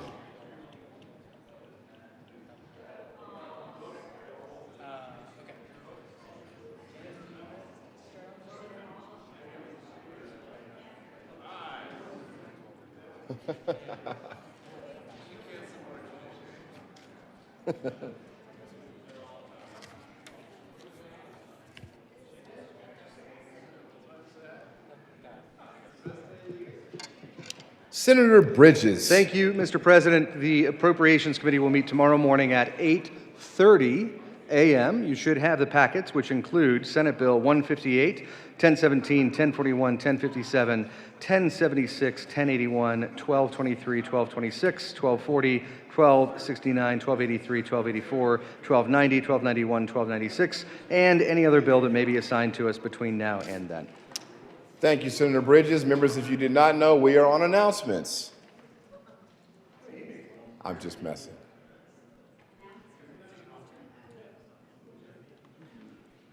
Mr. Minority Leader. Thank you, Mr. President. I request a moment of personal privilege. Granted. Thank you very much. On this, the 115th day of this General Assembly, I would like to open a conversation around an idea that might one day become a rule. It would be as simple as this. We each as legislators get 5 bills. Those bills may be as large or small as we choose for them to be. We also have the opportunity to bring continuing resolutions and items of that nature through the middle of April, and those also may be as long or short as we choose for them to be.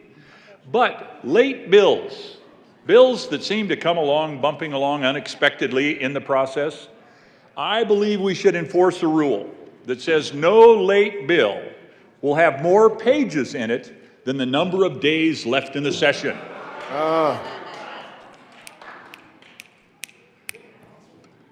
I think there's a lot of support for that concept. You don't get demonstrations on the floor of the Senate and the lobby at the same time in the same direction very often.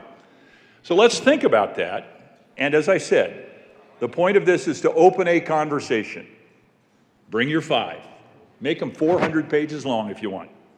But the bills that are late, that come flying at us as we are trying to find our bearings and move forward to develop good policy for the people of Colorado, those should be as small as the number of days left in the session. Mr. President, thank you for your attention. All those in favor say aye. Opposed, no. The noes have it. Senator Marchman. Thank you, Mr. President. I move the Senate resolve itself into the Committee of the Whole for the consideration of special orders, second reading of bills. You heard the motion. All those in favor say aye. Opposed, no. The ayes have it. The motion is adopted. The Senate resolve itself in the Committee of the Whole for consideration of special orders, second reading of bills, and Senator Marchman will take the chair.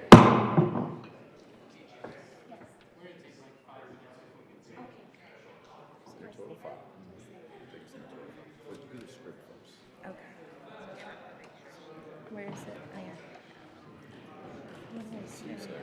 Oh, yeah. Oh, yeah. The committee, oh, yeah.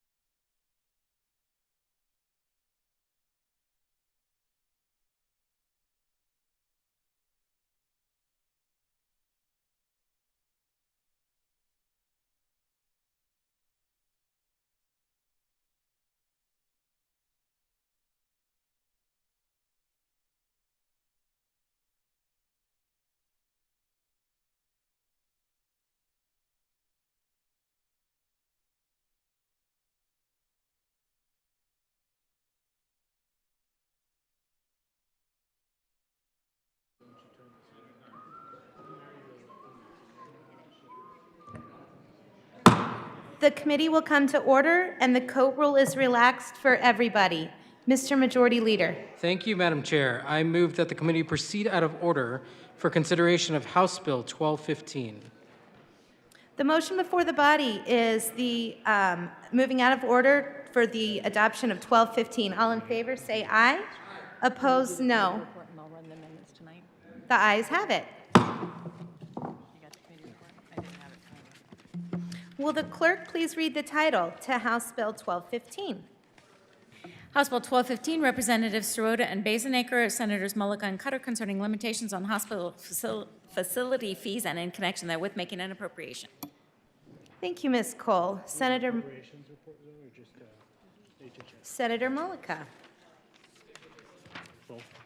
Thank you, Madam Chair. I move House Bill 1215 and the Health and Human Services and Appropriations Committee report. To the committee report. Thank you, Madam Chair. In Health and Human Services, we had a robust debate, and we were able to get some work done in that committee as well. We were able to adopt 3 different amendments in Health and Human Services, to some about the committee and the makeup, some technical changes, some tweaks to the study and the design, the data protections around that, and then also given the stakeholder concerns regarding limiting facility fees before the study is completed, this amendment actually struck the telehealth piece of facility fees, leaving only the preventative health piece. And so, like I said, we were able to do some significant work in the Health and Human Services Committee, and I would ask for a yes. Is there any further discussion? Seeing none, the motion is the adoption of the Health and Human Services Committee report. All those in favor say aye. Aye. Those opposed, no. No. The ayes have it. The report is adopted. To the bill, Senator Mullica. I think we still have appropriations. I'm sorry, to the Appropriations Committee report. Thank you, Madam Chair. The appropriated funds in the Appropriations Committee, I ask for a yes vote. Is there any further discussion? Seeing none, the motion before the body is the adoption of the Appropriations Committee report. All those in favor say aye. Aye. Those opposed, no. The ayes have it, and the Appropriations report is adopted. There is an amendment on the desk. Will the clerk please read L025? Amendment L025 by Senators Cutter and Mullica, amend the Health and Human Services Committee Senator report. Cutter. Thank you, Madam Chair. I'd like to move Amendment L025. This amendment, basically, we came to agreement with the hospitals during our committee, and this amendment basically refines that a little bit, stating that it allows the healthcare provider or the system and the insurer to work out payment of the facility fees. It leaves the consumer out of the equation, but allows them to deal with that the way they want. And also just clarifies how the reporting, how much information or how often information should be shared with the report, how many data requests they're allowed to make, just to streamline that and make it reasonable. So we ask for your support. The motion is the adoption of Amendment L025. All those in favor say aye. Aye. Those opposed, no. The ayes have it, and the amendment is adopted. There is an amendment on the desk. Will Ms. Cole please read L022? Amendment Senator L02. Cutter. Thank you, Madam Chair. This is just a technical amendment, including a hyphen in healthcare. Oh, I'm sorry, I move L022.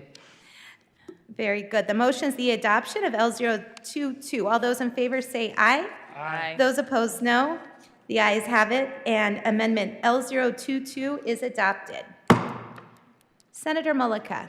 Thank you, Madam Chair. I want to take this opportunity to thank my co-prime sponsor and the stakeholders that really have worked on this bill. It's been a labor, well, a labor of love, I guess, would maybe be the best way to put it, but labor has been a part of that. Members, this bill is about making sure that we're doing all that we can to save patients money. This bill is about transparency. I'm not sure if I've seen a bill that I've ran that has more work that has been put in than this bill. We have really worked with the stakeholders, with the hospitals, with the carriers to come up with a solution and to really not only help patients identify what a facility fee is, but making sure that we are putting parameters around those facility fees so that we're not seeing egregious charges to these patients. We've seen stories, we've heard stories. The good senator from Evergreen and I have heard those stories directly, and we know this bill is going to make those changes. We know this bill is going to protect patients. As an ER nurse, that's one of the main reasons why I ran for office, is to protect my patients. House Bill 1215 does that, does it for my patients, it does it for people in your community, does it for the people of Colorado. I ask for a yes vote. Senator Cutter. Thank you, Madam Chair. Yes, I agree completely. This bill has been very heavily stakeholdered, and I'm really proud of how hard everyone's worked to come to some agreements. And it's going to save Coloradans money on health care. We know these facility fees are a real problem. Really running up bills for people who can not afford it and are not expecting them. For really, there's the most important thing there too. They can't plan for them. They're unaware that they're going to be charged these fees. So we're taking care of that. We're removing the fees from preventative services, and then beyond that, we're creating a report so there's some transparency. So we understand how these fees are charged and why, and we kind of explore the issue a little bit better. So again, it's about protecting patients from outrageous medical costs, creating transparency, and just helping move things along in that direction. So I am really proud to support this with the good senator from Thornton, and we ask for your support. Senator Mullica. Thank you, Madam Chair. And members, I want to make one observation of working on this bill. I know the good senator from Evergreen and myself received a lot of emails, and I'm sure many of you received emails in this room. Members, all opposition essentially has stood down. We were in committee in Health and Human Services, and we had no testimony in opposition to this bill. I think that speaks volumes for the work that was done on this bill. And again, members, this is going to be good for the patients and for the people of Colorado. I ask for a yes vote. Is there any further discussion? Senator Will. Thank you, Madam Chair. And I'd like to explore a little bit about, and I'm going to thank the bill sponsors, and I want to thank you for the hard work you've done on this. I'm one of those that's received multiple emails from my rural hospitals and clinics, very concerned about that. And so can you put my mind at ease that those people are going to be taken care of and these fees aren't going to close them down?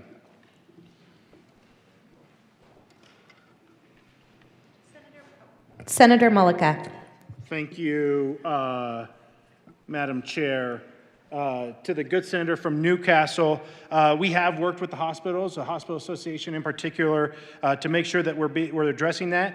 This is a very robust study to really look into this to make sure that we're addressing some of those egregious fees. But currently, the way the bill sits, those fees can only be, the only ones that can't be charged are for preventative medicine. All the other facility fees are out there, and those facility fees can still be charged to the insurance companies, and for preventative medicine, the ACA doesn't even allow for those facility fees to be charged to the patient as it is. In the amendment in L025, we made sure that that was clear. L025 was the amendment that really, I think, got everyone to a comfortable position on 1215.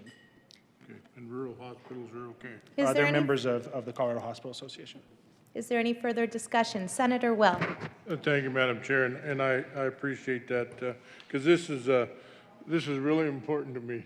Our rural facilities and they from multiple emails I got, this is what keeps them afloat, and I don't want to do anything to damage anything on rural health care and rural health facilities. So I hope that's taken care of. It sounds like it is. So. Thank you. Is there any further discussion? Seeing none, the motion is the adoption of HB 1215. All those in favor say aye. Those opposed, no. The ayes have it, and the bill is adopted. Mr. Majority Leader. Thank you, Madam Chair. I move the committee proceed out of order for consideration of Senate Bill 303. The motion is to proceed out of order to hear 303. All those in favor say aye. Opposed, no. The ayes have it. Will the clerk please read the title of Senate Bill 303? Senate Bill 303, Senators Svenberg and Hansen, Representatives Degree, Kennedy, and Weissman, concerning a reduction in property taxes and in connection therewith creating a limit on annual property tax increases for certain local governments, temporarily reducing the valuation for assessment of certain residential and non-residential property, creating new subclasses of property, permitting the state to retain and spend revenue up to the Proposition HH cap, requiring the retained revenue to be used to reimburse certain local governments for lost property tax revenue and to be deposited in the state education fund to backfill the reduction in school district property tax revenue, transferring general fund money to a cash fund to also be used for the reimbursements, eliminating the cap on the amount of excess state revenues that may be used for the reimbursements for the 2023 property tax year, and referring a ballot issue. Thank you. That was brief. Senator Hansen. Thank you, Madam Chair. I move Senate Bill 303 and the Appropriations Committee report. To the Appropriations Committee report. Senator Hansen. Thank you, Madam Chair. Members, we had the J amendment that was moved and adopted in accordance with the fiscal note, and I urge acceptance of the Appropriations Committee report. Is there any further discussion on the committee report? Seeing none, the motion is the adoption of the Appropriations Committee report. All those in favor say aye. Those opposed, no. The ayes have it, and the Appropriations Committee report is adopted. Senator Hansen. Thank you very much, Madam Chair. There is an amendment at the desk. Will the clerk please read Amendment L014? Amendment L014 by Senators Svenberg and Hansen. Senator amendment Bill Hansen. Thank you, Madam Chair. I move L014 to Senate Bill 303. Great. Is there any discussion? Senator Hansen. Thank you, Madam Chair. So, members, L014 was crafted in response to some requests that we received from some very important stakeholder groups that we've engaged with over the last several months. The first part of L014 changes one of the deadlines because of how ag land and renewable energy ag land have already been valued for 2023, and this is at the request of the treasurers. The second piece is in response to some conversations we had with the special districts around adding a definition of local government entity. Wanted to make sure that we are covering all of the various types of districts. That was one of the big pieces we heard. Are you sure I'm in? Are you sure I'm covered by the backfill mechanism? So this makes very clear kind of belts and suspenders, I would say, to make sure that all the local government entities are covered. The third piece of L014 is in response to a question we had from the River District, and there's some of the special cases where there are multi-county special districts, and so we clarify that they are, of course, included in the reimbursement and backfill mechanism. And then finally, after some conversations with our friends at CML, we have a clarification at the bottom of L014 around the truth and taxation portion of the bill, and I urge an aye vote on L014. Is there any further discussion on L014? Seeing none, the motion is the adoption of Amendment L014. All those in favor say aye. Aye. Those opposed, no. The ayes have it, and the amendment is adopted.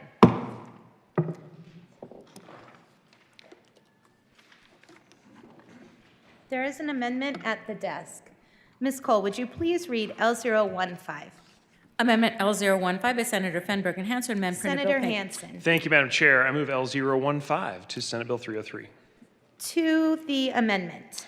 Thank you so much, Madam Chair. Members, L015 is focused on three items. First, making sure that we've got enough money in the local government backfill cash fund, of course, to fulfill the commitment that I just talked about in L014 for all those special districts and local governments. We make the transfer of $128 million. You can see that in the fiscal note. That was part of the set-aside that was negotiated during the budget process. And then in addition to that, we would set aside a maximum of 15% from the voter-approved HH, if that is successful in the fall, so a maximum of 15% from that retained revenue to make sure we've got enough money in the backfill mechanism for local governments. The second piece is around clarifying language for counties that have not debruced, who do not have revenue retention permission. And then finally, the third part is the transfer of the $72 million that remains from that $200 million set aside so that we can do the remainder of the backfill. And I urge an aye vote on L015.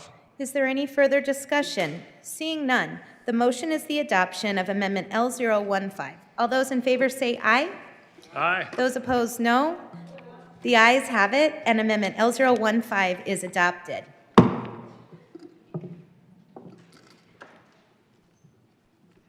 There is an amendment at the desk. Ms. Cole, would you please read L023? L023 by Senator Senator Fenberg. Fenberg. Thank you, Madam Chair. I move L23. To the amendment. Thank you, Madam Chair. So this one is not nearly as complex. It is one line, and here's what this one does. There was a lot of conversation in the Appropriations Committee about the tax rate on a owner-occupied house versus one that is not owner-occupied, either because it is a rental of one sort or another, or because it is a second home where someone does not claim it as their primary residence. Those in the introduced bill were treated differently in terms of their assessment rate. This changes that and makes them, in terms of assessment rate, treated the same and brings both of those categories down to 6.7%. It previously was at 7.1% for the other residential, so meaning residential that is not owner-occupied. Is there any further discussion? Seeing none, the motion is the adoption of Amendment L023. All those in favor say aye. Aye. Those opposed, no. The ayes have it, and Amendment L023 is adopted.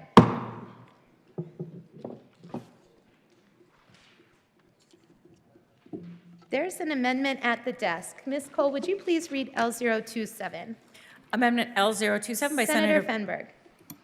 Thank you, Madam Chair. I move L27. To the amendment. Thank you, Madam Chair. This amendment essentially does two things. Again, based largely on what we discussed in the Appropriations Committee. First of all, it does something similar to what the good senator from Weld County was suggesting around providing more notice to taxpayers around the changes that are coming. And then secondly, it delays the first payment for taxpayers who pay their property taxes in 2 installments. This was a request from the county treasurers, and we felt like it was a reasonable request, and that's what L27 does. All right, is there any further discussion on L027? Seeing none, the motion is the adoption of Amendment L027. All those in favor say aye. Aye. Those opposed, no. The ayes have it, and Amendment L027 is adopted. To the bell. Senator Hansen. Thank you, Madam Chair and members. Those are the 4 amendments that we have prepared from the sponsors tonight. Looking forward to a great discussion on how to move forward with property tax relief for the citizens of the state of Colorado. As we are all aware, this is a very urgent task. We have had significant appreciation in almost every part of the state due to a variety of market and economic factors. And this bill is designed to make sure we can deliver immediate, significant, and broad property tax relief across many different parts of our housing stock, our residential, our commercial, and different classes of property across the state.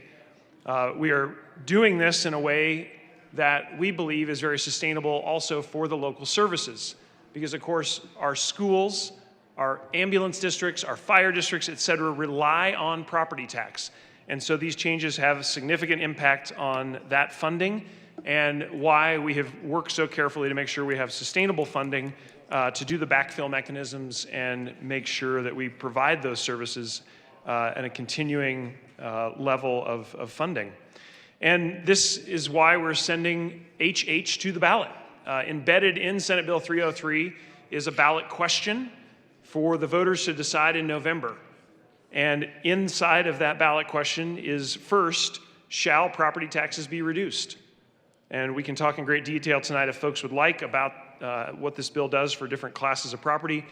But the second piece of that is also asking the voters, just as the Constitution directs us to do, can we retain some of the revenue that we bring in, retain some of that additional revenue, 1% extra on top of CPI and population change, to help pay for the backfill mechanism. This is particularly important for K-12.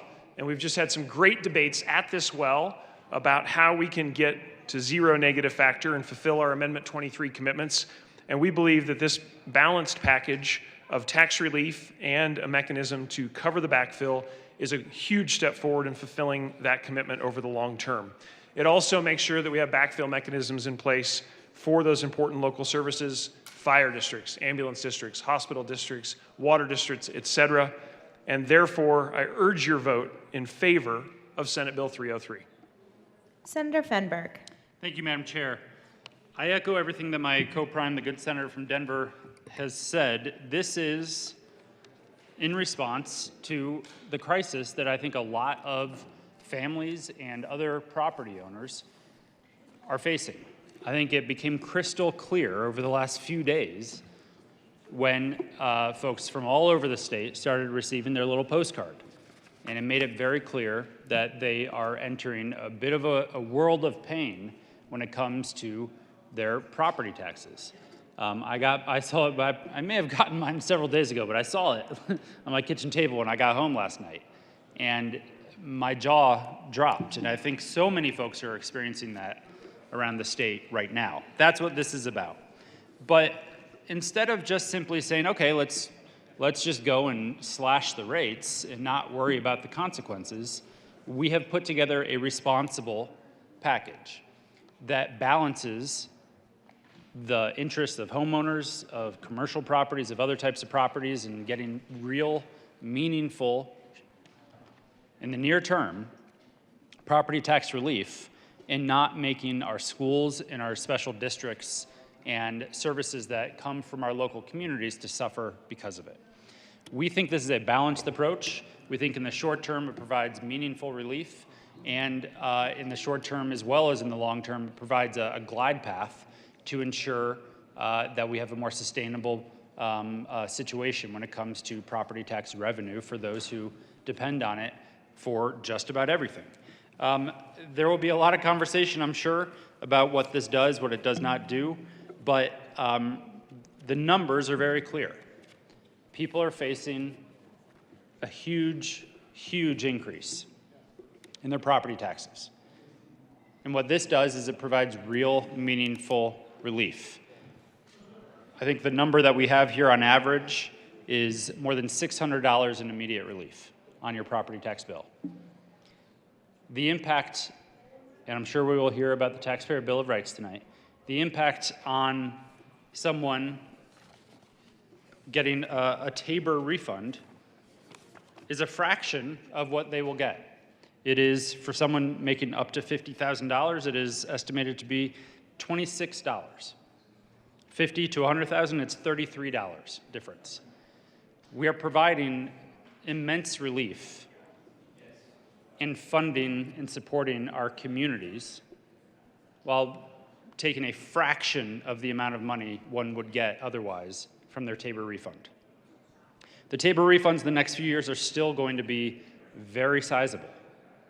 This is a fraction of that surplus that will be going to support this responsible path to ensure our communities are made whole and that our families and our small business owners don't have as much shock when it comes to their property taxes. I think this is a reasonable and responsible package, and urge all of your support and hope to at least just put this in front of the voters and see if they think it is a reasonable trade-off. It is a reasonable question to go down this path for making sure that Colorado continues to be a state with one of the lowest property taxes in the country.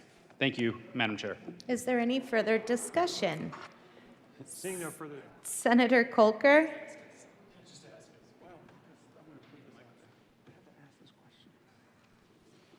Thank you, Madam Chair. Appreciate it. You know, I have this in front of me, and I really been spending the last 3 hours digging into this as much as possible, trying to understand how this would work, hearing from constituents,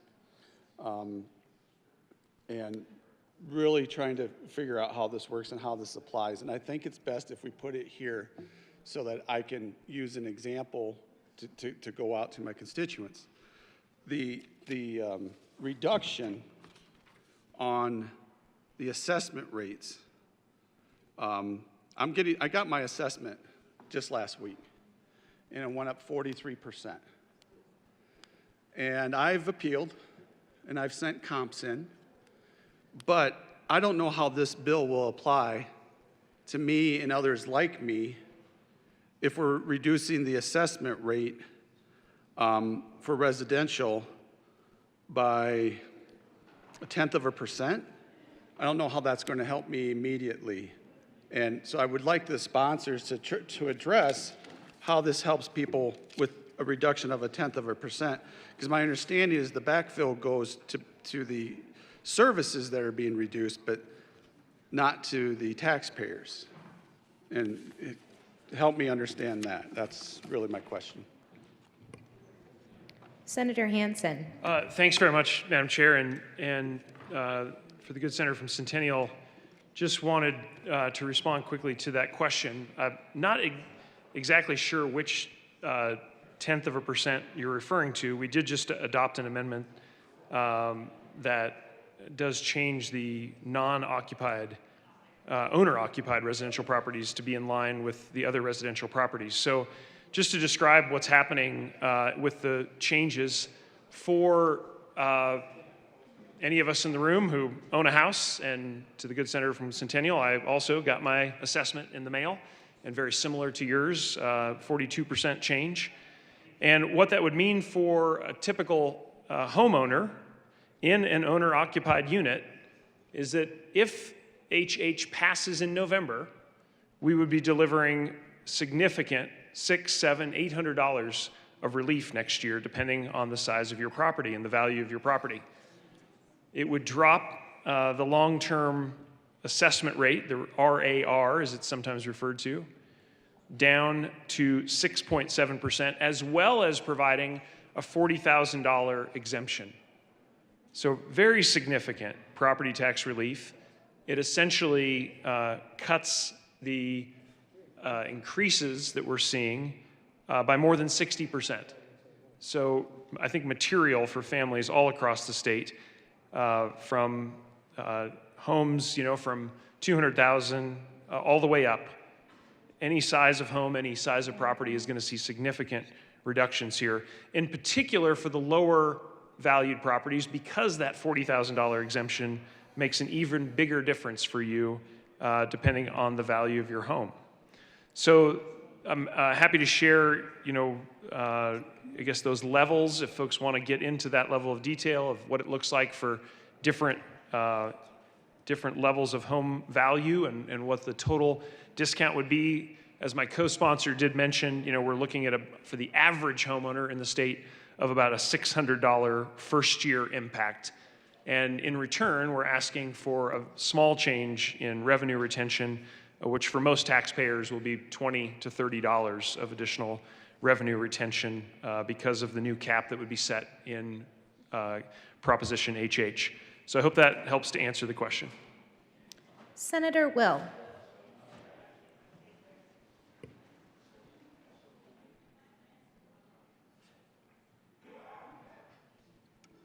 Thank you, Madam Chair. And I think the bill sponsors addressed this a little bit in their opening remarks, but one of the questions I had was about in Section 8 of this bill, it talks about the definitions and the valuations for assessments. And it says, except as set forth in subsection 1B of the section, the valuation for the assessment of real and personal property that is classified as lodging property in the state is at 29%. And you talked about the primary, Mr. President, you talked about primary residence. And why I asked this question is the good senator from Avon and I just ran a bill on short-term rentals. And so my question is, how's this going to affect short-term rentals? And I understand if it's your primary residence and you rent it out a couple weeks or 3 or 4 weeks during ski season, but it's still your primary residence. And then how does it affect other short-term rentals that maybe are owned from someone from out of state? And I'm just curious as how the tax evaluation is going to affect those type of properties. Senator Hansen. Thank you, Madam Chair, and to the good senator from Newcastle, really excellent question. And I want to be clear, the lodging category is for hotels, bed and breakfasts, et cetera, motels. The short-term rental, and this is a discussion I am sure we will return to next session, but the short-term rentals right now under HH would be included depending on whether the owner occupies or doesn't occupy, but they would be at the 6.7% RAR. So that they would still be in that category. As you said, there are some that are owner-occupied where they just rent them 20 days a year. There are others which are rented for hundreds of days per year. Both of those under HH would be at the 6.7 RAR. Yep. Senator Fenberg. Thank you, Madam Chair. And to the good senator from Newcastle, great question. And just to clarify, in the introduced bill, what the good senator from Denver said, that wasn't the case. They were treated differently. In one of the amendments we just adopted, it makes them have the same rate. Thank you. Senator Rich. Thank you, Madam Chair. And first off, I want to thank the sponsors for some of the amendments that they put on there, because I got plenty of emails about what the realtors were concerned about, so I appreciate that you did that. The one thing that sort of bothers me about this is a press conference was held on Monday. Yesterday morning, and for those of you that are listening, none of us had this bill in our desk. It wasn't even online. Now, I think those that went to appropriations had access to it, but we did not get to see this until later. And of course, we were either on the floor or we were in committee working on other bills. So this is one of those bills that, again, comes out at the very last minute of this session. And one of the things, and certainly one of the things that I'll talk about quite often in my district, because I loved how this was put together in an article about robbing Peter to pay Paul. And I like what this author had to say about this. Other witnesses noted that under this bill, renters would be paying for the property tax relief homeowners would get because their Tabor refunds will be reduced on an average of $46 per taxpayer. And El Paso County Commissioner Gonzalez Jr. argued the bill asked voters to essentially approve using their own Tabor refund to pay for the property tax reduction. That's what this does, sending the backfill to government coffers. It's unfair that our own taxes would be paying for a tax reduction, he said, calling it a shell game. We have a lot of shell games, usually at the end of every session that I've been here, and this is one of the biggest ones. Under the proposal, even if Tabor money isn't needed to backfill county property tax revenues, the state would still keep the money and redirect it. I hope those of you that are listening understand that this is money that you are actually entitled to, and you're not going to get it. You're not, because the government is here and they're here to help. Is there any further discussion? Senator Fenberg. Thank you, Madam Chair. Again, I just want to clarify, the potential reduction is in the 20s, 30s, or maybe 40s of dollars. The benefit is far greater than that. And when we say government coffers, let's remember what that means in the context of this bill. It means your local schools. It means your fire district, your water district. It is making sure that they are kept whole while also providing property tax reductions. Senator Baisley. Thank you, Madam Chair. So reading from the bill summary, so the narrative that describes Senate Bill 303, I'll on the third page, there is a description of the valuation reductions. It says, I'm going to read it. It's a little bit long, but it's critical to where I'm headed. So for the 2024 property tax year, the valuation, property tax valuation is reduced as follows. For multifamily residential real property, the valuation is reduced from 6.8% of the actual value to 6.7% of the amount equal to the actual value minus the lesser of $40,000 or the alternate amount. And second, for all other residential real property, the valuation reduced from an estimate of 9.8% of the actual value to 6.7% of the amount equal to the actual value minus the lesser of the same $40,000 or the alternate amount. For the subsequent years, for the 2025 through 2032 property tax years, for multifamily residential real property and primary residence real property, including multifamily property, residence real property, valuation is reduced from 7.15% of the actual value to 6.7% of the actual value, minus again the lesser of $40,000 or the alternate amount. Okay, then there's something different for qualified senior primary residence real property. It says for the qualified senior primary residence real property, including multifamily, qualified senior primary residence real property, the valuation is reduced from 7.15% of the actual value to 6.7% of the amount equal to the actual value, minus, in this case, not $40,000, but $140,000, or the alternate amount. And lastly, for all other residential real property, the assessment rate is reduced from 7.15 to 7.1. So I heard from one set of county commissioners within my district of 8 counties, and they made a request that we make an adjustment to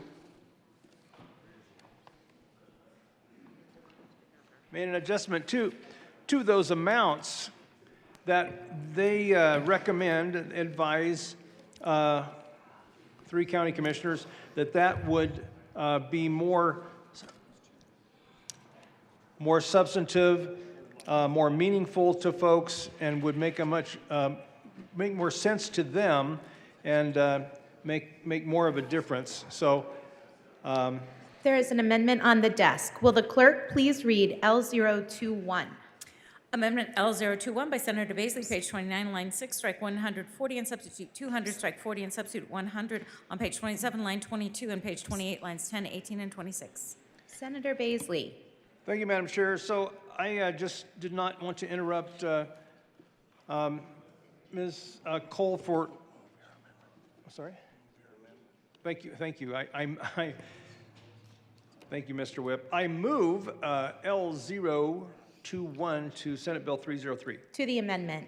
Thank you, Madam Chair. I wanted to not interrupt Ms. Cole reading the amendment so that you would see how brief it is. It's very, very short, but it increases those amounts that I had read directly from the bill from $40,000 to $100,000 in every case. So that's those occur, the $40,000 occur for all the residences, the multifamily residences, in 1, 2, 3, and 4 occurrences within the bill. And then for the senior properties, it's an increase from $140,000 to $240,000. Or from $200,000, excuse me. So that's the request that this body consider increasing those deferral amounts. And so I would ask for an aye vote. Further discussion, Senator Hansen. Yeah, thank you so much, Madam Chair. And members, I rise in opposition to L21. I like the direction of the discussion here, but I see 2 basic problems with L21. First, it would make it'd be financially advantageous for a senior to leave their home because they would get a bigger tax advantage by relocating. And I don't think that's the incentive that we want to send. It would then mean the existing senior homestead exemption would be less than the one that we're creating under Prop HH. The second basic problem is I would need to know from the sponsor of the amendment, how do we then handle the school backfill and handle the local government backfill with this proposal? Because there is no doubt that this would drastically increase the amount of backfill that would be needed under Senate Bill 303. Is there any further discussion? Seeing none, the motion is the adoption of L021. All those in favor say aye. Those opposed, no. The noes have it, and the amendment is lost. Senator Simpson. Thank you, Madam Chair. And thank you to the sponsors.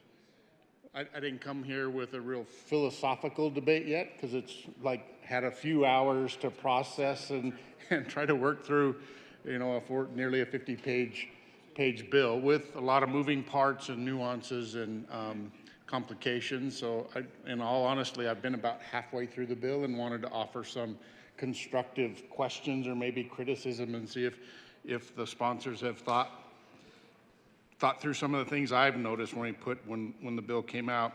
And particularly, there was a reference, the good senator from Centennial was talking about his valuation, and the good senator from Denver identified there's a $40,000 reduction in the value. I'm just curious, like the science that might have went behind the $40,000. And a change from the bill last year was 15. I'm like, just curious how we might have done that. I don't know if you want to try to address that now, or I'll give you kind of a list of things that I've picked up, and you can work on seeing if they make sense. So when I started reading through the bill, the first thing that caught my eye in discussion was actually what I think you've addressed in the amendment offered earlier about, I think in L14, about backfilling counties, water districts, fire districts.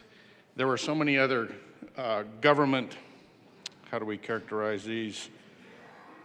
Other public bodies that get revenue from ad valorem taxes.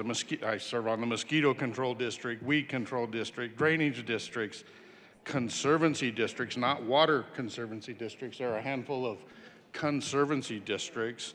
Anyway, I think the amendment you offered earlier is going to capture all those for backfill, so I appreciate that.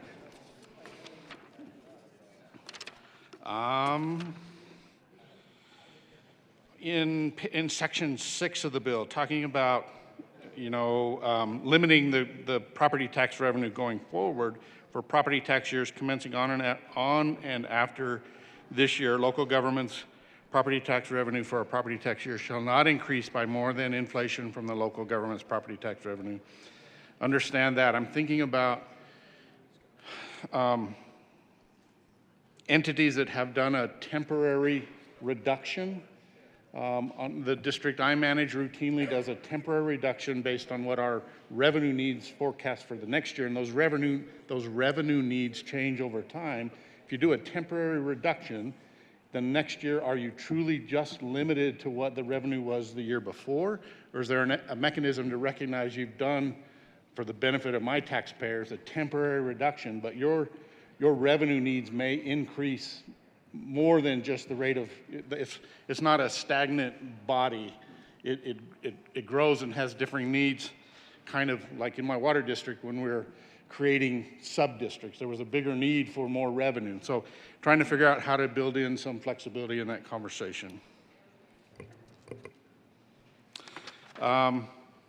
Likewise, there's a reference to how you're calculating that revenue growth. For purposes of calculating the property tax limit, there are a series of things to account for the tax year.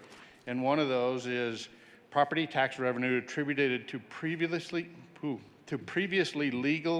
legally exempt federal property that becomes taxable if such property causes an increase in the level of services provided by the local government.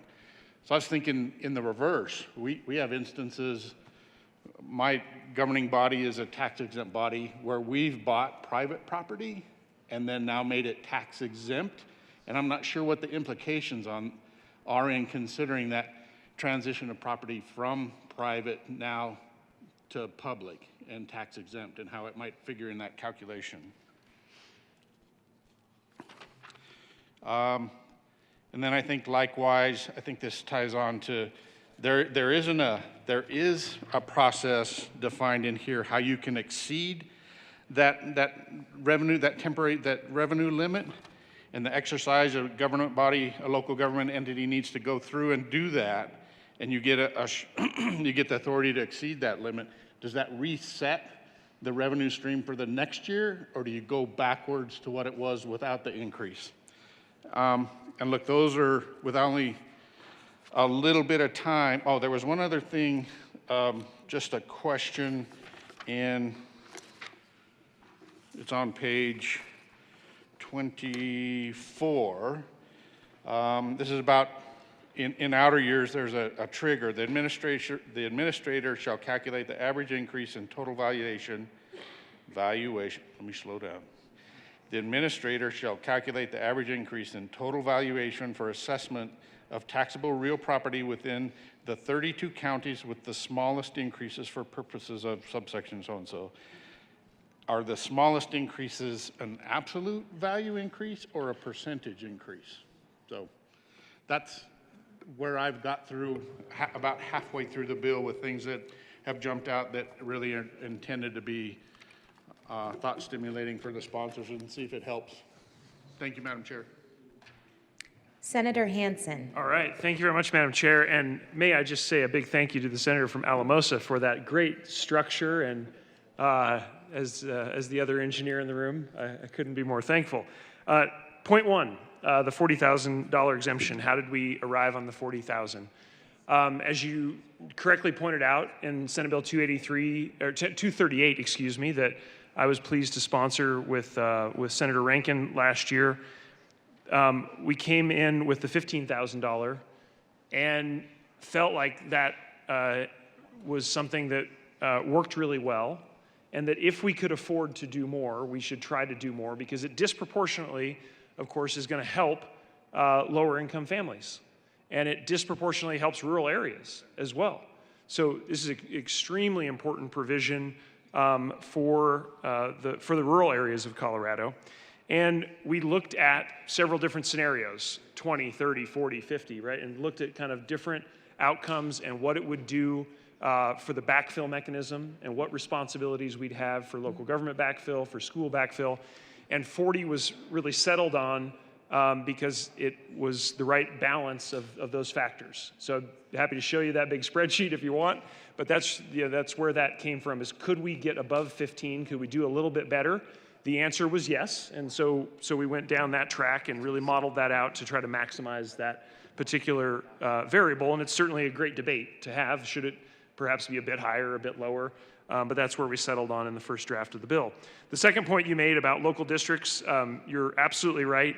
The amendment that we just adopted absolutely makes sure that all those different types of districts, whether they're single county, multi-county, whatever it might be, they are now covered with the backfill mechanism in Senate Bill 303. The third point you made, which I think relates to the fourth, is around this idea of local control if revenues exceed the CPI cap. And we really tried to design this so that the local governing board of the water district, of the county commission, of the city council, et cetera, could have a public meeting, take public input, and decide, do we need to retain revenue, property tax revenue that's coming in that might be above the CPI cap if we're in a high growth year, and that the governing body would have the ability to make that decision, of course, in a public meeting, and get input from their constituents if they need to go above and beyond that. And we thought that was a great way to handle examples like you brought up, which is, hey, we did a temporary reduction, now we need to go back up because of expenses that are coming in, and really push that decision-making down to the local level.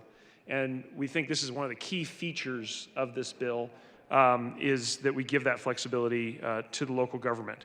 And to your example about land that might be converting from public to private, or from, private to public and is now not taxable, that then changes the revenue. And so that local government might say, oh, we need to make an adjustment in our budget for that change. So we really hope we've given maximum flexibility to the local governing body with Senate Bill 303 and appreciate the conversation. Senator Simpson. Thank you, Madam Chair. Just follow up again. So if we get approval to increase the revenue limit, does that set a new base then, or what happens the following year? Yeah, thank you. I apologize. Senator Hansen. Thank you, Madam Chair, and I apologize for not covering that thoroughly. So the CPI would basically be calculated year to year. So you just take what you had last year and apply a CPI figure to that, and then you'd grow on top of that. So each year that decision would be made. Do we do the default, which is retain up to CPI, or for some important reason, do we need to expand? Yep. Senator Pelton R. Thank you, Madam Chair. So I had one of my county assessors reach out. She happens to be from the county with the most land area in it and not very many people. And so, you know, staff is limited in her small department. And she starts out this string with this bill will have a negative impact on rural counties and small districts. She says we will have to add staff, which I, mentioned she's, minimal staff anyway, to process the owner-occupied property, which owners will not return already. Out in rural Colorado, there's kind of an aversion to government. That phrase that we're from the government and we're here to help is a red flag to us rural people, and this bill will do the same thing. Assessors value the property, not the number of people that lay their heads in that property. So she's very concerned about that. She's concerned that it will increase rental rates and on second homes and VRBO properties. She also wanted me to say that the Colorado Assessors Association is against this bill, so is the Treasurer and the Small District Association. So I appreciate an attempt to work on this, but this isn't a one-size-fits-all state, and so I hope there's more work to be done moving forward, and hopefully we can come up with a workable solution. Senator Liston. Thank you, Madam Chair. So members, I too sit on the Appropriations Committee when we heard this yesterday morning for the first time. So a lot of us are still trying to, we didn't get a copy of the of Senate Bill 303 until yesterday morning. So we're still trying to, absorb all of this. And I appreciate the good senator from Denver. I think when he was explaining it, one of the amendments that you all ran, where do you go? Oh, that they ran is that they were going to change the assessment rate from 7.1% down to 6.7%. I believe that, for years 26 on out.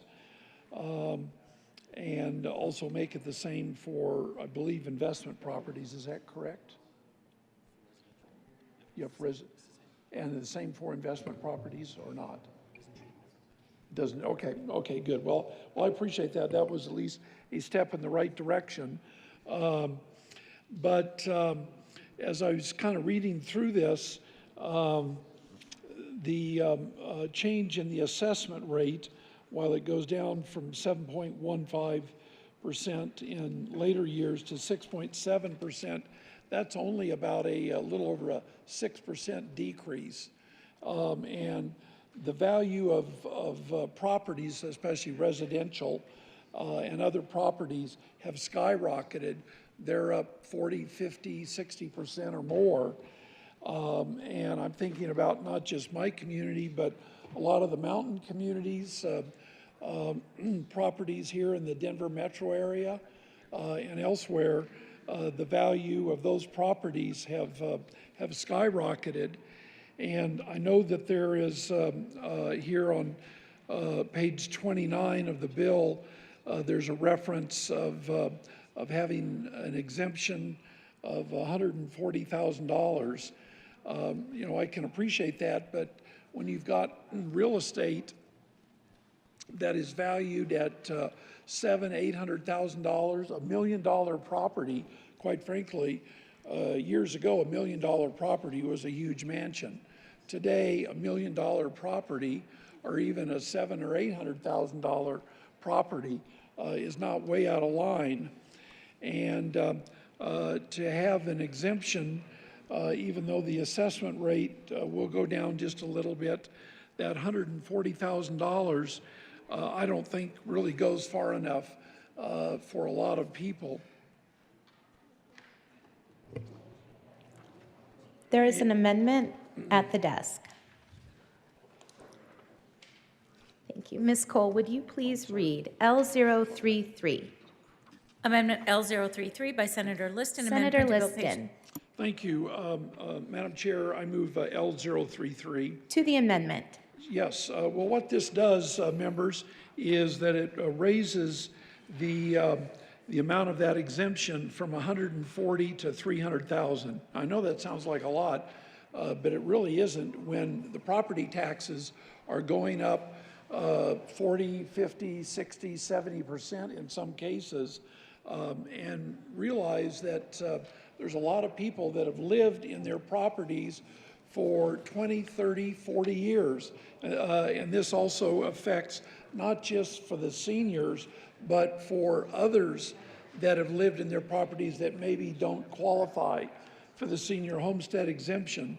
So in light of the huge amount of the property tax increases, I think that this is fair and reasonable, and I would urge an aye vote on L033. Senator Hansen. Thank you so much, Madam Chair. And for the good senator from El Paso County, from Colorado Springs, you know, I share your passion for this important topic and how we can do a better job of creating not only a significant tax break for seniors living on fixed income, but also importantly to make it portable. And one of the things we didn't stress in our opening comments was how Senate Bill 303 for the first time creates a permanent mechanism for portability. And I think there's broad agreement in this chamber and in this General Assembly to move forward on that front as quickly as possible. To L033, unfortunately, I'm going to have to ask for a no vote. And the reason is because, again, similar to the conversation we were having about an earlier amendment, increasing this tax exemption for seniors in this very significant way, and L33 looks like it more than doubles the amount of tax exemption for seniors, unfortunately has a very significant impact on our ability to pay the backfill for schools and for local districts. And so I would love to continue this conversation, continue to work with all the members in the chamber about how we can expand this over time, adjust it over time, and unfortunately, you know, more than doubling it with L33 would leave this package badly out of balance, and we simply wouldn't be able to do the backfill mechanisms that we need to, and ultimately, I think, you know, leads to a shortfall in important areas like K-12. And so, like all the things we talk about with the budget and the different ideas that we bring forward, got to make sure that both sides of the ledger balance. And so if we have a tax credit or we have a tax exemption for a group, we've got to make sure that we're able to cover that, to pay for it. And unfortunately, asking for a no vote on L033. Senator Liston. Thank you, Madam Chair. Well, Senator Hansen, good senator from Denver, I appreciate what you're saying. I know it's got to be paid for, but you know, I would say that that the amount of property tax that is going to be coming in because of these increased valuations, like I keep, we all have gotten our for those of us that do own real estate, and just for the record, I don't have $1 million home. I wish I did, but I don't. Or maybe I shouldn't wish for that. But anyways, there's going to be greater revenue come in because of the increased valuations. And also, at least in Colorado Springs, as well as a lot of other communities, there has been growth. So, you know, it's always easy to say, or at least for some people, well, maybe the government doesn't have enough money. Well, we do know that the state of Colorado is running healthy surpluses in various rainy day funds and the state education fund and so forth. So, yet the taxpayer, especially some of the elderly taxpayers that are on fixed incomes, they're getting squeezed with higher inflation, higher taxes, and more demands from all sides, whether it's medical or what have you. So, you know, this is just an honest attempt that, like I say, that these taxpayers, because that's where the money comes from, even for the state of Colorado, is that they have been diligently paying their taxes for 20 and 30, in some cases 40 years. So they are long overdue. I do realize and know that it sounds like a quantum jump, but there's a quantum jump in their taxes, in their property taxes. So what might seem like a big increase, I think that rather than saying, well, how are we going to just pay for it? Well, the government right now, the state of Colorado, has the money, and let's give a better break to the seniors than what we see here in Senate Bill 303. I ask for an aye vote on L033. Is there any further discussion? The motion before the body is the adoption of L033. All those in favor say aye. Those opposed, no. The amendment is lost. Senator Liston. Thank you, Madam Chair. Well, you know, I'm not one to take no for an answer right away. So, you know, the old adage, if you don't ask for it, you may not get it. So I was willing to ask for it. I'm a big boy. I can handle no, but willing to come back with more than willing to meet you, more than willing to meet the good sponsors more than halfway. I realize going from 140 to 300, I know that is a bigger leap. So, here we go. So if 300 is way out of line and 140 is the base, well, then let's just go to 200. You know, that's not a far stretch. You know, I'll admit 140 to 300, okay. But from 140 to 200 for the exemption, members, I think you'll agree that that's not way out of line, considering also that the assessment rate is only going to go down by a little over 6%, if I calculated right, which I'm pretty sure I did, 6.2%. So we're seeing, once again, property taxes go up 40, 50+%. Some cases might even be more. So let's, taking that exemption level to 200,000, which is what L034, I move L034. By the way, L034, I move it. Thank you. Ms. Cole, would you please read L034? Amendment L034 by Senator Liston. Amendment Senator Liston. Thank you.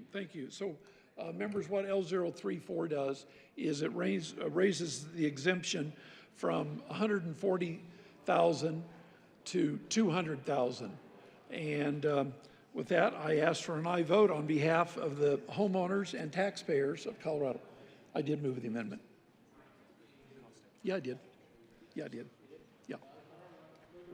I'll move it again.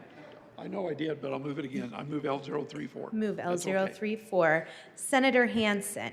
Thanks so much, Madam Chair. And again, for the good senator from Colorado Springs, so appreciate this discussion. That I think we would be very happy to talk about different levels and see if we can expand it further. I will say we've brought forward in 303 a package that we feel balances over time.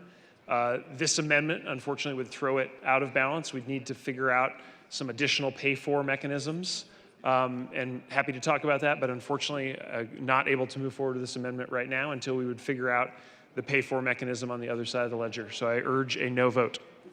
Senator Liston. Thank you, Madam Chair. Well, I appreciate the comments by the good senator from Denver. All I'll say is, if there's a will, there's a way, and I'm willing to find the will, and I'm sure you are too. Maybe we can find the way. By the way, he did mention just a few minutes ago the idea of portability, which I know is in the bill, and I don't want to take all the credit for it, but I will say that myself and another good senator in the body that we did talk a lot about portability in previous legislation. So I'm glad to know that the portability factor is in Senate Bill 303. And once again, members, I'm willing to fall on my sword for the good taxpayers and homeowners and the seniors. So I do urge an aye vote on L034 on behalf of all of those good people. I ask for an aye vote. The motion is the adoption of Amendment L034. All those in favor say aye. Those opposed, no. The noes have it. The amendment is lost.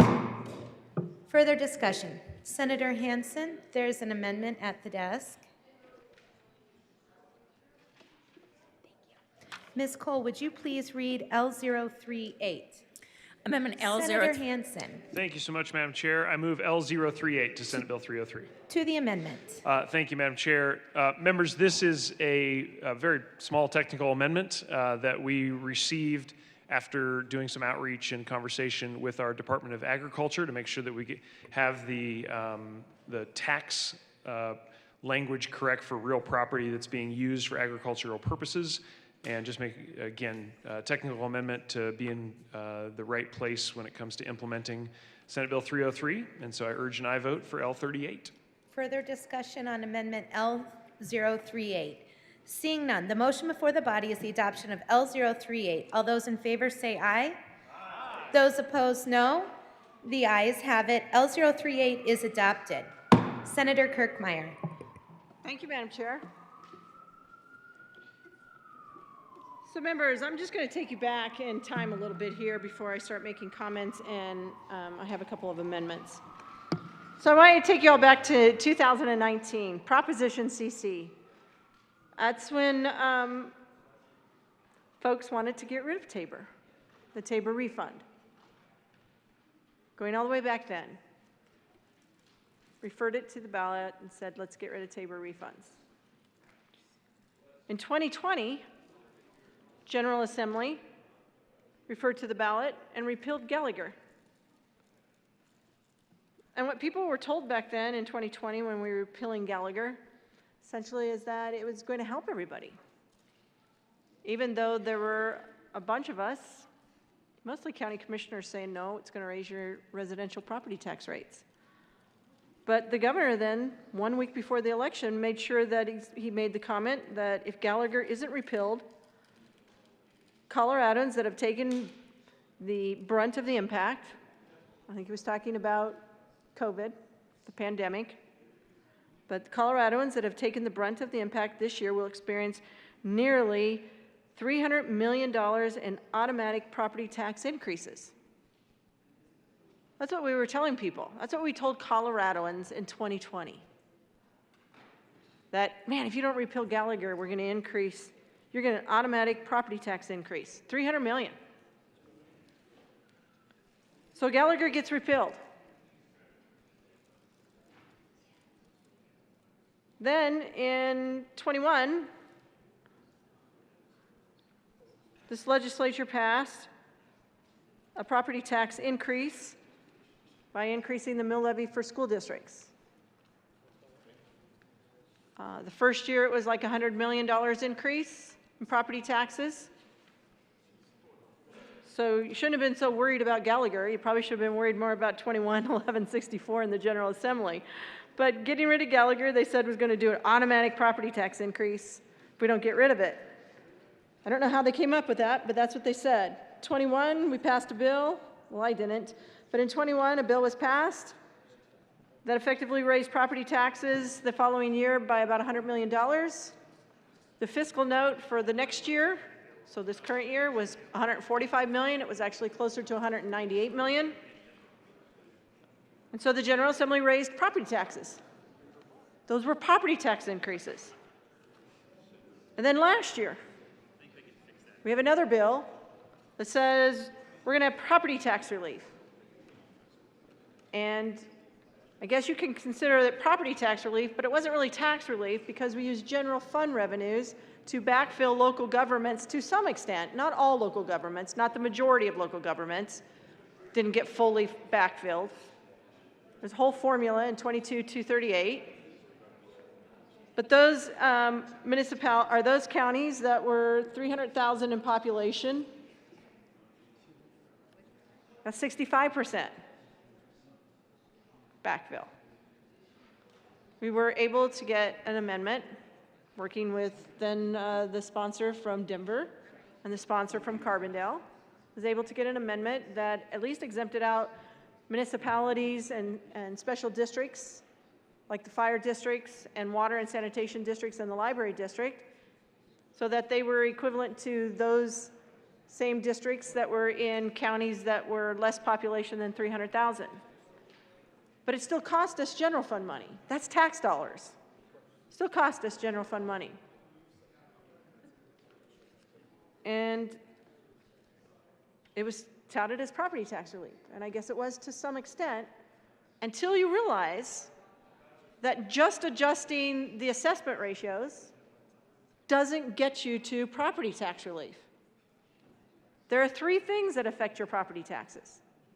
It's the actual value, it's the assessment ratio, and then it's the mill levy.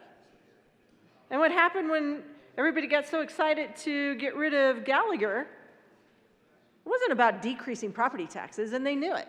It was about crippling budgets. It was about local governments and the state. Because remember, there's that school district share. There's that school district share to the School Finance Act. That's where property taxes impact the state budget. It's not that the state receives any property taxes. It's just if the school district's share decreases, it has to be backfilled, it has to be covered with general fund revenues, which are taxes. Income tax, sales tax. Those are taxes. So in 22, we did another kind of, let's do some more smoke and mirrors kind of stuff, say we're getting property tax relief. You know, we keep telling people it's property tax relief, but at the same time, it's really not. Because what happened then, between 2020, repealing Gallagher, 2022, 2021, raising taxes, property values went up. Property values go up, guess what? Everybody's getting these cards. Their notice says your property taxes are going up because your values went up. And unless the mill levy decreased, or unless the assessment ratio decreases, you will be paying more property taxes. So every time you hear somebody say, we decreased your property taxes, not so fast. They may have decreased one segment of what's necessary to try and decrease property taxes, but they didn't necessarily decrease your property taxes. And in fact, actions by this legislature, we're the ones who are guilty, as much as increased values going up, of increasing property taxes. And then what's even almost hysterical here is in 2022, remember last year, the whole kerfuffle over when do people get their checks, their refunds. We had to come up with a different mechanism. And do you remember, a lot of people got their refunds, I used to say basically with their mail-in ballot. Because that was the timing, pretty dang close to the timing. Right before mail-in ballots, people got their Tabor refund, but we couldn't stop there as a state government, couldn't stop there as the governor's office. The governor had to rename it and call it the Colorado Cashback, put a letter in with it, with his name on it, taking credit for it. When just basically the previous year, they were trying to get rid of Tabor refunds and get rid of Tabor, doing everything they can. So this year, where are we at this year? Earlier this year, there was a senator and a representative, and at least they were being honest and forthcoming, who had put out a proposal to use Tabor surpluses for education. They said, we don't have enough education funding. We got to cover education. So we want to use all your Tabor, we want to use your Tabor surpluses for education. At least they were forthcoming. At least they were honest about what they were trying to do. Well, guess what? That got squelched. Because if you're forthcoming and you tell people exactly what you want to do, everybody's like, no, no, no, that will never pass, because it hasn't passed. Every time there has been this discussion about using Tabor surplus for education or how we need more money for education, the voters just have not gone for it. They haven't gone for it. So you can't come out with an idea to use Tabor surplus for education. That's way too forthcoming. That's being way too honest with the general public, with the people who pay taxes. Then, if you remember just a few short weeks ago when we were doing the School Finance Act, we could not buy down the BS factor, the budget stabilization factor. We could not buy it down totally. And remember, the governor's request for buy down of the BS factor, $35 million.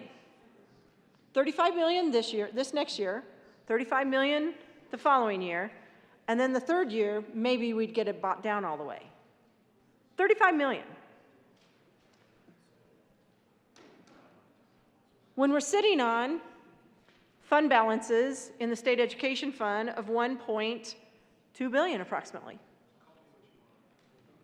But we couldn't buy down the BS factor. In fact, the governor at one point essentially threatened a special session. Was going to veto it, and we'd have a special session so we could all come in here and talk about education. Probably a pretty hollow threat given what was introduced on Monday. So on Monday, wasn't on the website till after 10 o'clock at night. I'm not exactly sure. I just know it wasn't on at 10 o'clock at night. Senate Bill 303 is introduced. And the headlines and the comments, Governor Polis, legislative leaders, it should have said Democratic legislative leaders, announced plan to cut property taxes, saving Coloradoans money. Saving Coloradoans money.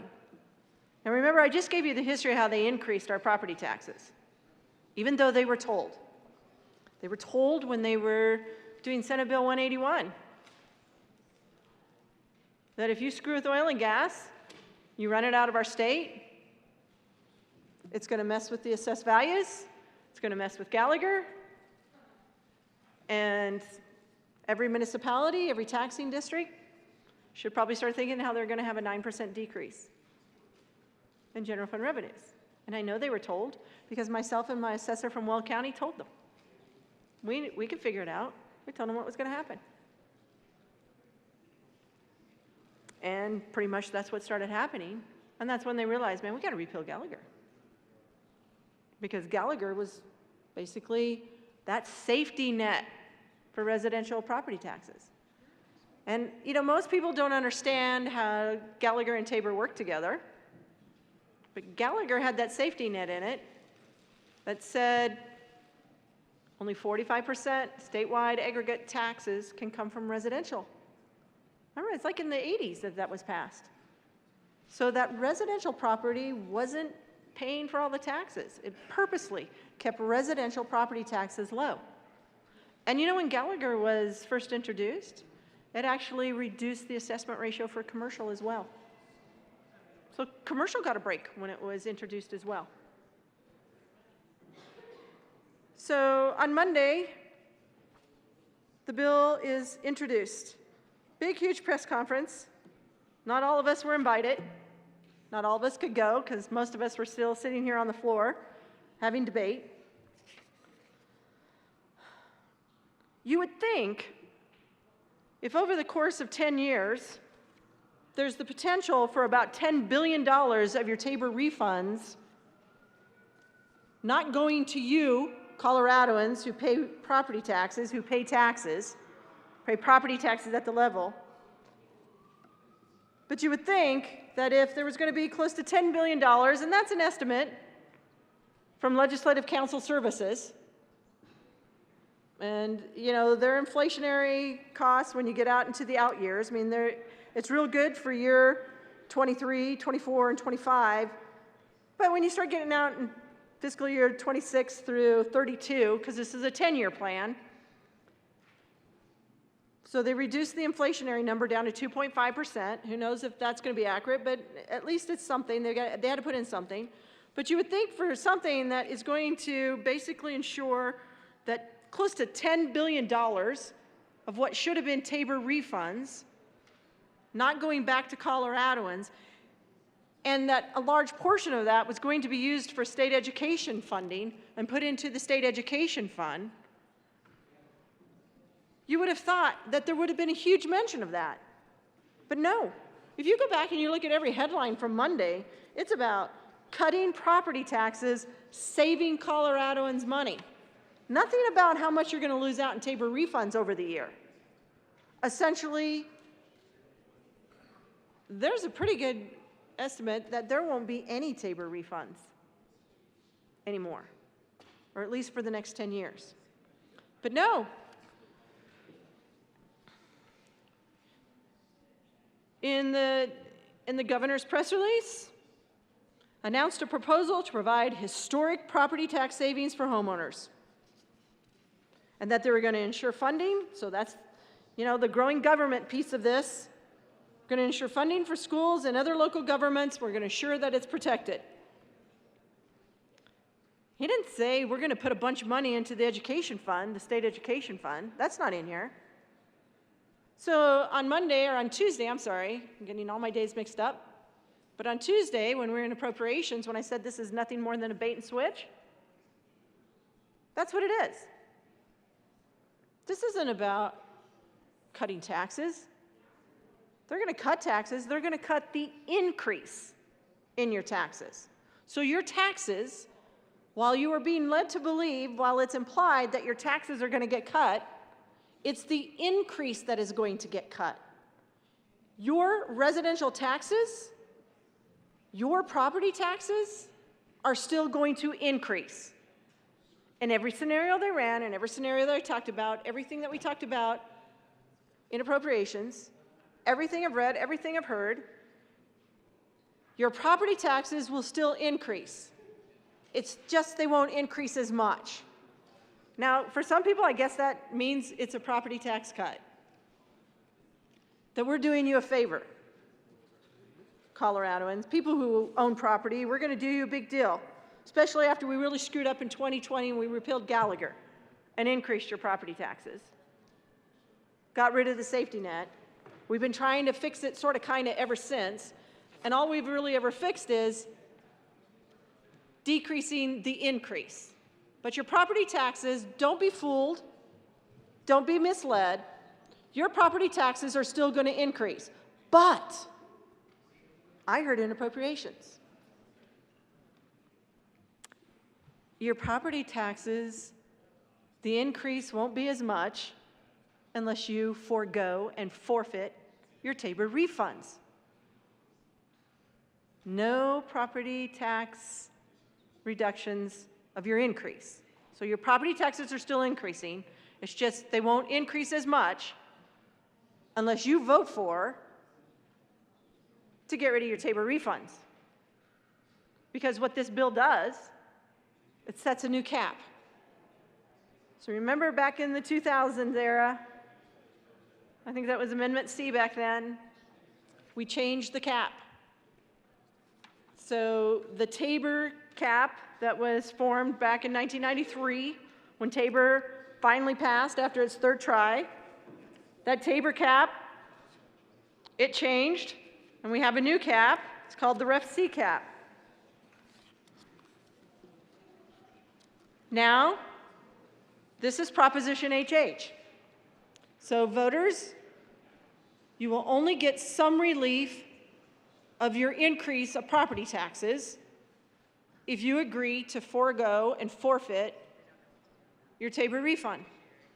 And over the course of the next 10 years, that is estimated to be $10 billion. $10 billion.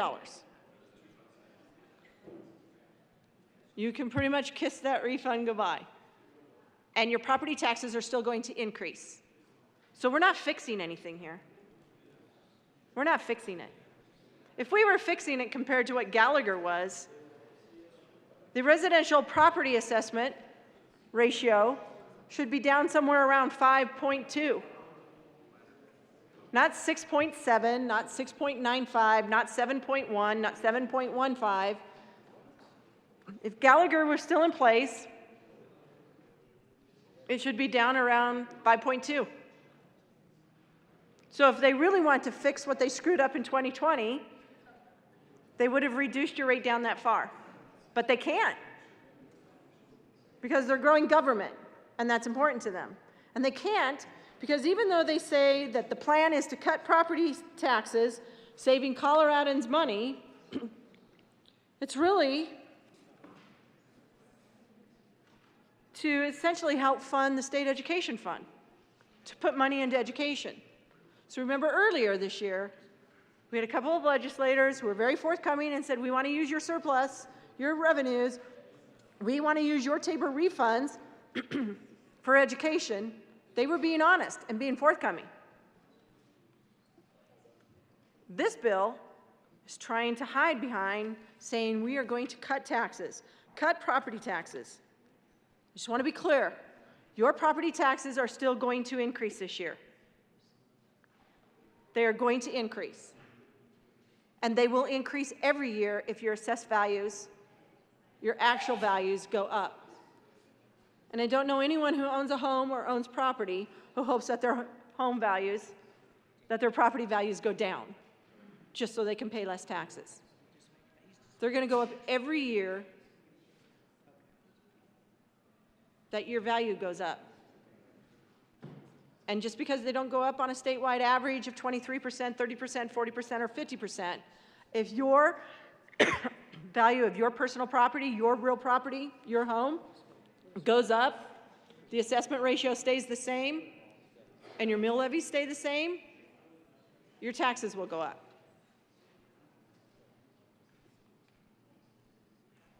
So it's almost comical when I read in the press release that was put out. I got this off of the governor's webpage.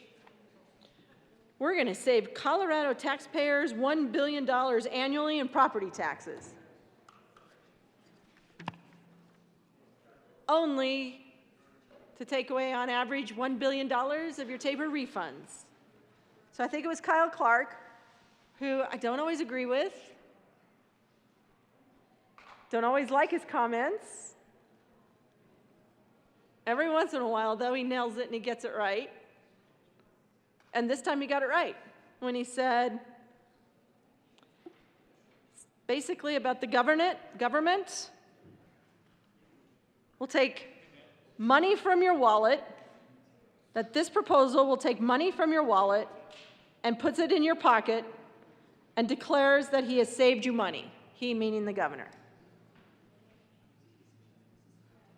He nailed it. I'm thinking, I wish I had thought of that, but that's what he said. So I've been using it all over the place because it's a great quote. Thank you, Kyle Clark. So the governor, basically with his proposal, is taking money from your wallet, putting it in your pocket, and declaring to you that he's saving you money.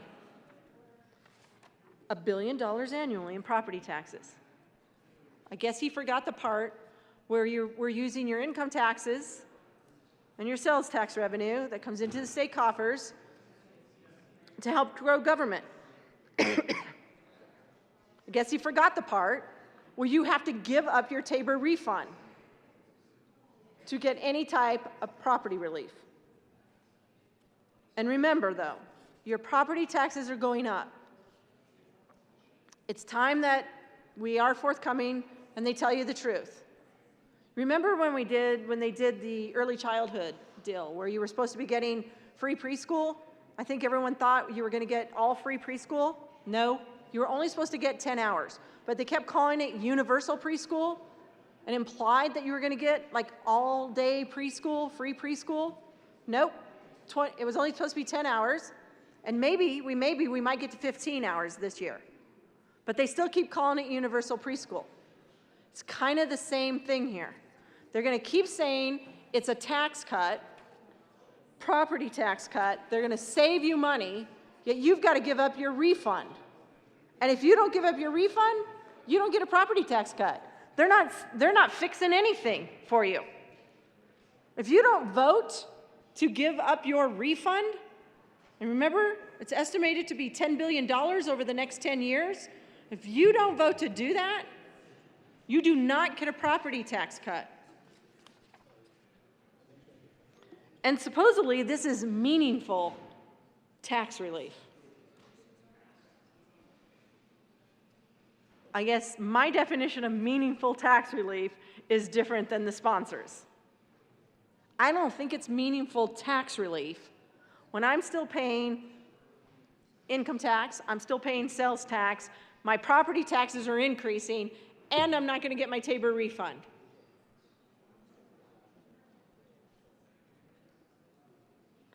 And then there's the whole part about how we're going to make sure that local governments are protected. Well, for sure, school districts.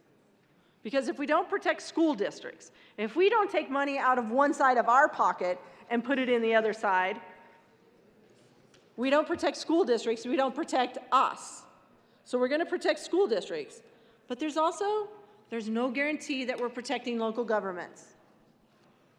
If, for some reason, there isn't any surplus, there's this recession that we kept hearing about, but let's say somewhere in the next 10 years the recession and there isn't any surplus, there will be no protection of local governments. They won't get their money. And remember, you heard the sponsor talk about the $200 million set aside. Those are taxes that we all paid. I didn't see anywhere where we're getting a decrease in our income tax or our sales tax. So we're still paying all those taxes as well.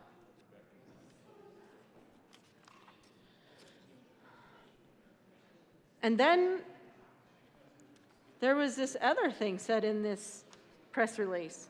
This proposal will help Coloradoans stay in their homes and communities and target savings to homeowners who need it most. I want you to keep that in mind as I go through my discussion. So again, here's what the fiscal note says. Because not everybody can sit in appropriations. Not everyone can be as lucky as me and sit in appropriations. Some of us can, though. 7 of us can. That'd be 1/5. Can sit. And here's what the appropriation said. Future fiscal impact to the state education fund. So remember they kept telling us, no, it doesn't matter that we have $1.2 billion in the state education fund, in a fund balance. Doesn't matter that we have $2 billion, in the state reserves. Doesn't matter that we have another $1.2 billion or so in the permanent trust fund. We cannot buy down the BS factor. Unless, of course, you introduce a bill that is going to cut the increase of your property taxes and save you money. Then, of course, this is what happens. The state is going to be required to transfer to the state education fund from additional state revenues as a result of the bill. It will be $94.2 million in this current fiscal year. $92.4 million Man, if we had that 92.4 million, we could have bought down the budget stabilization factor. 92.4 million, these are the impacts to the state education fund. 24-25, $267.8 million. 25-26, $226.8 million that we have to put into the state education fund, or that will be taken from the state education fund. So this is why we couldn't buy down. This is why the governor was so adamant, saying, if you do full buy down, I'm calling a special session and threatening a veto, because he knew this bill was coming, and he needed basically $600 million out of the state education fund. That would be that bait and switch that I talked about. Where did we save me money? I'm like, where did we save me money? I'm still trying to figure that out. I'm still getting an increase in property taxes, but somehow he is saving me money because none of my other taxes are going down.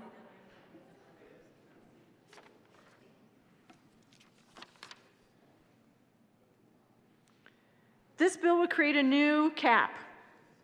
So we had the Ref C cap, now we're going to have the Proposition HH cap.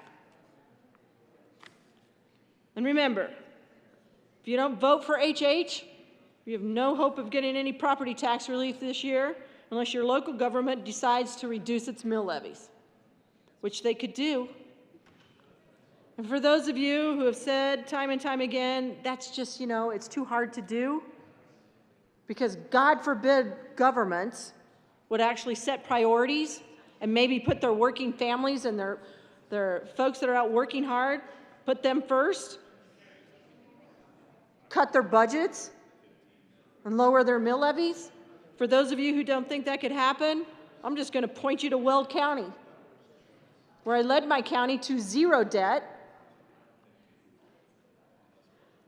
We've had in Weld County a tax limitation since 1976. The county has zero debt, healthy fund balances. We pay cash for our new extension to our jail. We paid for our $220 million county highway we had to build because CDOT can't get it done.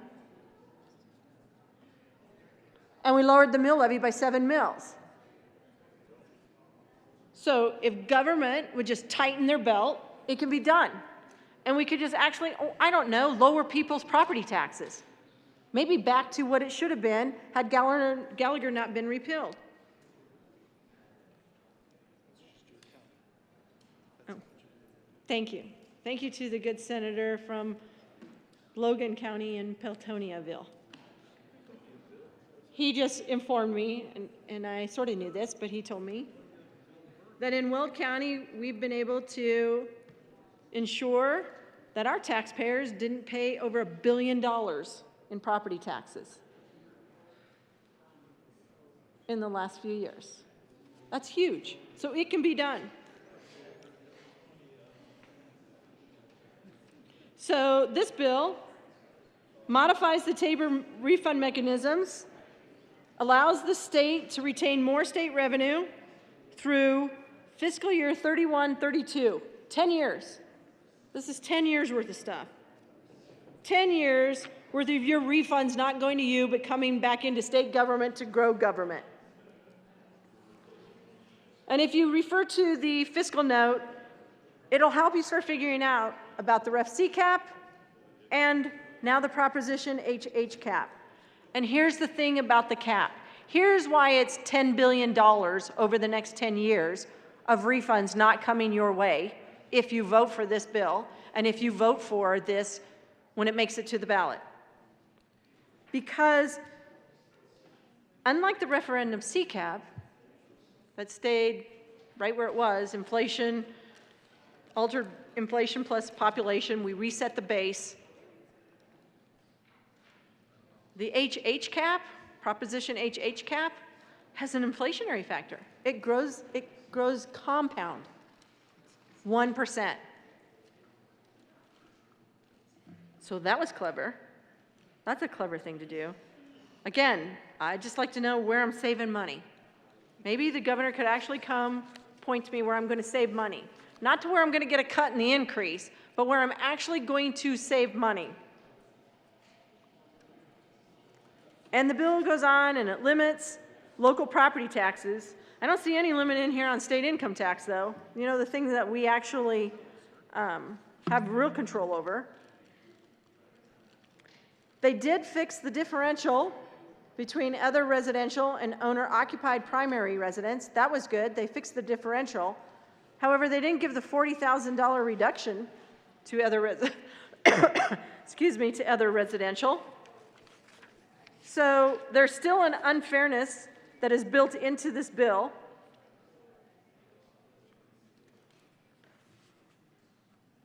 This bill is not about saving people money. It's about funding education. It's about growing government and funding education. That's what this bill is about. Ah, thank you. Very welcome.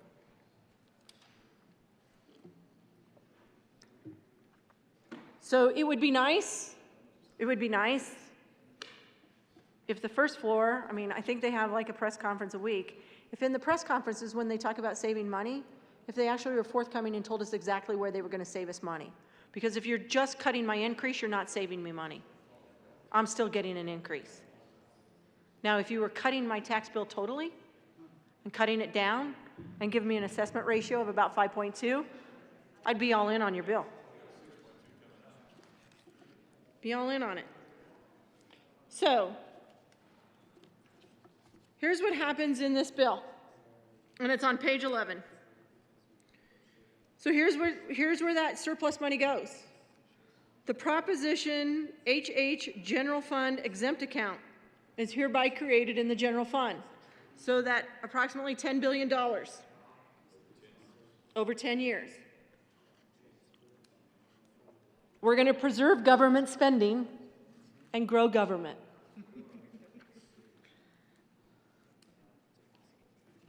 Opposite of the headline about saving taxpayers' money, we are going to grow government and preserve government spending.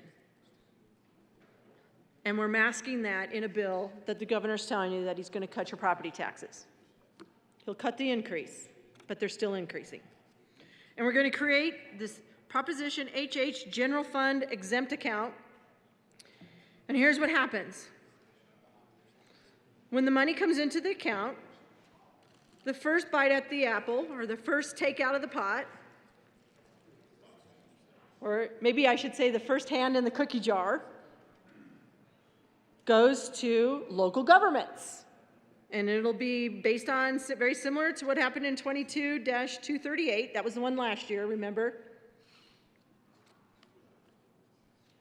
So that's the first hand in the cookie pot. And in the bill currently, the second hand in the cookie pot, so the rest of it, money, after we have provided for local governments, after we've preserved government spending and we've grown government, the second hand in the pot is the state education fund, which will get the lion's share of that $10 billion. So when we were in the Appropriations Committee, I thought it was really interesting that one of the proponents of this made the comment about how we're not doing anything for renters. And he's right. He was right. And one of the proponents, in fact, it was from the Bell policy, said that, so these are not my numbers, these were his numbers, said that 40% of Coloradoans are renters. 40% of Coloradoans are renters. Yet, with this saving Coloradoans money, guess how much renters are going to save? Zero. In fact, they're going in the hole, because if Proposition HH passes, its property tax, certain property taxes aren't going to increase, and you're not going to get Tabor refunds. Or only a portion of your Tabor refund, as I was corrected in appropriations. $10 billion worth over 10 years. But renters who don't own property supposedly, the sponsors, not all of the proponents, but some of the proponents said, oh, well, surely those landlords, after they've been treated so fairly and so graciously over the last 4 years, surely when they get that property tax relief, that, you know, not as big as increase, but surely when they still get an increase in their property taxes, but it isn't as big as it could have been because I voted for HH, surely they're going to pass that on to the renters. Surely that's going to happen because, gosh, the General Assembly's been so kind to landlords. There is an amendment at the Yes. desk. Ms. Cole, would you please read L022? Amendment L022 by Senator Senator Kirkmeyer. Kirkmeyer. Thank you, Madam Chair. I move L022. To the amendment. Thank you, Madam Chair. L022, here's what it does. It adds a new hand in the cookie jar. So remember, the first hand was local governments. So we're going to preserve government spending. The second hand was the state education fund. So we can't uphold our oath of office and do what Amendment 23 said. So we're going to go sneak it. We're going to go sneak. We're going to be sneaky here with this bill, with this referendum, and get money put into the state education fund. So what this amendment says is, new hand in the cookie jar. That after the local governments are protected and their spending is preserved, the state treasurer shall transfer an amount equal to the remainder or 5% of the total amount in the account for the fiscal year, whichever is less, wait for it, to the Housing Development Grant Fund, which is created in Section 24-32-721, to be used for rental assistance and tenancy support service programs. Everyone should love this. All the money we've been giving to renters over the course of the last couple of years. Think of all those federal funds. And think about these poor renters. They go vote for Proposition HH thinking, we're going to save money. We're going to get some money back someplace. No, you're not. But they're going to give up their Tabor refund. And for giving up your Tabor refund, how about we set up a rental assistance and tenancy support service program in the Department of Local Affairs in the Division of Housing, who has this Housing Development Grant Fund. They know what they're doing. It identifies individuals. It's an existing program. And renters, instead of losing their Tabor refund, they're going to get some money too. So we're actually going to give them money. That's what Amendment L022 does. And remember, it was the Bell policy, Scott Wasserman, who told us 40% of Coloradoans are renters. 40% of Coloradoans aren't going to get any property tax relief. You all have not been very kind to landlords. They're not going to pass anything on to pass on a decrease and an increase. They're still getting an increase. And we're going to expect them to give up their Tabor refund over the course of 10 years, $10 billion bucks. A report last year found rent increases outpacing inflation, with some tenants seeing a $400 per month increase. I say this is a great idea. Let's put it in the bill. Everyone should support L022. I urge and I vote. Senator Pelton B. Thank you, Madam Chair. I sit on the Local Government and Housing Committee, and we have heard a lot about rental assistance and rentals, like what this could actually be helpful for on that committee. So I really like this amendment. I think this amendment, if we're going to do something with the property taxes, that this amendment really strikes at the heart of trying to help some of the people that need help, especially when it comes to rental assistance. I also, with people that are losing their Tabor tax refund, which will be renters, then they can gain it back right into this amendment. And I think it's a great step forward if this bill is going to pass, and this should be definitely part of the bill. So I ask for an aye vote on L022. Is there any further discussion on L022? Senator Kirkmeyer. Thank you, Madam Chair. And just for those of you who aren't in the room and think you're going to miss out on this vote, don't worry. You won't miss out on this vote. Don't worry. We're going to make sure we take care of renters, right? Because that's what we've been doing down here. Don't worry. Senator Hansen. Thank you so much, Madam Chair. Well, members, we're taking a close look at L22. Sounds like we've had some foreshadowing shared with us that there might be a second vote on this particular amendment. And so I think we can safely vote this down now, and we'll continue to take a look at it and make a decision with the expected cow amendment. So please vote no on L22. A division has been called.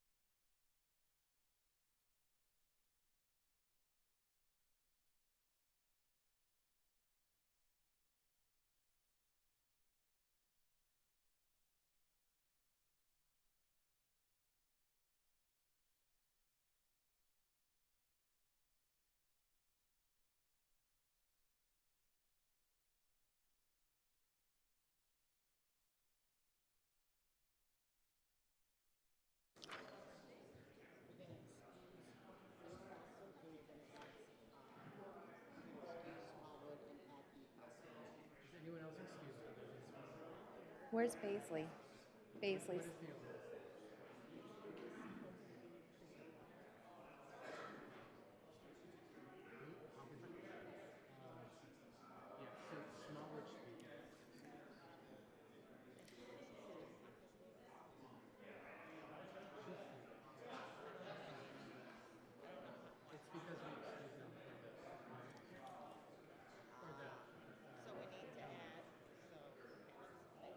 Priola too?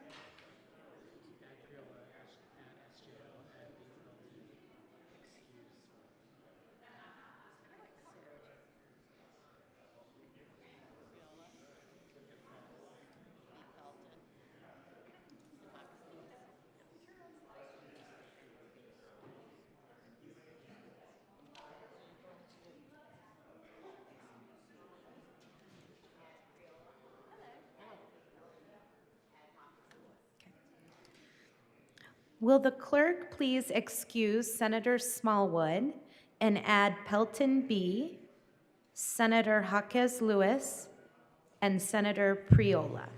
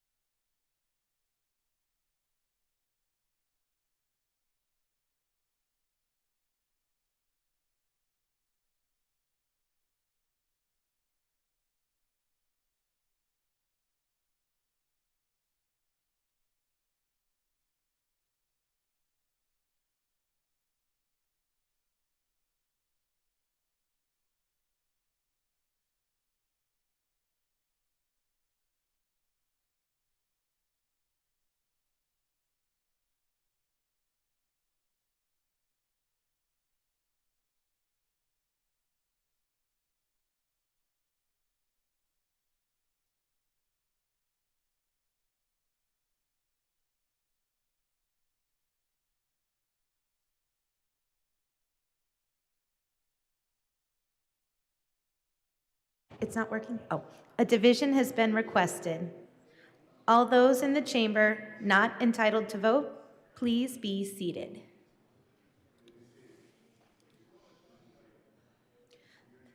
The motion is L022. All those in favor, please stand.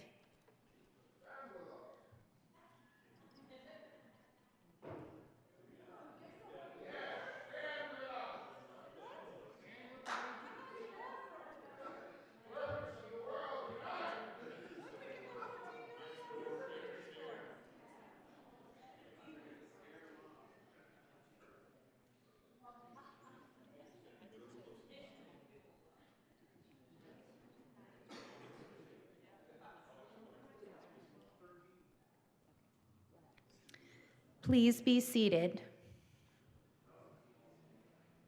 All those opposed, please stand.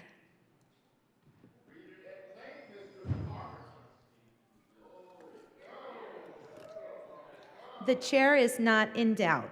The motion for the adoption of L022 is lost. Senator Kirkmeyer. Thank you, Madam Chair. Oh my gosh, I am so disappointed. I thought y'all loved renters. Apparently, we just don't think they should get any share of their refund. Renters, don't vote for it. You're just going to miss out on your refund.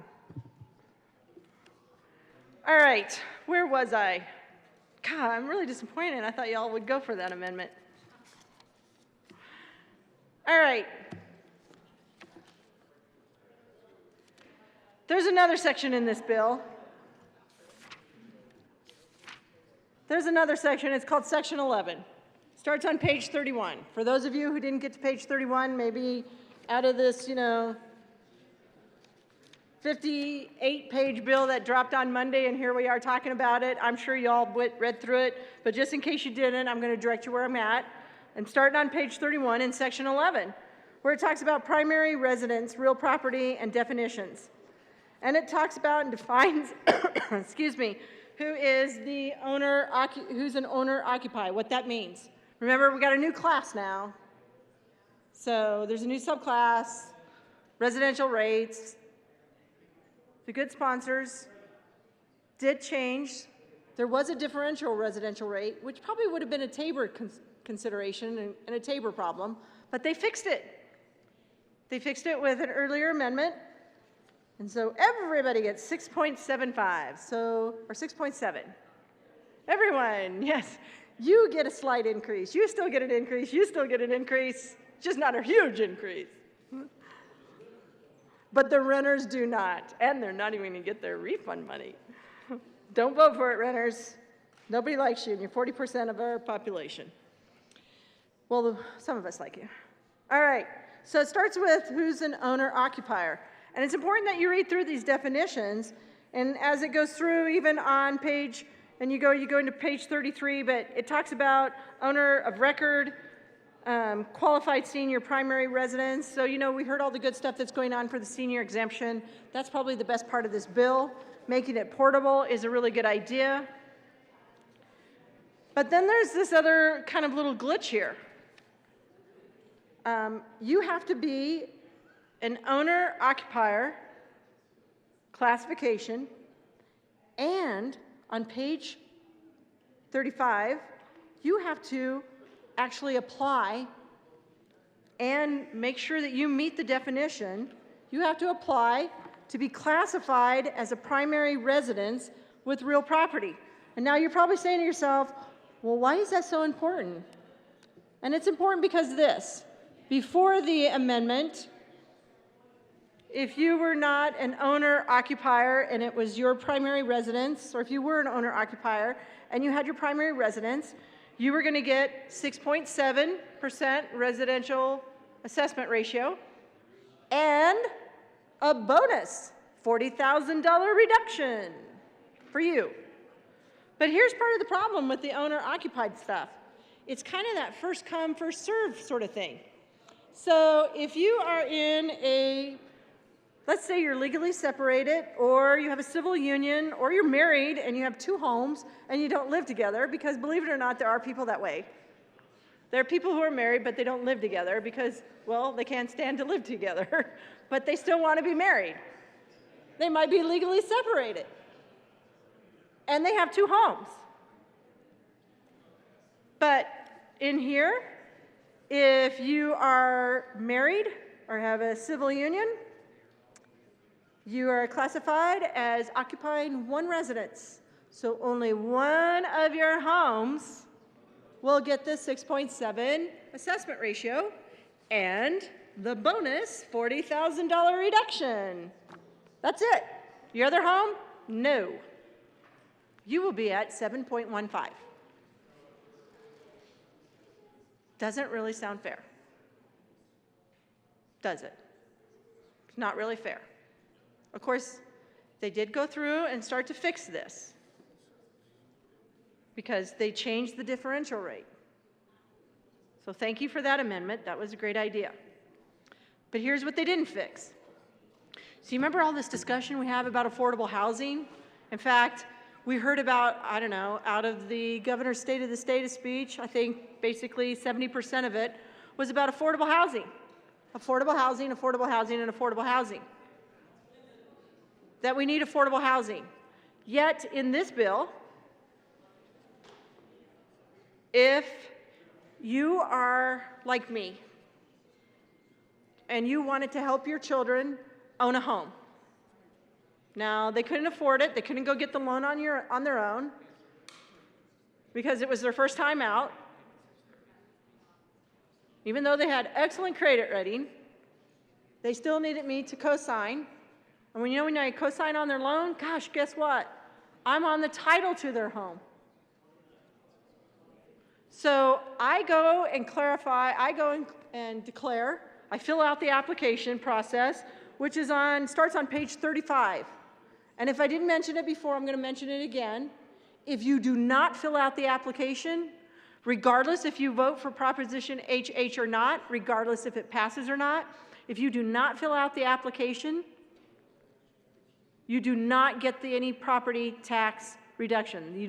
The assessment ratio, the $40,000 reduction off of actual value, does not apply to you. No bonus for you. And no Tabor refund either. And, if you miss it and you don't get your application in by March 15th, oh well, too bad for you. You have to wait till the next year. And if things change and you don't go in and tell them that things changed, like maybe you got legally separated or something, or someone passed away, or you had to buy another house and you're in transition, if you don't tell them what's happening, you could get a penalty, and they'll take away any property tax reduction that you got in your increase, from your increase. So your increase will go right back up. So, but remember I was talking about the family member, that if you want to help out your... There is an amendment at the desk. That if you want to help out your family member, have I got a deal for you? Will you please read Amendment L028? Amendment L028. Senator Kirkmeyer. Thank you, Madam Chair. I move L028. To the amendment. I hope everyone's having fun. I'm having a good time here. Talking about how much money I'm not going to get. How you're trying to take my Tabor refund away from me. Mess with Tabor. Tis, tis, tis. Every year, that's what you try to do. Get rid of Tabor. All right. I move L028. To the amendment, Senator Kirkmeyer. Thank you, Madam Chair. Okay, what L028 does is it fixes that family member issue. So again,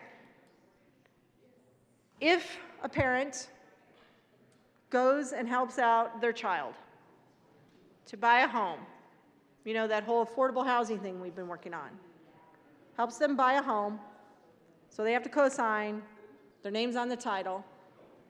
In my case, If I go and I fill out the application because I know about it, I get the 6.7 assessment ratio, and I get the $40,000 bonus, the reduction of my actual value.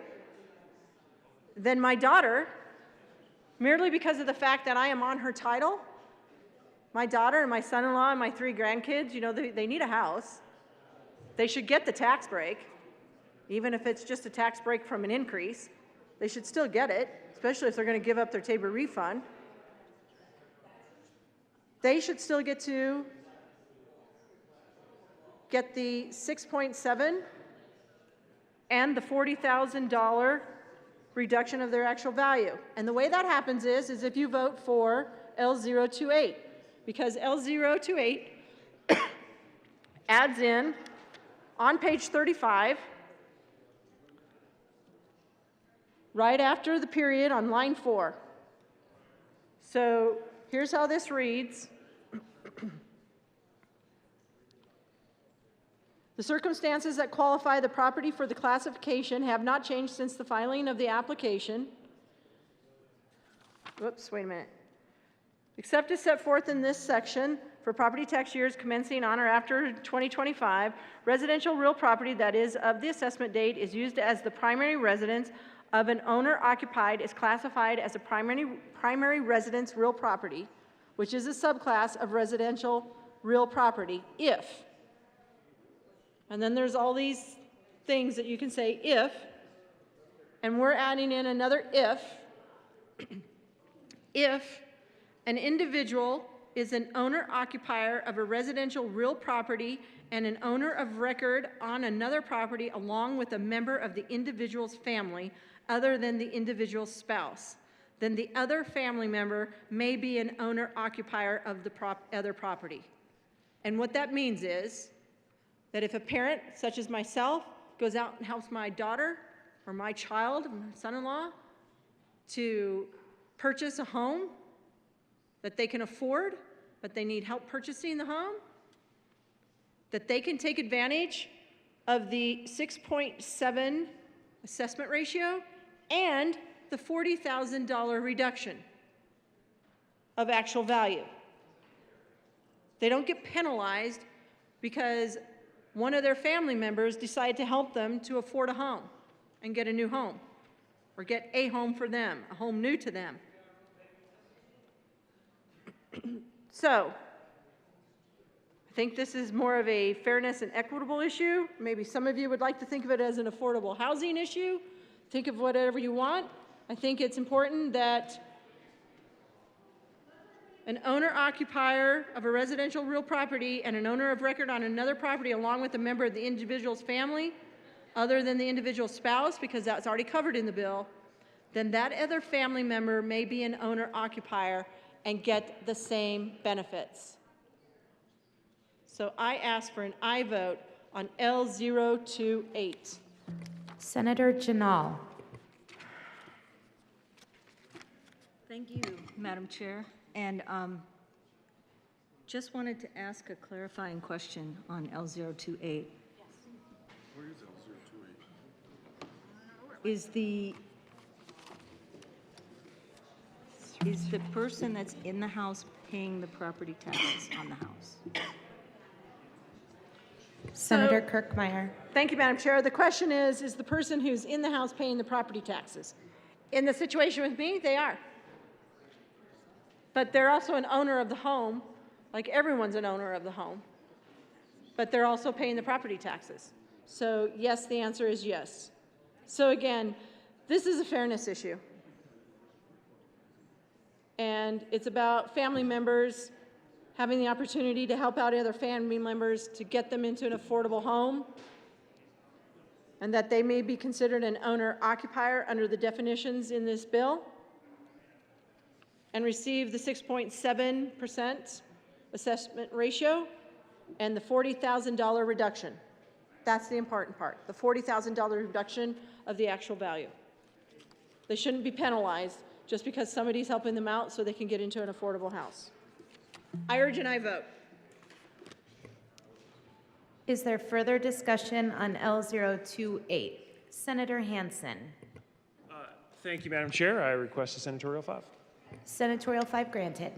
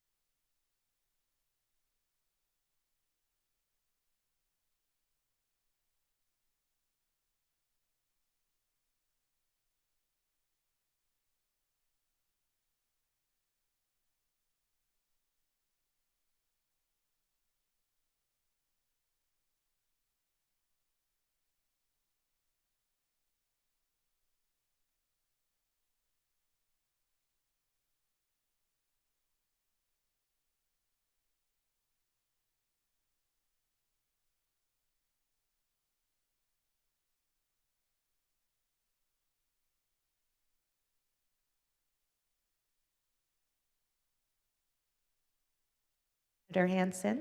All right. Thank you, Madam Chair. And members, we've taken a quick break just to make sure we understood the current situation and how L28 might change or not change the current situation.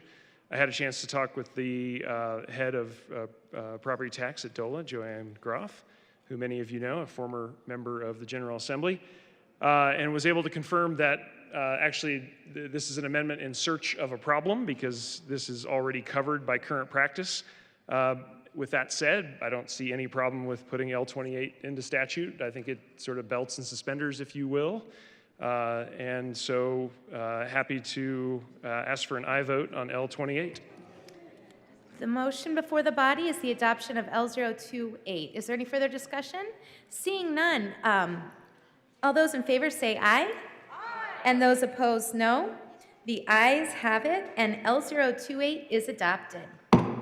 Senator Kirkmeyer. Thank you, Madam Chair, and my children and my grandchildren want to thank you all. Thank you so much. Next.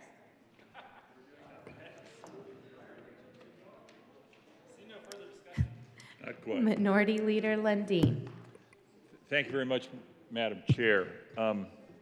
Colleagues, have you ever walked into the movie theater 15 minutes late and you're clearly in the second act of the story, and you're confused, you don't know what's going on, there appears to be a crisis, everybody's running around with their hair on fire. That's kind of where we're at with this. We have got a crisis and a purported solution, but you have to go back to 2020 to the first act to understand why we got here. Now, I'm going to give you the Reader's Digest version because it would take hours and hours to not do the Reader's Digest version. In 2020, there was an effort to, in this chamber, repeal Gallagher. And of course, it went out to the people and it actually became law. Or it became law, and then it became a referred measure, and then the people voted it through. But there were a few prophetic voices. There were a few people who were prescient who said, you are going to price people out of their homes. You are going to tax people out of their homes. You, if you do this, are going to... Their names were Gardner, Hill, Holbert, Lundeen, Scott, Smallwood, Sonnenberg. We called this thing 3 years ago and said, here's what's going to happen. So that's the Reader's Digest version of the first chapter. So now we're in crisis. What are we going to do? Real estate property taxes are pricing us out of our homes. We're going to lose our home because we can't afford the potential property taxes that will be due. It is a crisis. It's a legitimate problem. There is no doubt about that. 30 to 70% increases in property taxes. Wow. Nobody can handle that. We need to do something about the crisis. Well, we've for months been saying that, some of us.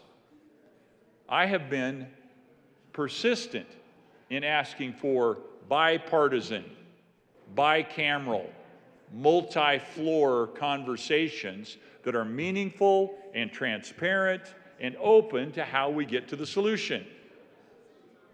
But that bipartisan, bicameral, multi-floor effort in this building did not happen. Instead, as so many big policy issues have happened this year, on 3 hours' notice, a press conference is called and a gigantic policy piece is rolled out with the urgency to get it done in 2 or 3 days or we're all going to die. Okay, I exaggerate slightly. Theatrical for the sake of effect. This bill is not bipartisan, bicameral, multi-floored, and it has limited external stakeholder engagement. It has some, and there are reasons for the elements that exist in the bill, but it doesn't have broad buy-in. So what's the offered solution before us? 303. It is billed as and was sold as, or was trying to be sold as, but here's the deal. The people always find out the truth. You can't sell them a bill of goods over time. They are smart. The crowds are wise. The wisdom of crowds persevere and prevail. It's being sold as a tax cut. Oh, no. We've got to reclaim the language on this. It may, if successful, restrain the increase in taxes, but it is not a tax cut. Also, it is on its face a reduction in the People's Taxpayer Bill of Rights refund. It requires that it pass through the legislature in this second act, and then we go to the third act. The people must approve Proposition HH, or it doesn't even have effect. And the offered property tax reduction, increase in property tax reduction offering, doesn't even happen. Well, that's pretty challenging if you ask me. You're essentially agreeing to agree in the future, and in my experience in life, to agree in the future is to disagree. And so we run the risk with this type of an offering that it doesn't even get at the core problem that it's perceived or is being offered to get at. And it is also sadly temporary. Now, 10 years is a long time. but it's still temporary. It's not a permanent solution for the taxpayers. What's the process of this? We all know that property taxes are based on value times the state assessment rate, and that's what most of this conversation's about, is the various state assessment rates, times a mill levy. Mill's 1/1000%. It's what local districts can move up or move down in order to get at the appropriate dollar amount that their local constituency says, yeah, we want that much fire protection. Yeah, we want that much of a local special district of some sort. So part of the process of this also allows for, get this, the Taxpayer Bill of Rights says if you're going to increase people's taxes, you need to give them an opportunity to vote on it. Well, this kind of winks at that. This says, under certain circumstances, if a local district wants to increase more than the capitated level established in the bill, that board, a county commission board or another board, they get to vote. Not the electorate, not the people, as provided for under the Taxpayer Bill of Rights, but the county commissioners could say, yeah, we want more money, we need more money. It's not the taxpayers saying, yes, I open up my wallet and I give my money to you because I believe the services you're providing are valuable and we want more of them, and therefore we will give you more money. So it necessarily shrinks the Taxpayer Bill of Rights refunds in order to fund itself. Now, this is an interesting thing. There is a local TV commentator who got this right. Now, this local TV commentator very rarely, in my opinion, gets things right. But he got this one right. The old saying is, even a stopped clock is right twice a day. And so the local TV commentator said, you know what this is? This is simply taking $1 out of the taxpayer's shirt pocket. He said wallet, but I'm modifying because I had the dollar I'm holding up here in my shirt pocket, and then putting it in their pocket. Now, the commentator almost got it right because you don't get the whole dollar. It is taking $1 of Taxpayer Bill of Rights refund out of your pocket and then keeping part of it to expand government and giving part of it back in property tax refunds to the people that own property. Now, the other part, the remaining part of the Taxpayer Bill of Rights refund, that goes through the normal process. But the reality is, it's taking your money and giving part of it back to you. So there's some real significant challenges with this particular piece of legislation, 303. One, I called it out. It violates the Taxpayer Bill of Rights. Maybe not in letter. The lawyers will say, no, no, no. You know how lawyers work. We've got a simple country lawyer on our side of the aisle, 2 law degrees, and he can actually make 10,000 angels dance on the head of a pin because that's the way the law says you can do it at times. Lawyers can do pretty much anything. Yes, this is compliant with the law, but it violates the spirit. It violates the intention. It violates what the people asked for when they said, we want to have control. In place today is a mechanism to refund money. My colleagues on this side of the aisle made enormous political hay with the Colorado cashback. They gave back to the taxpayers money that was already theirs, and they did it in a political way with a check in a political season for political advantage. Well, now what they're doing is the opposite. Instead of the Colorado cashback of the Taxpayer Bill of Rights refund, this is the Colorado hang on to it and you don't get all of it back program. So the real challenge is, and I mentioned earlier, this is temporary in nature. It is only 10 years. It doesn't permanently solve the problem. We will be long gone, all of us from this chamber. When you've got an 8-year term limit, you don't have to risk about being around to see the chickens come home to roost, so to speak. This is temporary. That's a problem. But the real problem is, in order to get at a tax reduction and increase, let's not call it a tax cut, in order to get at that reduction and increase, the taxpayers are held hostage. They must vote for a program. HH will be the initiative name or the proposition name. They must vote in favor of HH, which takes away part of their taxpayer bill of rights refund, holds it for government to grow at the local and municipal and other local areas of government. It allows for them to grow, and then they get a portion of their due back, already earned, so to speak, taxpayer bill of rights refund. They get a portion of that back. And if they don't say yes to, I want part of my refund, they don't get any relief on property taxes at all. So this particular bill has interesting internal agendas. It favors certain types of property over others. And the most obvious is this: the biggest reduction in property taxes falls to this new class of property that's being created. It's called the renewable energy agricultural land category. They get a 24% reduction in their tax rate, whereas homeowners, constituents, the people we're sent here to fight for, instead of a 24.4% reduction in rate, they get a 6% reduction in rate. That's a value that I disagree with. I would not put renewable energy agricultural land ahead of homeowners. I just disagree with the value judgment that's baked into the set of calculations in this incredibly complicated piece of legislation with internal agendas. That's just one.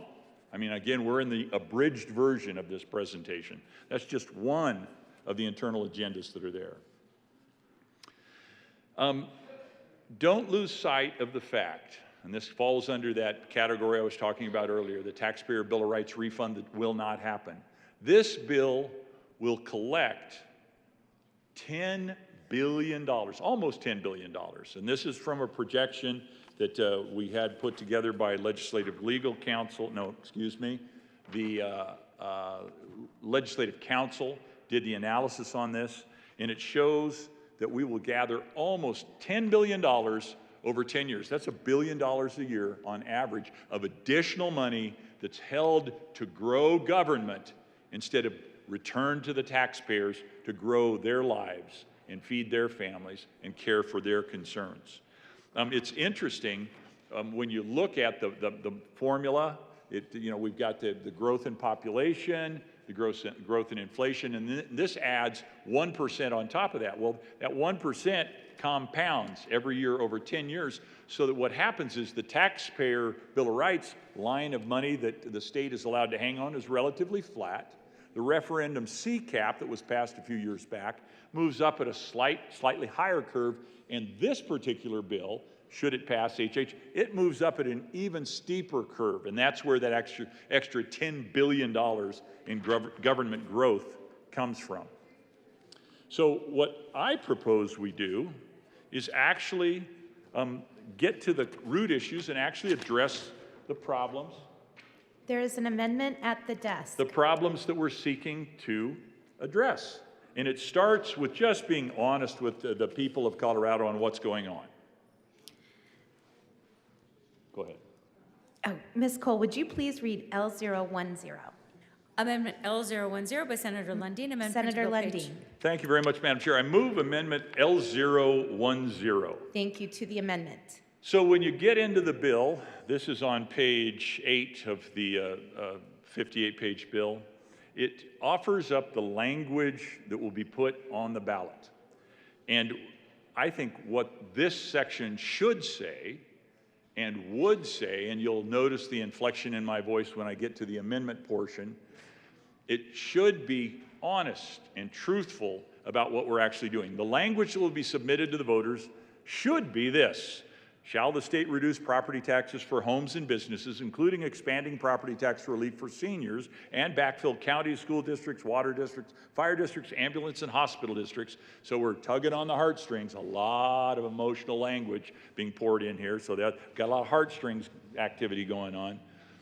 Water district, fire district, and other local governments and fund school districts by, and here's the amendment, by reducing the taxpayer bill of rights refund and using a portion of the state surplus up to the proposition HH cap as defined in this measure. So the ask in this amendment is just truth in advertising, truth in lending, truth in relationship with the people of Colorado.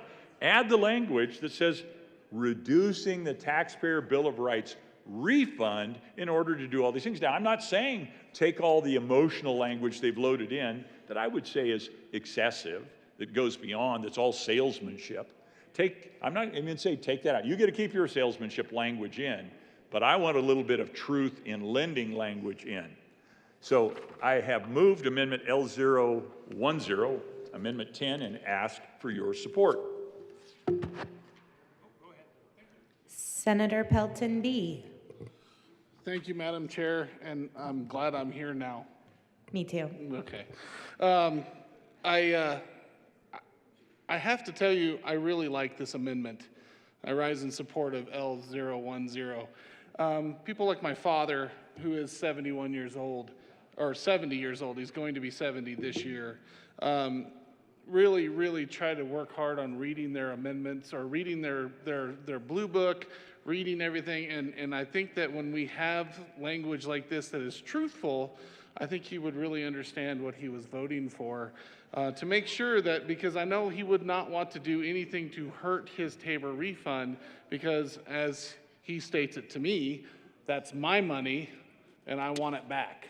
And so I really like this amendment, and it's an amendment that just reminds me of my father, and I think it's a perfect amendment. So thank you for L010. Senator Rich. Thank you, Madam Chair. I rise in support of this L010. A couple of years ago, and it might have been last year, some of these years start to blur a little bit, we actually passed a law in the elections bill to be very specific in the ballot language. And this addition to the ballot language in this bill would follow what we passed in state law just a year or two ago about being very specific to the voter what they're voting for. So I urge an aye vote. Senator Hansen. Thanks very much, Madam Chair. Members, we are putting a very clear choice in front of the voters if with the passage of Senate Bill 303. Significant, meaningful, historic property tax relief, more than $1 billion a year for the next 10 years.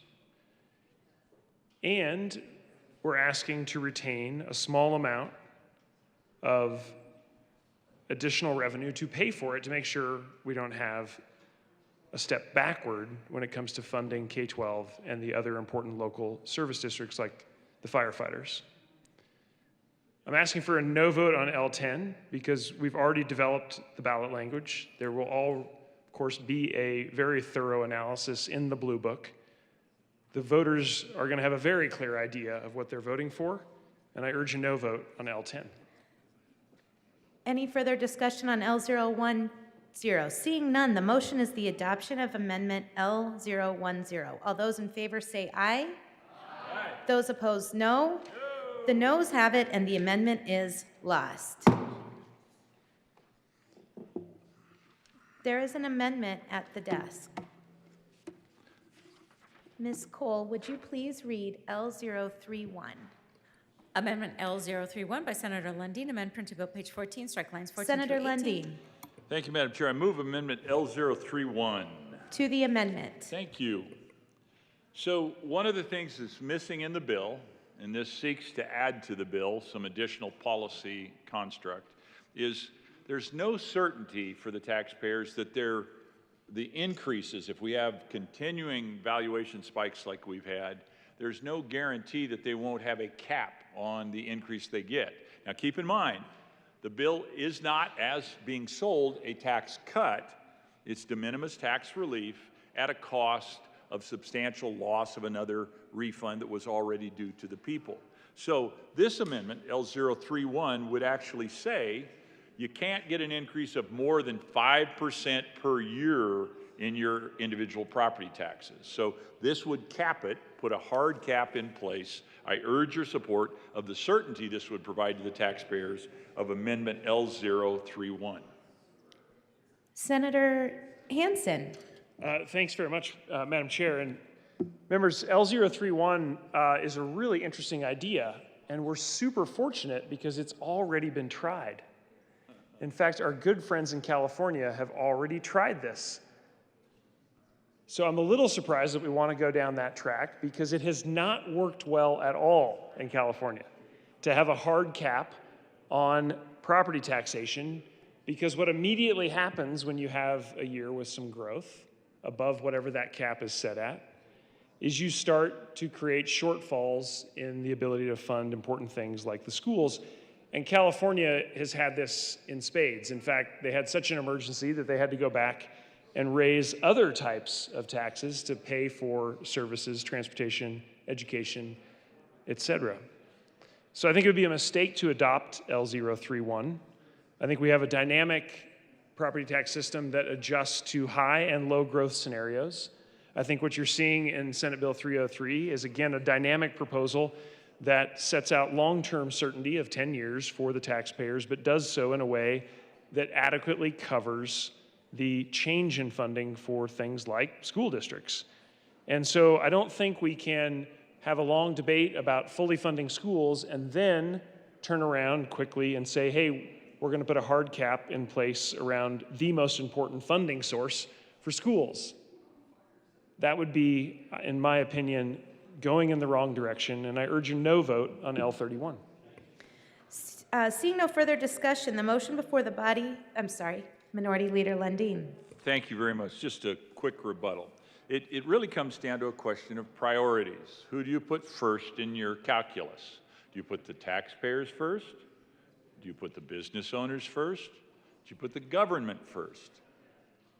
Without this amendment, limiting the growth on behalf of the taxpayers and the businesses, you can only be putting government first. I urge your support of an amendment that puts people and productive elements of the economy first instead of government first. The motion is the adoption of Amendment L031. All those in favor say aye. Aye. Those opposed, no. No. The noes have it, and the amendment is lost. Senator Lundin, there is an amendment at the desk.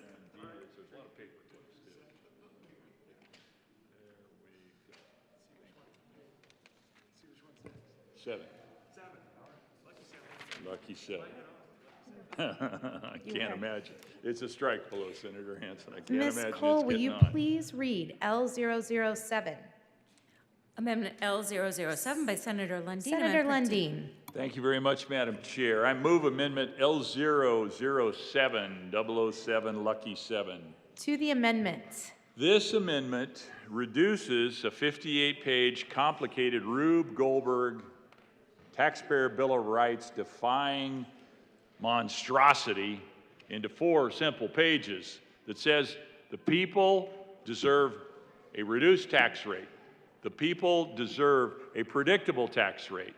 Commercial property deserves, or non-residential, all other forms of property, agriculture, renewable energy, agricultural land, which would still just be non-residential in this amendment. They deserve predictability. It would set the rate at 6.2% for residential, all forms, and it would set the rate at all non-residential at 25.25. This is an 11% reduction in rate for both classes, even-handed. We're not going to say, we want more renewable agricultural land, let's give it a tax benefit. It simply says everybody gets a tax reduction from where they're at of 11%. It also provides portability in the senior homestead exemption and the dollar amount of exemption for those seniors. This is something that was offered earlier this year by one of my Republican colleagues, the good senator from El Paso County, was killed in a Democrat-controlled committee. Go figure. Homestead exemption portability for our seniors, killed earlier, but folded neatly into this bill as a shiny object that says, hey, we're not so bad after all. We'll steal Republican ideas whenever we need them. So we're going to keep that idea because I'm going to call that a Republican idea, and that is in this amendment, L007, which actually in 4 pages solves the problem. No referred measure necessary. Substantial increase in the money that flows to government so your schools have funding, your fire districts have funding, all of the local elements have funding. This is being taken care of by the economy. The growth in valuation of all of the property provides more than enough cash, so much cash that my Democrat colleagues want to keep part for themselves, give part back, and keep another part refunded under the Tabor refund. There is, and this is part of the problem, honestly. I'll pull the theatrics down, the hyperbole down, and say this is part of the problem of running a bill like this in a matter of days. We haven't had the opportunity to do the finance runs on this amendment. What would 6.2% for residential real estate generate for the local fire districts and school districts? What would 25.25 for the non-residential generate? We don't know. It is my conviction, it is my back-of-the-napkin math. It would produce a whole lot more money than what we experienced in the 23-24 budget cycle, and it would provide adequately. And this is, I'm going back to my process foul argument. I wished we had time to actually run the analysis on this so I could stand toe-to-toe with the sponsors and fight over whether a straightforward, done with the legislature, property tax solution is better than an idea that we're going to kind of hold the taxpayers hostage and say, if you give part of your taxpayer bill of rights refund back, then you also get some property tax refund, and we're not going to do anything for the folks who rent, which is 40% of the people in Colorado. This would just be straightforward and solve the problem that is that first chapter, or the first act problem we were having, a crisis in property tax running away, pricing people out of their homes. I urge your support of good old Lucky 7, 007. Senator Hansen. Thank you, Madam Chair. Well, this is a really fascinating discussion because what I think I just heard the good minority leader describe is an 11% reduction. So the 695 where we are today down to 6.2 is an 11% reduction. But Senate Bill 303 is putting a 16% reduction in front of the voters because they get the $40,000 of lower value that's assessed, and they get a rate cut down to 6.7. So the total for the average homeowner is approximately 16 or 17%. So this is actually less property tax relief than what is being offered by Senate Bill 303. And importantly, this strike below has no backfill mechanism. So if you're a local school district, if you're a firefighter, if you're the local librarian in a library district, no backfill here at all from the revenue loss from this rate cut. So I think L007 falls down on 2 important items: less property tax relief than is being put in front of the voters with 303, and no backfill mechanism to make sure we have sustainable funding for education. Minority Leader Lundin. Thank you very much. I appreciate the comments, and I disagree with the comments. The first is a mathematical issue. If, in fact, you live in a $200,000 home and you get the first $40,000 in value reduced, then you get a great big tax reduction. Who lives in a $200,000 home here in Colorado? Median house price is what? $485, $526, I don't know. The reality is that $40,000 is one of those shiny objects.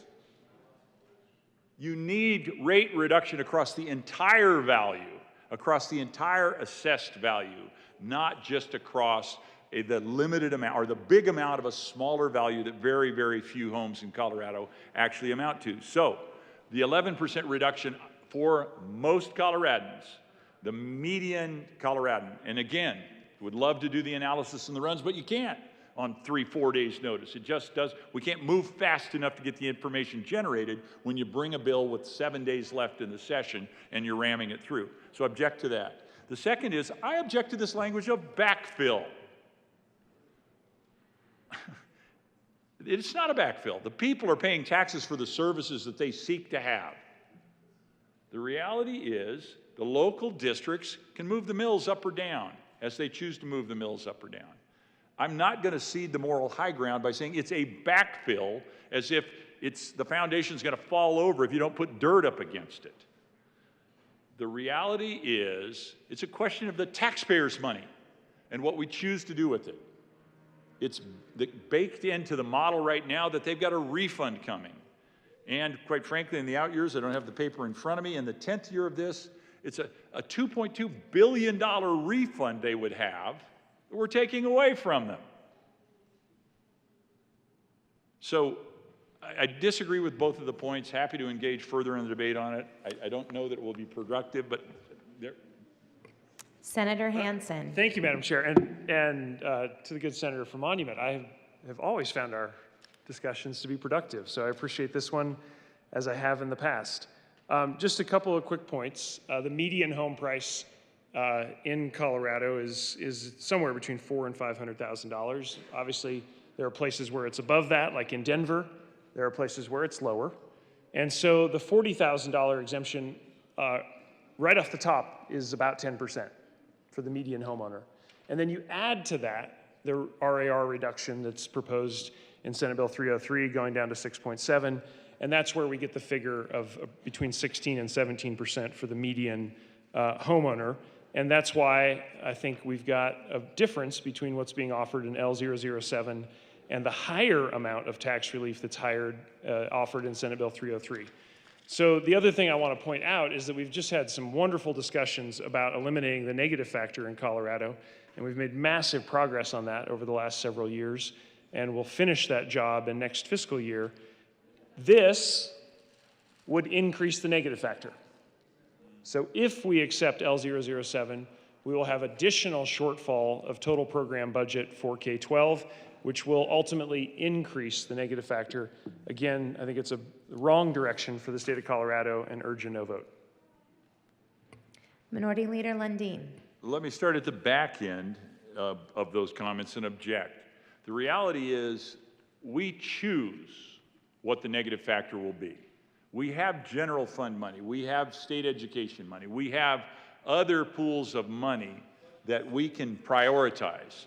The reality is there's a negative factor because we have not chosen to prioritize public education. We've chosen to prioritize the development and creation of 167 additional offices and departments of state government since the creation of the budget stabilization factor. It's a matter of priorities. It's not a cash shortage, and 303 doesn't magically solve that problem. The reality is that's a question of priorities. I do want to be clear, 007 does allow for the $140,000 homestead exemption, so those seniors would clearly be getting the benefit of that significant reduction in their property value before the assessed rate is applied.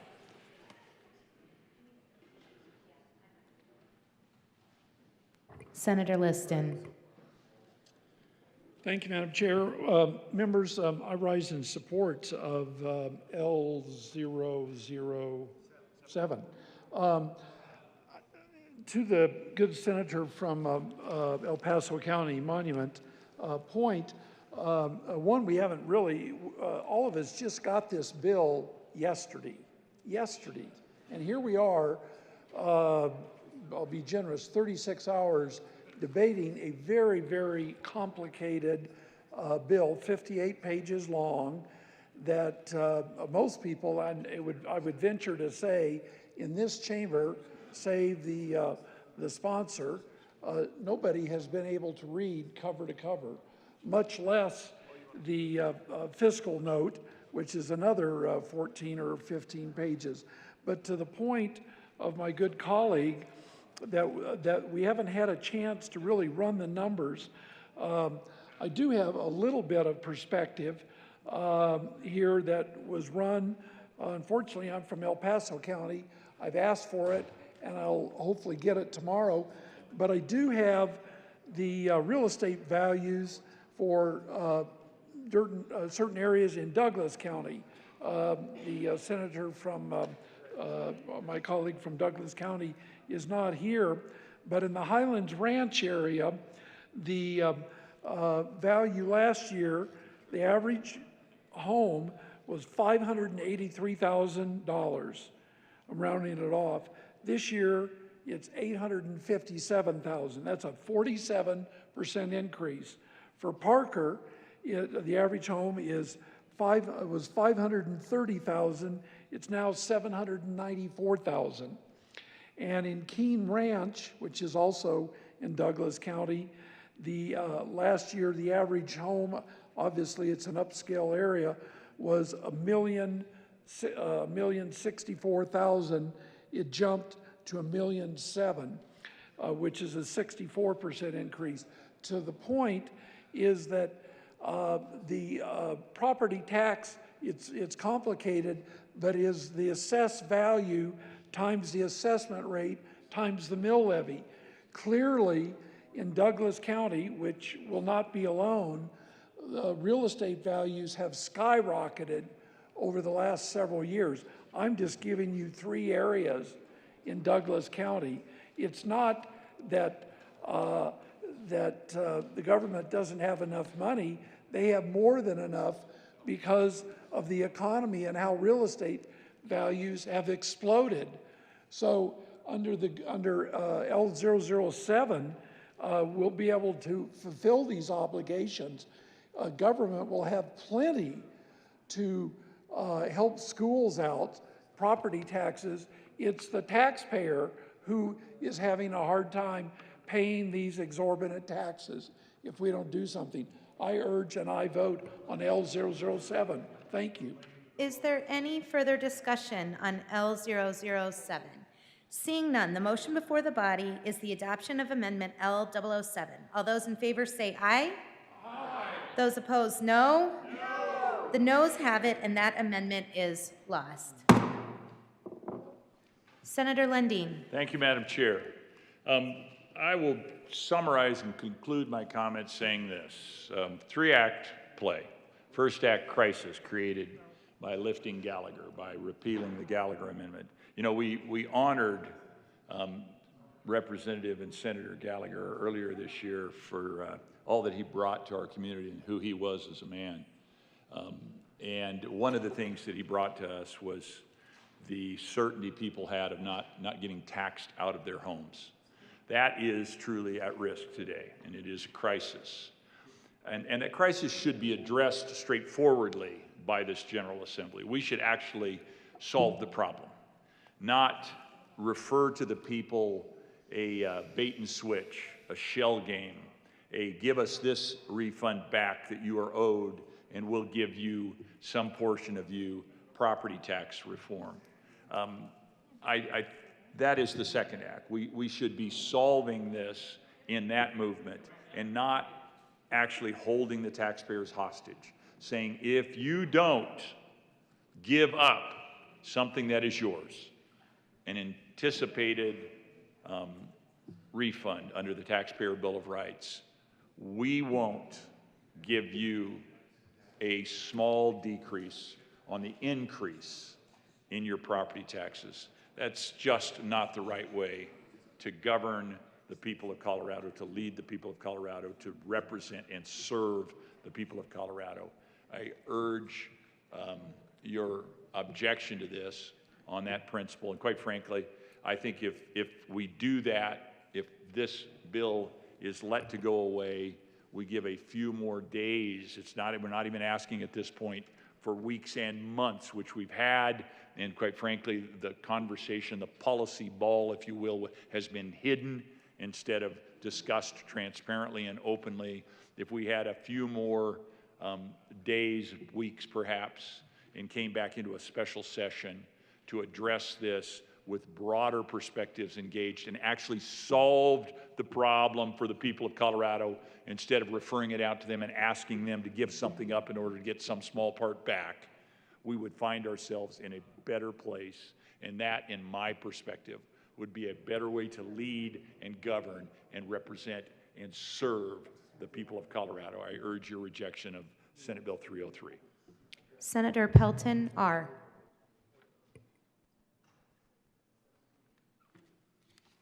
Thank you, Madam Chair. You know, I came up earlier and spoke about one of my assessors that had reached out to me. I've got 13 assessors in my district, and they're all rural and frontier. And so with that, I have an amendment. There is an amendment at the desk. Ms. Cole, would you please read L041? Amendment L041 by Senator Pelton, R. Senator Amendment to bill Pelton. page. Thank you, Madam Chair. I move Amendment L041. To the amendment. Yes, so what this amendment does on page 11, where we talk about the HH fund, whenever, I talk about the extra expenses that will be incurred by our assessors. What happens is the excess in that fund will get dispersed out to the county assessors to help pay for the extra expenses that they will incur with the extra assessments and things that'll be needed with this new bill that is being run here. So I ask for your yes vote. Senator Hansen. Thank you, Madam Chair, and I appreciate the good senator from Cheyenne Wells bringing L41. It's, I think, a good discussion that we can have here. I think there are some incremental costs that will be in place or will be caused if the voters do approve HH in November. But I want folks to keep in mind that county level governments, particularly the small counties and the medium-sized counties, in Senate Bill 303, there is a 100% backfill mechanism in place. And so they are going to be receiving additional revenue, both from the property taxes that are coming in, as well as the backfill mechanisms that are coming in. And we believe it makes sense for then the counties to figure out the best way to allocate that and cover the expenses that they're going to have that are always changing over time in every part of local government. And so understand the request, hear it loud and clear, but keep in mind there are significant revenues that are going to be flowing through the backfill mechanism straight to, in this case, county governments. And we believe that the additional overheads, the relatively minor additional overheads, can be covered by that revenue that's coming in. So I urge a no vote on L41. Senator Pelton, R. Thank you, Madam Chair. In my back-the-napkin math, like our minority leader always likes to talk about, when you say 100%, that is what they're going to be getting now. And there's going to be extra work involved. So that's what this amendment does, is help provide for that extra work. And if it is over, in my mind, the 100% or the status quo, where we're at in the bill is that shown. Senator Hansen. Thank you, Madam Chair, and a very reasonable question from the good senator from Cheyenne Wells. So I guess I could use Cheyenne County maybe as an example. Happen to be pretty familiar with it, having run around your golf course many times as a high school cross-country runner. The smaller counties, and certainly Cheyenne would fit in that category, they are eligible for 100% backfill. So we take the current level of property tax that would come in under the rates before they're reduced, and we continue to use a backfill mechanism, I believe it's the right word, for that function, and make sure that the counties are getting that mechanism until they have significant growth, over 20% is what is embedded into Senate Bill 303. And I think I can safely say that Cheyenne County is not one of the faster growing counties from assessed value. That's the case in many of the rural counties in Colorado. And so that backfill mechanism is expected to continue for many years and provide that additional revenue that would cover costs such as the ones that you're mentioning here in L041. And I think that's a good and adequate way to handle those additional costs. and that's why I'm asking for a no vote on L41. Did you say division? I thought that's what you said. A division has been called.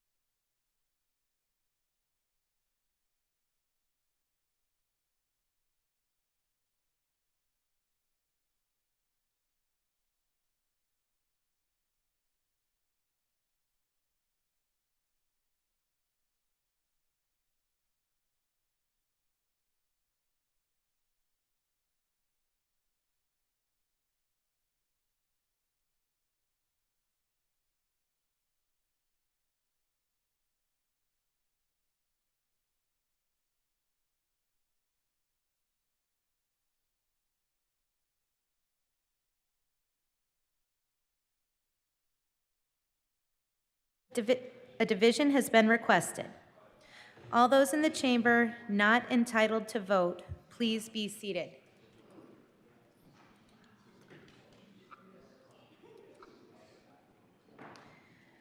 The motion is L041. All those in favor, please stand. It's for renters. Oh, no, that's a different one.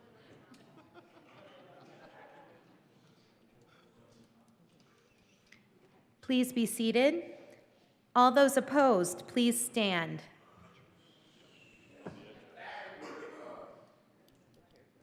The chair is not in doubt. L041 is lost. Senator Baisley. Thank you, Madam Chair.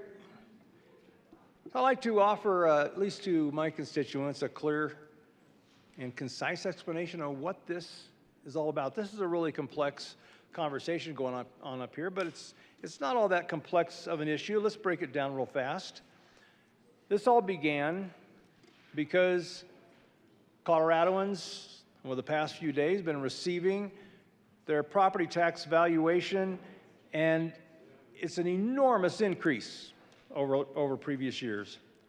In fact, they've gone up historically high. So, the majority party is offering up Senate Bill 303 in order to respond to that shocking taxation increase, property tax increase. And what this bill would do would first, it would push out, it would mandate to the Secretary of State that she put Proposition HH onto the ballot, and that proposition would be for this November 2023 for voter approval. And if the voters did approve this, then what would kick in would be a forced reduction in property taxes across the board. Now, the way that's put together, that's going to cause a shortfall for funding in schools and other local matters. At least that's the prediction. But on top of that, they say because of that shortfall, they're going to have to retain Tabor Taxpayer Bill of Rights refunds to cover that shortfall. And how long does that go? Well, until the year 2032. Now, within that, let me give a quick quote of one of my county commissioners, Eric Stone, who just texted me moments ago, and he said, Teller County has no desire nor need for any backfill. There's no reason to take Tabor refunds. If the state backfills the gap between the higher valuation and the reduced rate in 303, Teller County will look to return that money directly to all our residents that filed income tax. So, how did we get here in the first place? Let's understand that. So what happens is on even numbered years, June 30, on even numbered years, so every other year, across the state, property tax valuations are pegged on that date, June 30, even numbered years. Now, in this past June 30, 2022, property valuations were historically high, never been higher than they were. It's just a big curve that we were just happened to be coincidentally at that peak on June 30 of 2022. Well, as a result of that high valuation, there will be a windfall of funds coming in to local municipalities, specifically to counties. It's such a windfall, there's more money than what they expected to have. It's more money than they budgeted. Certainly way more money than they need, reflected by Commissioner Stone's comments. So why not just take a more simple approach than Senate Bill 303 is proposing and take a temporary, at least, vacation from some of the mill levy taxation that counties are allowed to impose on property owners? Well, that is not just a possibility. We already passed Senate Bill 108, Senate Bill 23-108, and it does exactly that. It gives the flexibility to local municipalities to take a vacation from mill levy taxes so that they can even that out and not ask for that full amount that they are entitled to based on the new valuation, but take less so that it is only what they need and is more aligned with what the property owners expected 6 months ago to see. We passed Senate Bill 108. In fact, it passed unanimously out of the House, out of the Committee of Reference here in the Senate. It passed unanimously out of the Appropriations Committee in the Senate. It passed on a voice vote here on the Senate floor, and it passed unanimously out of the Senate here on third and final reading, and then was sent over to the House of Representatives, and in the committee of reference, it passed unanimously yet again, and it has been sitting on the House floor waiting for vote for a few weeks. So rather than us going through the headache of this 58-page proposal that has all these complications and lasts for 8 years at least, why not just pass the 3-page Senate Bill 108 that's just waiting to simply be completed and sent to the governor's desk for approval? What I'm recommending is that, colleagues, is that we reject this last-minute, thrown together, 58-page, complex monstrosity that's going to anger a bunch of our citizens when they're finding that their Tabor refund has been shorted, and let the local governments be empowered to respond. They can respond quickly. They can respond this year. They can even things out this year, and things will come back to normal within the next couple of years when we get the new property tax valuation in 2024 on June 30. That seems to be the much smarter, easier, simpler, more refined approach to this. That bill, by the way, Senate Bill 108, was put together in conjunction with county commissioners. In fact, they've seen this coming, and they proposed it.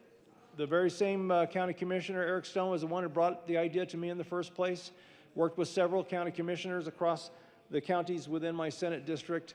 It's a smart approach. They're ready to jump on it and to lower that taxation, that property taxation, through taking temporary vacation from some of the mill levies, and they can respond swiftly and smartly and responsively, and we don't have to go through this enormous headache. So that's what I propose we do. We say no to 303 and just finish just one simple vote across the hallway in the other chamber. Thank you for listening. Senator Pelton B. Thank you, Madam Chair. And first of all, I would like to thank the good senator from Denver by way of Western Kansas for bringing this bill. I appreciate it. I appreciate him having conversations with me beforehand a little bit about some of the stuff. And I appreciate everybody in the room. I really came back as fast as I could to make sure I could talk about this bill. I left for Sterling to watch my daughter in a play, and it was wonderful, and I got to come back to talk about this bill. So let's get started. It's like I'm sitting up here and I saw into the future. When we were having these discussions about Gallagher, all the way back in 2018, I think we started it, the good senator from Weld County and I were still commissioners. And we were talking about Gallagher Amendment and the effects that it was having on some of our taxing districts. There was a Gallagher interim committee, which several of us commissioners were participating in, that met all over the state. We really wanted to fix Gallagher because we felt like the most important part of Gallagher was making sure that this body, or the capital here, could not mess with property taxes or the assessment rates of our residential, commercial. We wanted to make sure that it was always protected and that we always had a secure revenue source for our services in our individual counties. But after the repeal, after CCI, or Colorado Counties, Inc., actually said that if Gallagher was repealed, that this would actually happen. And I think that they were the only associations that were talking about that. And I was part of CCI at the time, and I made sure, and I was waving the red flag saying, please, don't do this, don't do this. I wrote op-eds about it, put articles in the newspaper all over the place. And I have to tell you that I think there's only one of my counties that actually voted for it in my district. But it was a big deal. We were very concerned about what this would do when the citizens repealed Gallagher Amendment. So several of, after the election this year, several of former local government people that I worked with in the past called me up and said, hey, we're afraid of what this assessment rate is going to do, so let's put together a couple of ideas. So we did. We put together some ideas, and there was actually a bill in the House that actually froze the rate, the assessment rate, for 2 years, so we're going to be able to make sure to work out a plan for an answer to Gallagher. And we worked very diligently. We met with the commissioners, we met with the Colorado Chamber, we met with several people to make sure we stakeholdered it. And we really tried to make sure that this was a good bill. It failed in the House by 1 vote in the committee. So, but it's a perfect example of what we should do. Instead of pushing something through in 6 days, we should really work together and meet with local governments and find a solution. So I'm going to offer an amendment.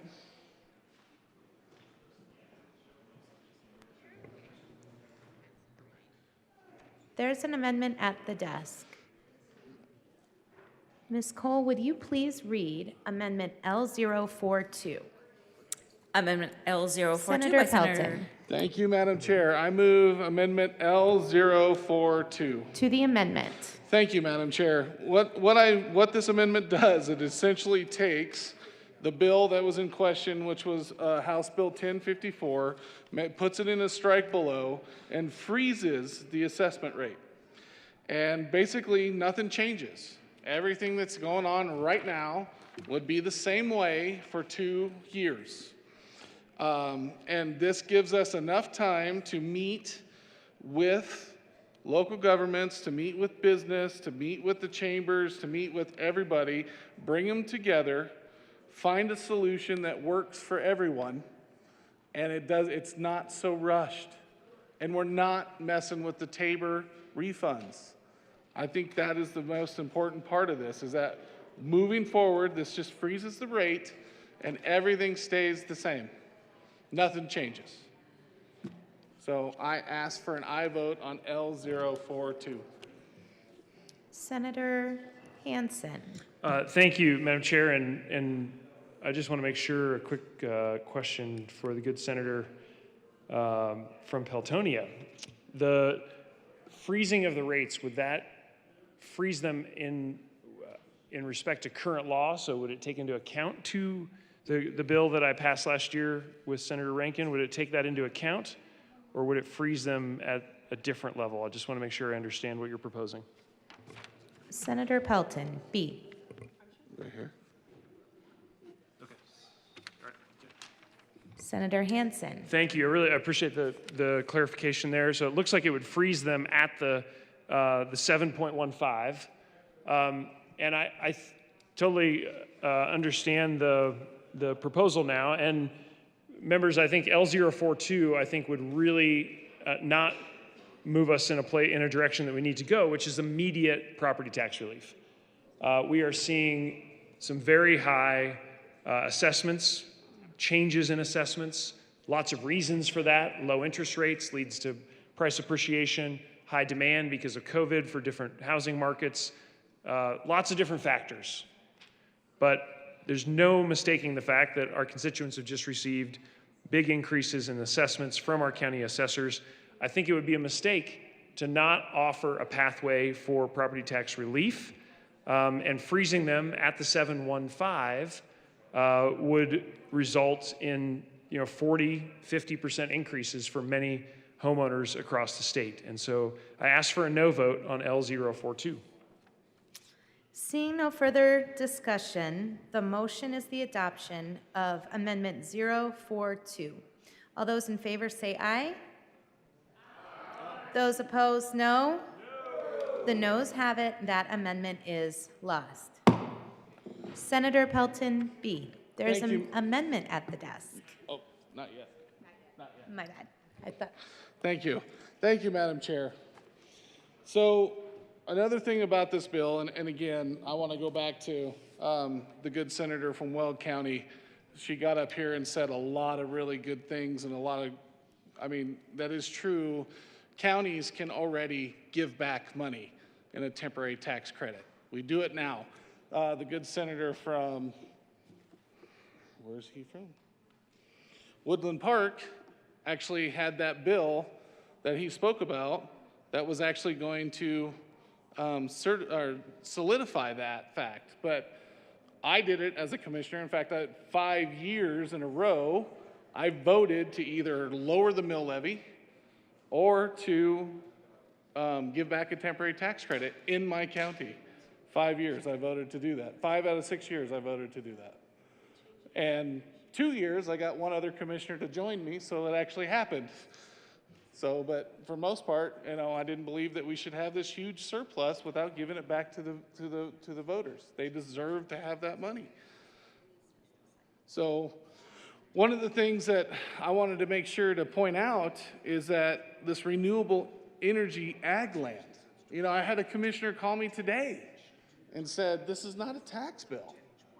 This is not a property tax bill. It's an energy and school finance bill. And that's what he told me. He was so frustrated, I could hear it in his voice.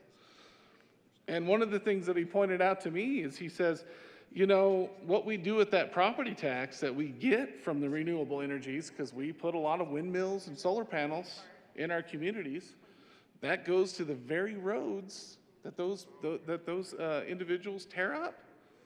That's what goes to fix it. So when you reduce those taxes on them, which I will tell you that as a commissioner, I also reduced the business personal property tax on them because I didn't think they should have it. And to get them to come into my county because I wanted to have more industry. But that's exactly what that's for. That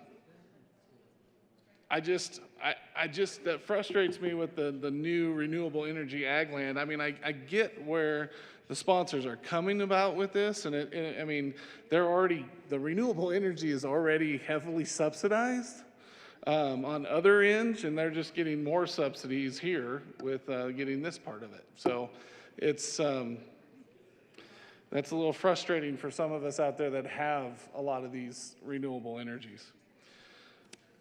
Anyway, so one of the things I want to talk about, there's two parts I like about the bill.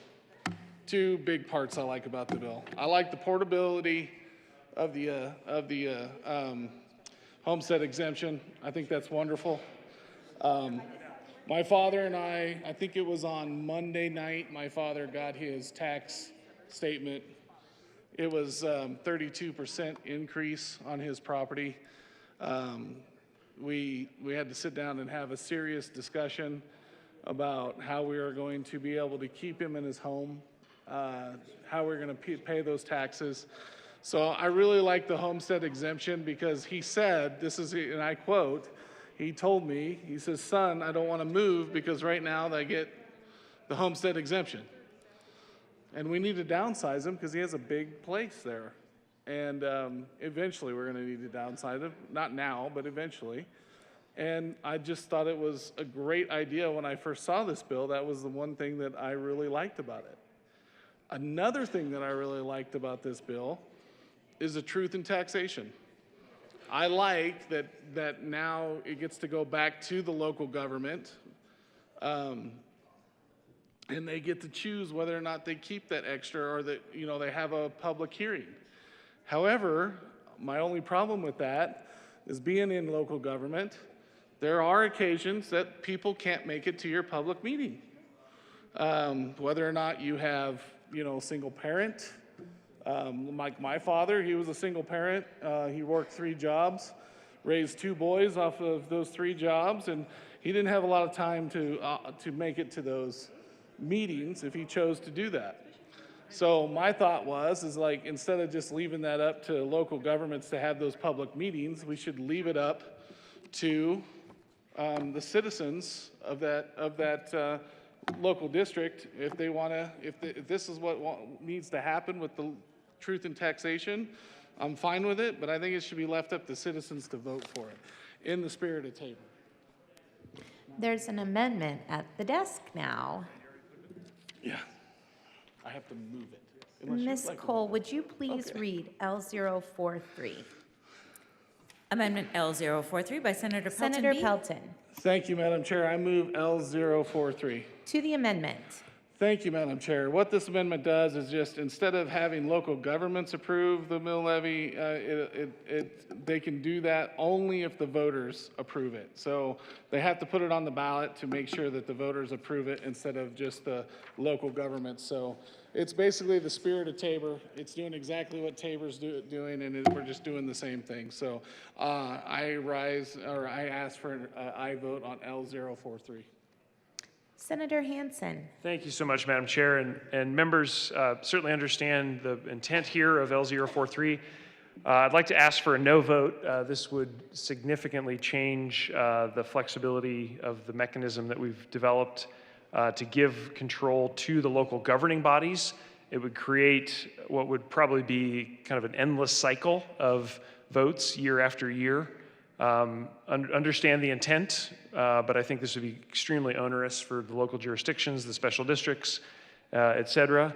And so urge a no vote for Amendment L043. Any further discussion on L043? Seeing none, the motion before us is the adoption of L043. All in favor say aye. Aye. Opposed, no. The noes have it. L043 is lost. Senator Pelton B. Thank you, Madam Chair. I just, again, thank the sponsors for doing this. I agree with everything that the good senator from Weld County talked about earlier. In local government, this is the revenue that we've used to fund our communities, and we need to have a seat at the table when these decisions are being made. The thing that I loved about Gallagher is that it kept the hands off of our assessment rates. And when I say our, I meant former Commissioner me, and kept this building from messing with it. And I think that needs to get back in there so we can have some safety mechanisms so this body stops messing with the assessment rates so we can keep moving forward and keep and just basically have a way to fund our services. So thank you, and I ask for a no vote on Senate Bill 303, which also is the Denver area code, if I remember right, back in the day. So yes, it is. So thank you. Oh, he's going to do his next. I'm sorry. Senator Hansen. There is an amendment on the desk. Thanks, Bert. Thank you so much, Madam Chair. Ms. Cole, please read L040. Amendment L040 by Senator Hansen. Thank you, Madam Chair. I move L040. To the amendment. Thanks very much. Members, we have had a conversation ongoing with our friends in the municipal bond world over the last several months, and we found one small change that's needed just to make sure there's no change to current bond elections that have happened. And so this just puts in a very clear date into the statute on for bond elections on or after November 7th, 2023, and ask for an aye vote on L40. Thank you. The motion is the adoption of Amendment L040. All those in favor say aye. Aye. And those opposed, no. The ayes have it. L040 is adopted. Senator Kirkmeyer, there's an amendment at the desk. Ms. Cole, will you please read L037? Amendment L037 by Senator Kirkmeyer. Senator amend printed bill. Kirkmeyer. Thank you, Madam Chair. I move L037. To the amendment. Thank you, Madam Chair. Members, this amendment came from local governments, local government taxing entities, and it's to basically try to kind of fix what is in the bill right now. So on page 53, might even start on 52, but essentially on page 53, we use, remember from 22-238, we use the property tax year commencing on January 1, 2022 as the base year to make the determination if your property tax revenue for each local government had an increase of less than 10% or had a decrease of less than 10% to make a factor as how much each taxing entity would get reimbursed. So for example, just to remind you all, if you are a taxing entity in a county with a population that is 300,000 or less, the entire amount of the total property tax revenue reduction for each local government entity, so for each taxing entity within that county, less than 300,000, that had an increase of less than 10%, based on the assessed value of real property on the 2022, January of 22, the property tax year for which that reimbursement is being calculated, you would have received full reimbursement.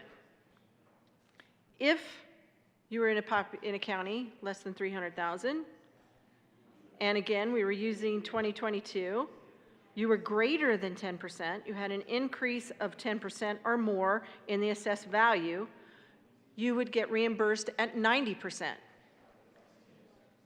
So it makes a difference what year you use here. What the amendment does is it takes out the 2022 as the base year, and the base year essentially would reset every year with reassessment. So for example, in 2028, you would not be comparing your property tax revenue reduction, you would not be comparing your assessed value, an increase of 10% or a decrease of 10% based on 2022. You would base it on the 2-year reassessment that happened prior to that. So essentially in 2028, you would look at 2026. The reality is this: if we get to 2026, 2028, the reality is probably everyone will have greater than 10% increase if we use 2022 as the base year. So I think it's something that just needs to be thought about. I understand it will probably have an impact on the fiscal note, but at the same time, I don't think we were thinking it all the way through, and I'm not trying to be disrespectful. Everyone okay back there? Oh.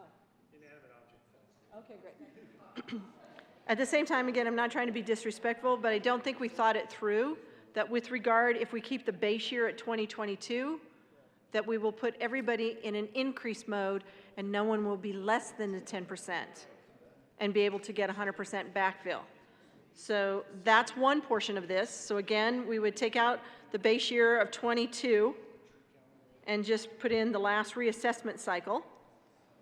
So that again in 2023, 2028, you're not using 2022 as your base year to make a determination of if you had a increase or decrease of 10%.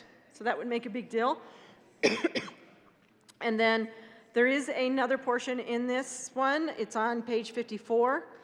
And basically it would strike the portion of the bill that says a local governmental entity is ineligible to receive any kind of reimbursement throughout the entire 10-year portion of this. So as it's going through for 10 years, if at any point in that 10 years, the local governmental entity has an increase of 20% or more in the assessed value of real property from the property tax year of 2022, you don't get any reimbursement at all, and you won't get reimbursed for any time during the whole 10 years, the way this bill is written. So what this does is it strikes lines 3 through 12, and it says it takes all of that out because, again, here's the reality. Just in the last 2 years, just since Gallagher was repealed, we've had almost every entity or at least I shouldn't say almost every entity, I don't really know, but several entities, I'm sure we've all been receiving the emails, several taxing entities have had more than a 20% increase. So if somewhere in this next 10 years, we have a housing boom, we have, I want you to think in this terms, if we were to have a crisis, a bank crisis like we had in 2008, plummeted housing, and then in a couple of years, housing came back, and all of a sudden you see a big, huge increase of 20%. If we had something like that happen within the next 10 years, that entity would be out, and they'd get no reimbursement. I don't think that was the intent of the bill. At least, certainly it wasn't the intent of what we heard, what the bill is supposed to be doing. So, again, I know there may be some issue with that. I am willing to look and see if we could sever this, if we can get part of this to try and fix some of this to some extent, because I don't think the intent is to not reimburse local governments. I think the intent was to find a way to reimburse local governments, especially those local governments whose property tax revenue had an increase of less than 10% in the assessed value of real property. So, again, I ask for an aye vote on Amendment 37. Thank you. Senator Hansen. Thanks, Madam Chair. And members, this is a really important discussion inside of Senate Bill 303, which is for how long and at what level do we continue to do a backfill mechanism for local governments and districts? Well, we've been very clear that in the instance of K-12, we are going to continue that because this is how we get to full funding and improving our schools. For the local jurisdictions, we have set up a threshold, which as soon as you get over 20% of growth, then that backfill mechanism goes away because you're, of course, getting additional revenue from growth in your county. So, really important discussion. For how long do we continue? At what level do we continue?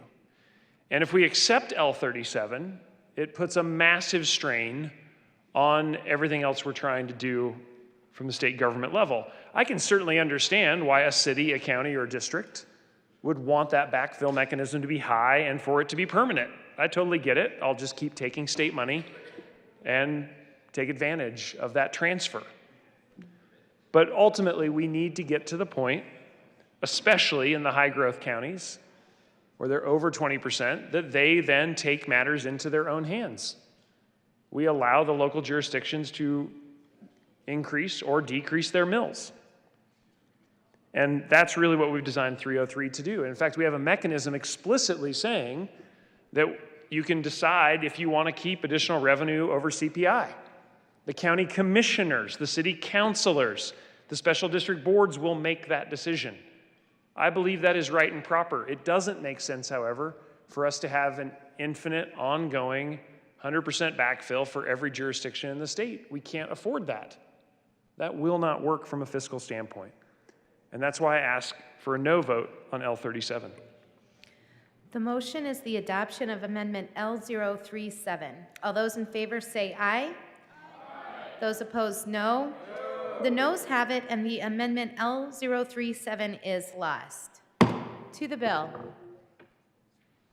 Seeing no further discussion, the motion before the body is the passage of SB 303. All those in favor say aye. Opposed, no. The ayes have it, and SB 303 is adopted. Mr. Majority Leader. Thank you, Madam Chair. I move the committee proceed out of order for consideration of Senate Bill 304. 304. The motion before the body is to proceed out of order for 304. All those in favor say aye. Those opposed, no. The ayes have it. Ms. Cole, will you please read the title to Senate Bill 304? Senate Bill 304, Senators Hansen and Fenberg, Representatives Marshall and Frizzell, concerning changes to property tax valuation practices and in connection therewith requiring property tax assessors to consider certain information when valuing real property, requiring certain counties use an alternative protest and appeal procedure in any year of general reassessment of real property that is valued by NLE, and clarifying that data that a property tax assessor is required to provide at the request of a taxpayer must include certain information. President Fenberg. Thank you, Madam Chair. I move Senate Bill 304. To the bill. Thank you, Madam Chair. This is a relatively simple bill compared to the last one, but it is related to property taxes and simply is codifying what I think in most communities is already normal best practice, but it requires counties under a certain size or over a certain size to use an alternative dispute or protest process, and requires certain factors to be considered when doing the assessed value. Is there any further discussion? Seeing none, the motion is the adoption of SB 304. All those in favor say aye. Opposed, no. The ayes have it, and SB 304 is adopted. Mr. Majority Leader. Thank you, Madam Chair. I move the committee proceed out of order for consideration of House Bill 1304. The motion before the body is to proceed out of order to hear 1304. All those in favor say aye. Opposed, no. The ayes have it. We'll hear 1304. Yes, and I will remind us that the committee report has already been adopted. Senator Roberts, I'm sorry. Read the bill. Does she need to read the title? Ms. Cole, will you please read the title to House Bill 1304? House Bill 1304, Representatives McCluskey and Frizzell, Senators Roberts and Exum, concerning modifications to the affordable housing programs created by the voters' approval of Proposition 123. Senator Roberts. Thank you, Madam Chair. I move, I'll remove House Bill 1304, and the committee report's already been adopted. There's an amendment on the desk. Ms. Cole, can you please read L019? Amendment L019 by Senators Roberts and Exum. Senator Roberts. Thank you, Madam Chair. I move L019. To the amendment. This amendment does two things. One, it makes cleanup regarding the mobile home park section. We got about half of it right in committee yesterday. This is the final part. That's lines 3 and 4. And then the second part is the result of more conversations that we had today with housing advocates and rural resort community leaders that will add one more requirement that they need to include in their petition to receive Proposition 123 funds regarding a description of why other funding sources are not adequate or cannot be utilized, and why they need to apply for the variance set forth in the bill. Okay, further discussion on L019. Senator Gonzalez. Thank you, Madam Chair, and I just want to extend my appreciation to the sponsors, to the many stakeholders who were able to come together and find a path forward on this amendment language that follows up on the conversations that we'd had in committee. I'm grateful to our drafter for working double time to make this happen. I ask for an aye vote. Seeing no further discussion, the motion before the body is the passage of L019. All those in favor say aye. Aye. Opposed, no. The ayes have it, and L019 is adopted. To the bill. Seeing no further discussion, the motion before the body is the passage of HB 1304. All those in favor say aye. Aye. Opposed, no. The ayes have it. HB 1304 is adopted. Mr. Majority Leader. Thank you, Madam Chair. I move the balance of the special orders calendar lay over until tomorrow, Thursday, May 4th. The motion before the body is to lay over the rest of the calendar. All those in favor say aye. Aye. Opposed, no. The ayes have it. Mr. Majority Leader. Thank you, Madam Chair. I move the committee rise and report. The motion before the body is to rise and report. All those in favor say aye. Aye. Opposed, no. The ayes have it.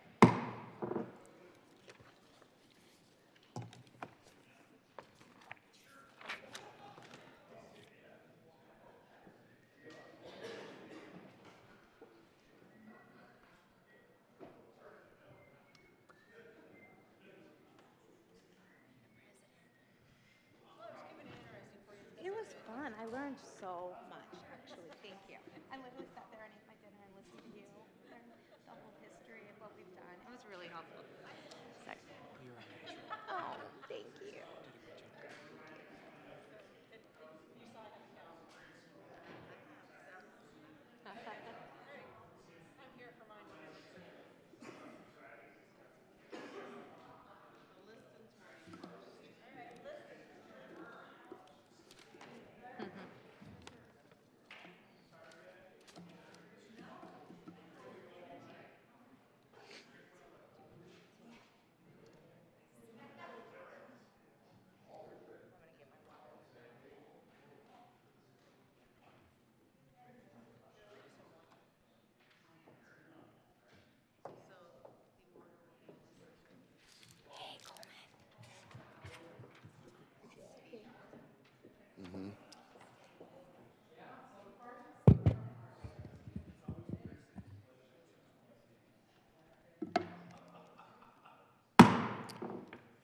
The Senate will come to order. Senator Marchman.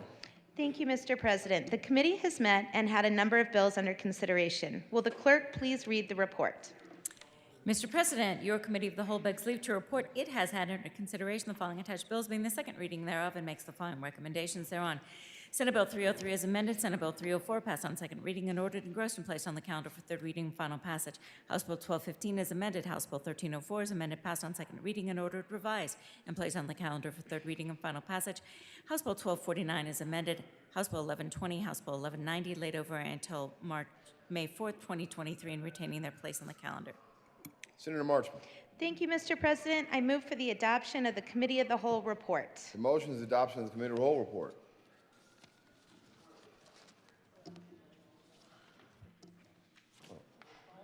There is an amendment on the desk. Will the clerk please read Cal 001, Senate Bill 303, Committee of the Whole.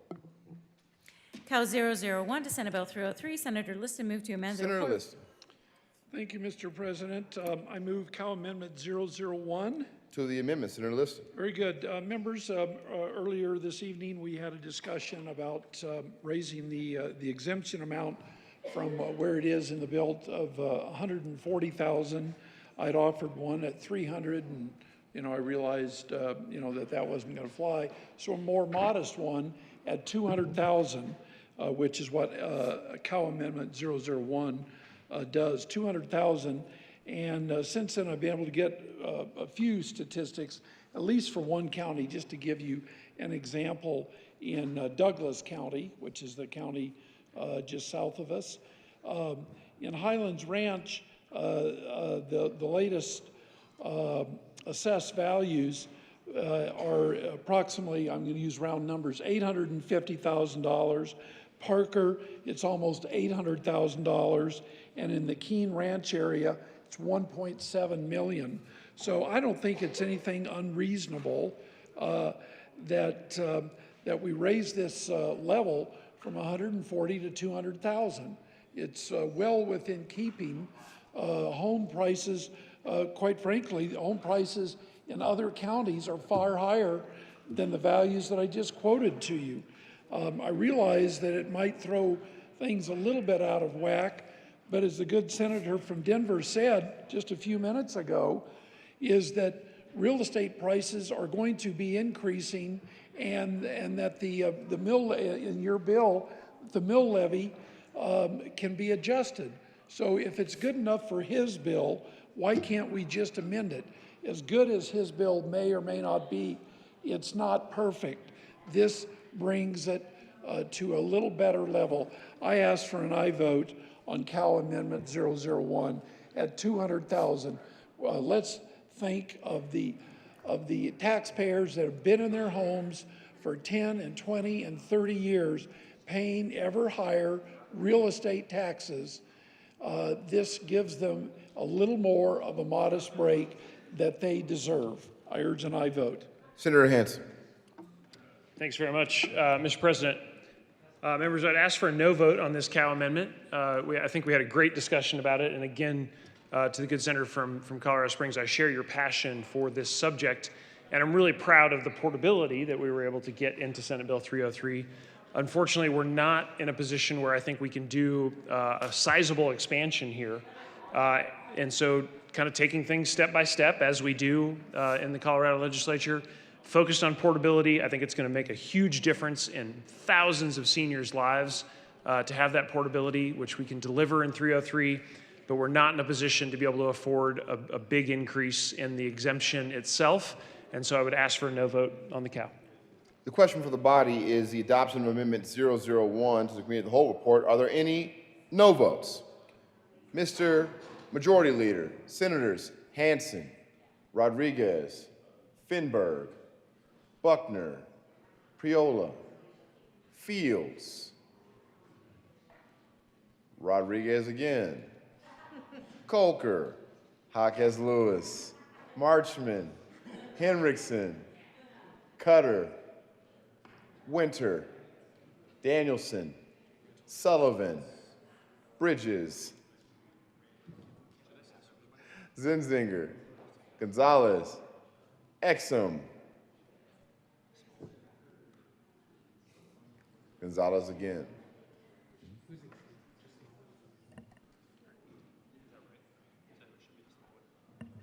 Please add the president. With a vote of 14 ayes, 20 noes, 0 absent, and 1 excused, Cal Amendment 001 to 303 fails. Would the clerk please read Cal Amendment 002 to 303? Cal Amendment 002, Senate Bill 303. Senator Kirkmeyer moved to amend the report of the Committee of the Whole to show that the following Senator Kirkmeyer. Still gonna get your refund. Thank you, Mr. President. Got it. I move Cow Amendment 002 to Senate Bill 303. To the amendment, Senator Kirkmeyer. Thank you, Mr. President. Okay, this is your chance. This is where you get to tell renters that you love them. This is where you get to say, renters, we know you're not going to get any property tax relief. You're going to lose your Tabor refund, unless, of course, we let you put your hand in the cookie jar and get your share back. So this is the amendment that helps out renters and allows them to, where it puts money into a housing development grant fund that is created in the Department of Local Affairs and the Division of Housing to be used for rental assistance and tenancy support service programs. So remember, 40% of Coloradoans are renters. And a report last year, and that 40% of Coloradoans I got from Bell Policy, Scott Wasserman, when he was in appropriations. It's not my number, it's his number. It's wrong, it's his fault. But we know it's a lot, 40%. A report last year found rent increased outpaced inflation, with some tenants seeing a $400 a month increase. So this is I Love Renters Amendment, Cal 002. Renters vote. So urge and I vote. Senator Hansen. Imagine that. Thank you, Mr. President. And I just want to say I love renters. I was a renter myself for a very long time. This amendment, I think is one that we need to consider seriously. And I think it's a really important debate. And I have supported on many occasions renter assistance, as many of us have voted for in this chamber. And we had some great bills on that over the last several years and this year as well. Members, unfortunately, this would be a major diversion, 50 million and up. This would be a major diversion from the State Education Fund, which is where this portion of the retained revenue is scheduled to go to under Senate Bill 303. And so, we're essentially choosing between two important things. Would love to continue the conversation about how we can best fund additional assistance for renters, but this is a big diversion from another important priority I know that most of us in the chamber share, which is to do a better job of funding the State Education Fund. And for that reason, I'll be asking for a no vote on this Cal amendment. Senator Kirkmeyer. For those of you who missed it, I'm just going to remind you. We had this discussion, as the good senator from Denver spoke to, but we had this discussion during the School Finance Act. And as of right now, 23-24, $1.2 billion in the State Education Fund. Billion. $1.2 billion left in a fund balance in the State Education Fund. $2.2 billion in the state reserves that are budgeted for, that we can tap into. There's another $1.2 billion in the permanent trust. The permanent trust is those mineral royalty leases and the mineral royalties that we get off of state lands that go through the land board, that go into the permanent trust. $4.6 billion in fund balances and reserves in this state. There was no reason that we didn't do a buy down, full buy down of the school finance, of the budget stabilization factor, other than this bill that wants to take $700 million out of the State Education Fund. So the money is there. I urge an aye vote on this amendment. The question for the body is the adoption of Amendment 002 to 303 to the Committee of the Whole report. Are there any no votes? Senators, Mr. Majority Leader Hansen, Fields, Priola, Buckner, Cutter, Henriksen, Marchman, Jaquez Lewis, Kolker, Zinzinger, Sullivan, Danielson, Exum, Hansen, Finberg, Bridges.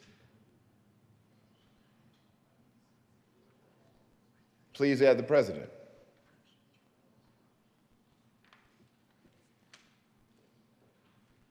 With a vote of 17 ayes, 17 noes, 0 absent, and 1 excused, Cal Amendment 002 to 303 is lost. Will the clerk please read Cal 003 to Senate Bill 303? Cal 003 to Senate Senator Bill. Pelton, R. Thank you, Mr. Chair. I move Cal Amendment 003. Proper motion to 003, Senator Pelton, R.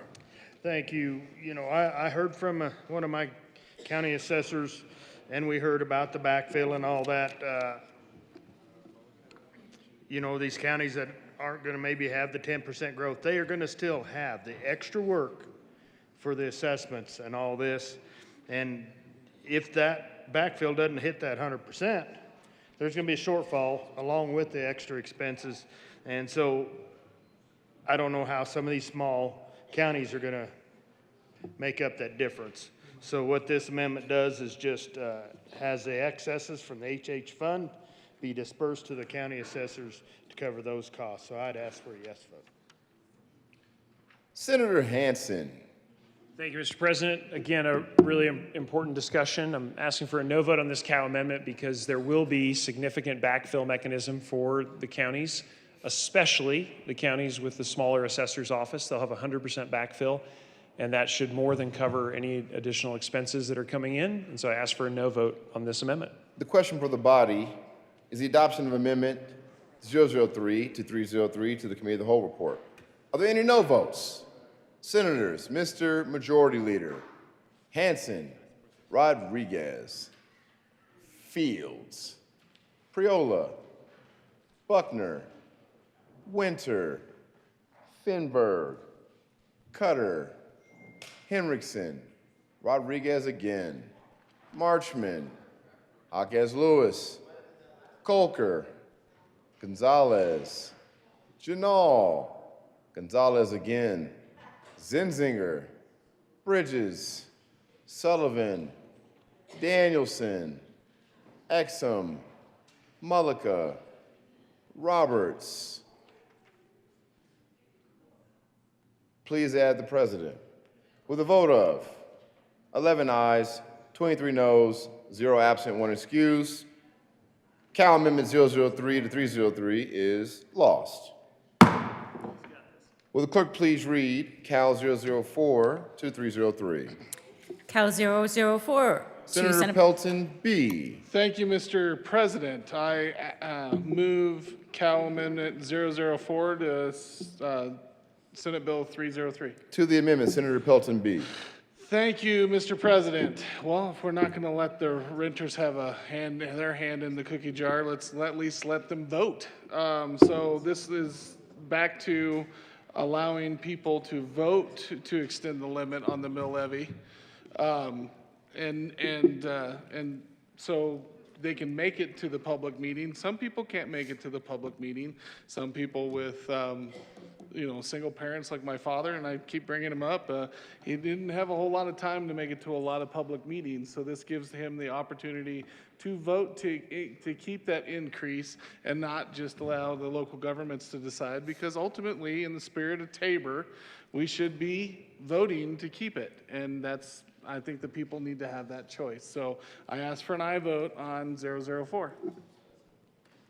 Senator Hansen. Thank you very much, Mr. President and members. Really appreciate this discussion that we had just a few moments ago on this amendment. Again, we've designed this to create a lot of flexibility at the local governing body level. We think that's the right place for this important decision to be made. Those elected bodies accountable to their voters.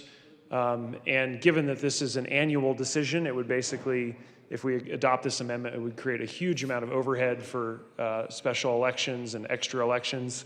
And so I think this would be the wrong decision on Senate Bill 303 and ask for a no vote.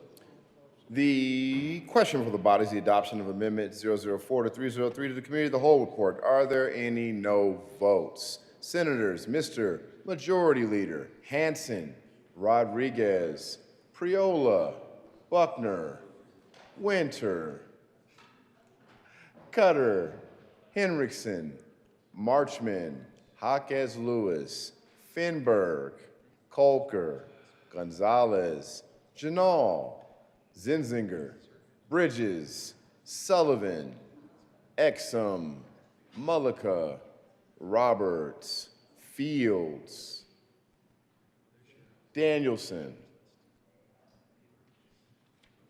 Please add the president.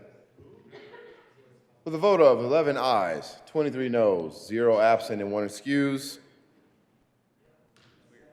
Cal Amendment 004 to 303 is lost. Seeing no further discussion, the question for the body is the adoption of the Committee of the Whole report. Are there any no votes? Senator Pelton R. Pelton B. Rich, Baisley, Will, Van Winkle, Gardner, Mr. Minority Leader, Kirkmeyer, Liston. With a vote of 24 ayes, 10 noes, 0 absent, and 1 excused, the Committee of the Whole report is adopted. Senate Bill 303 is amended. Senate Bill 304 passed on second reading and ordered engrossed and placed on the calendar for third reading and final passage. House Bill 1215 is amended. House Bill 1304 is amended, passed on second reading and ordered revised and placed on the calendar for third reading and final passage. House Bill 1249 as amended. 1120, 1190 laid over until 5/4/2023 and retaining their place on the calendar.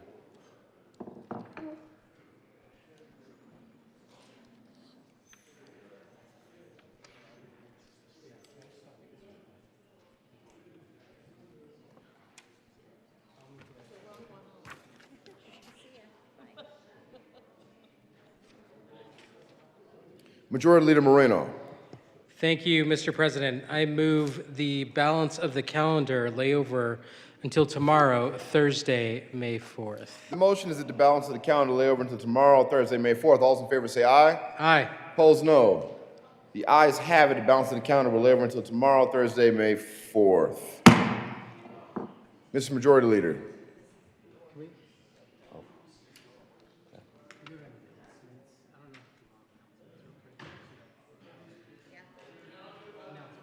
Announcements.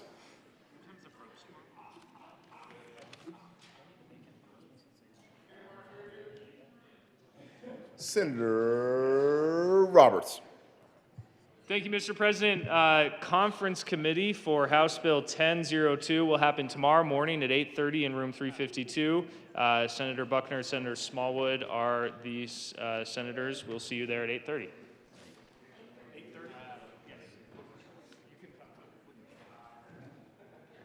Announcements. Mr. Majority Leader. Thank you, Mr. President. Colleagues, we do have a couple of bills to read across the desk, as well as message from the House, message from the governor, a message from the revisor. You are welcome and free to go home if you'd like. We're just going to do those procedural items. Thank you for your hard work today, and I hope you get a good night's sleep. Are we all welcome to go home, myself included? Introduction of bills. Senate Bill 305, Senator Pelton B., Representative Pugliese, concerning the creation of the Property Tax Task Force. Finance. Senate Bill 306, Senators Moreno and Simpson, concerning state capital assets and in connection therewith determining office space for the legislative department in the Capitol complex, specifying additional sources of funding and modifying the timing of the funding for certain capital construction projects for state-owned buildings and making an appropriation. Appropriations. House Bill 1020, Representative Ricks, Senators Ricks, Representatives Ricks and English, Senator Fields, concerning social equity licenses in the regulated marijuana business and in connection therewith making an appropriation. Finance. House Bill 1260, Representatives Soper and Valdez, Senators Baisley and Priola, concerning tax incentives to maximize investments in semiconductor and advanced manufacturing in Colorado, and in connection therewith authorizing the Economic Development Commission to approve refund certificates for certain income tax credits, creating a semiconductor manufacturing zone program, modifying the Colorado Job Growth Incentive Tax Credit for semiconductor and advanced manufacturing, creating an advanced industries task force, and making an appropriation. Finance. House Bill 1273, Representative Snyder and Joseph, Senator Roberts, concerning the creation of the Wildfire Resilient Homes Grant Program and in connection therewith making an appropriation. Appropriations. House Bill 1309, Representatives Herod and Snyder, Senator Hawkes Lewis, concerning the restructuring of the performance-based incentive for film production in Colorado and in connection therewith reducing an appropriation. Finance. Another announcement? Okay, back to announcements. Senator Mullica. Thank you, Mr. President. Just want to make clear for the record, Senate Bill 23305, House Bill 23120, House Bill 1260, and House Bill 1309 will be heard in Finance Committee tomorrow upon adjournment. Excellent. Any further announcements? Seeing none. Zoe, Ms. Cole. Message from the House. May 3rd, 2023, Mr. President, the House has passed on third reading and transmitted to the Advisor of Statutes Senate Bill 255 and 256, amended as printed in House Journal, May 3rd, 2023. Message from the Revisor. May 3rd, 2023, we herewith transmit without comment as amended Senate Bill 255 and 256. Signing of bills. May 3rd, 2023, the President has signed Senate Bill 202 and 211, 1, 2, 7, 36, 56, 82, 94, 102, 149, 160, 166, 175, 193, 196, 208, 210, 220, 247, 268, and 272. Delivery to the Governor. May 3rd, 2023, to the Governor for signature on Wednesday, May 3rd, 2023, at 5:12 p.m., Senate Bill 202 and 211. Any further announcements?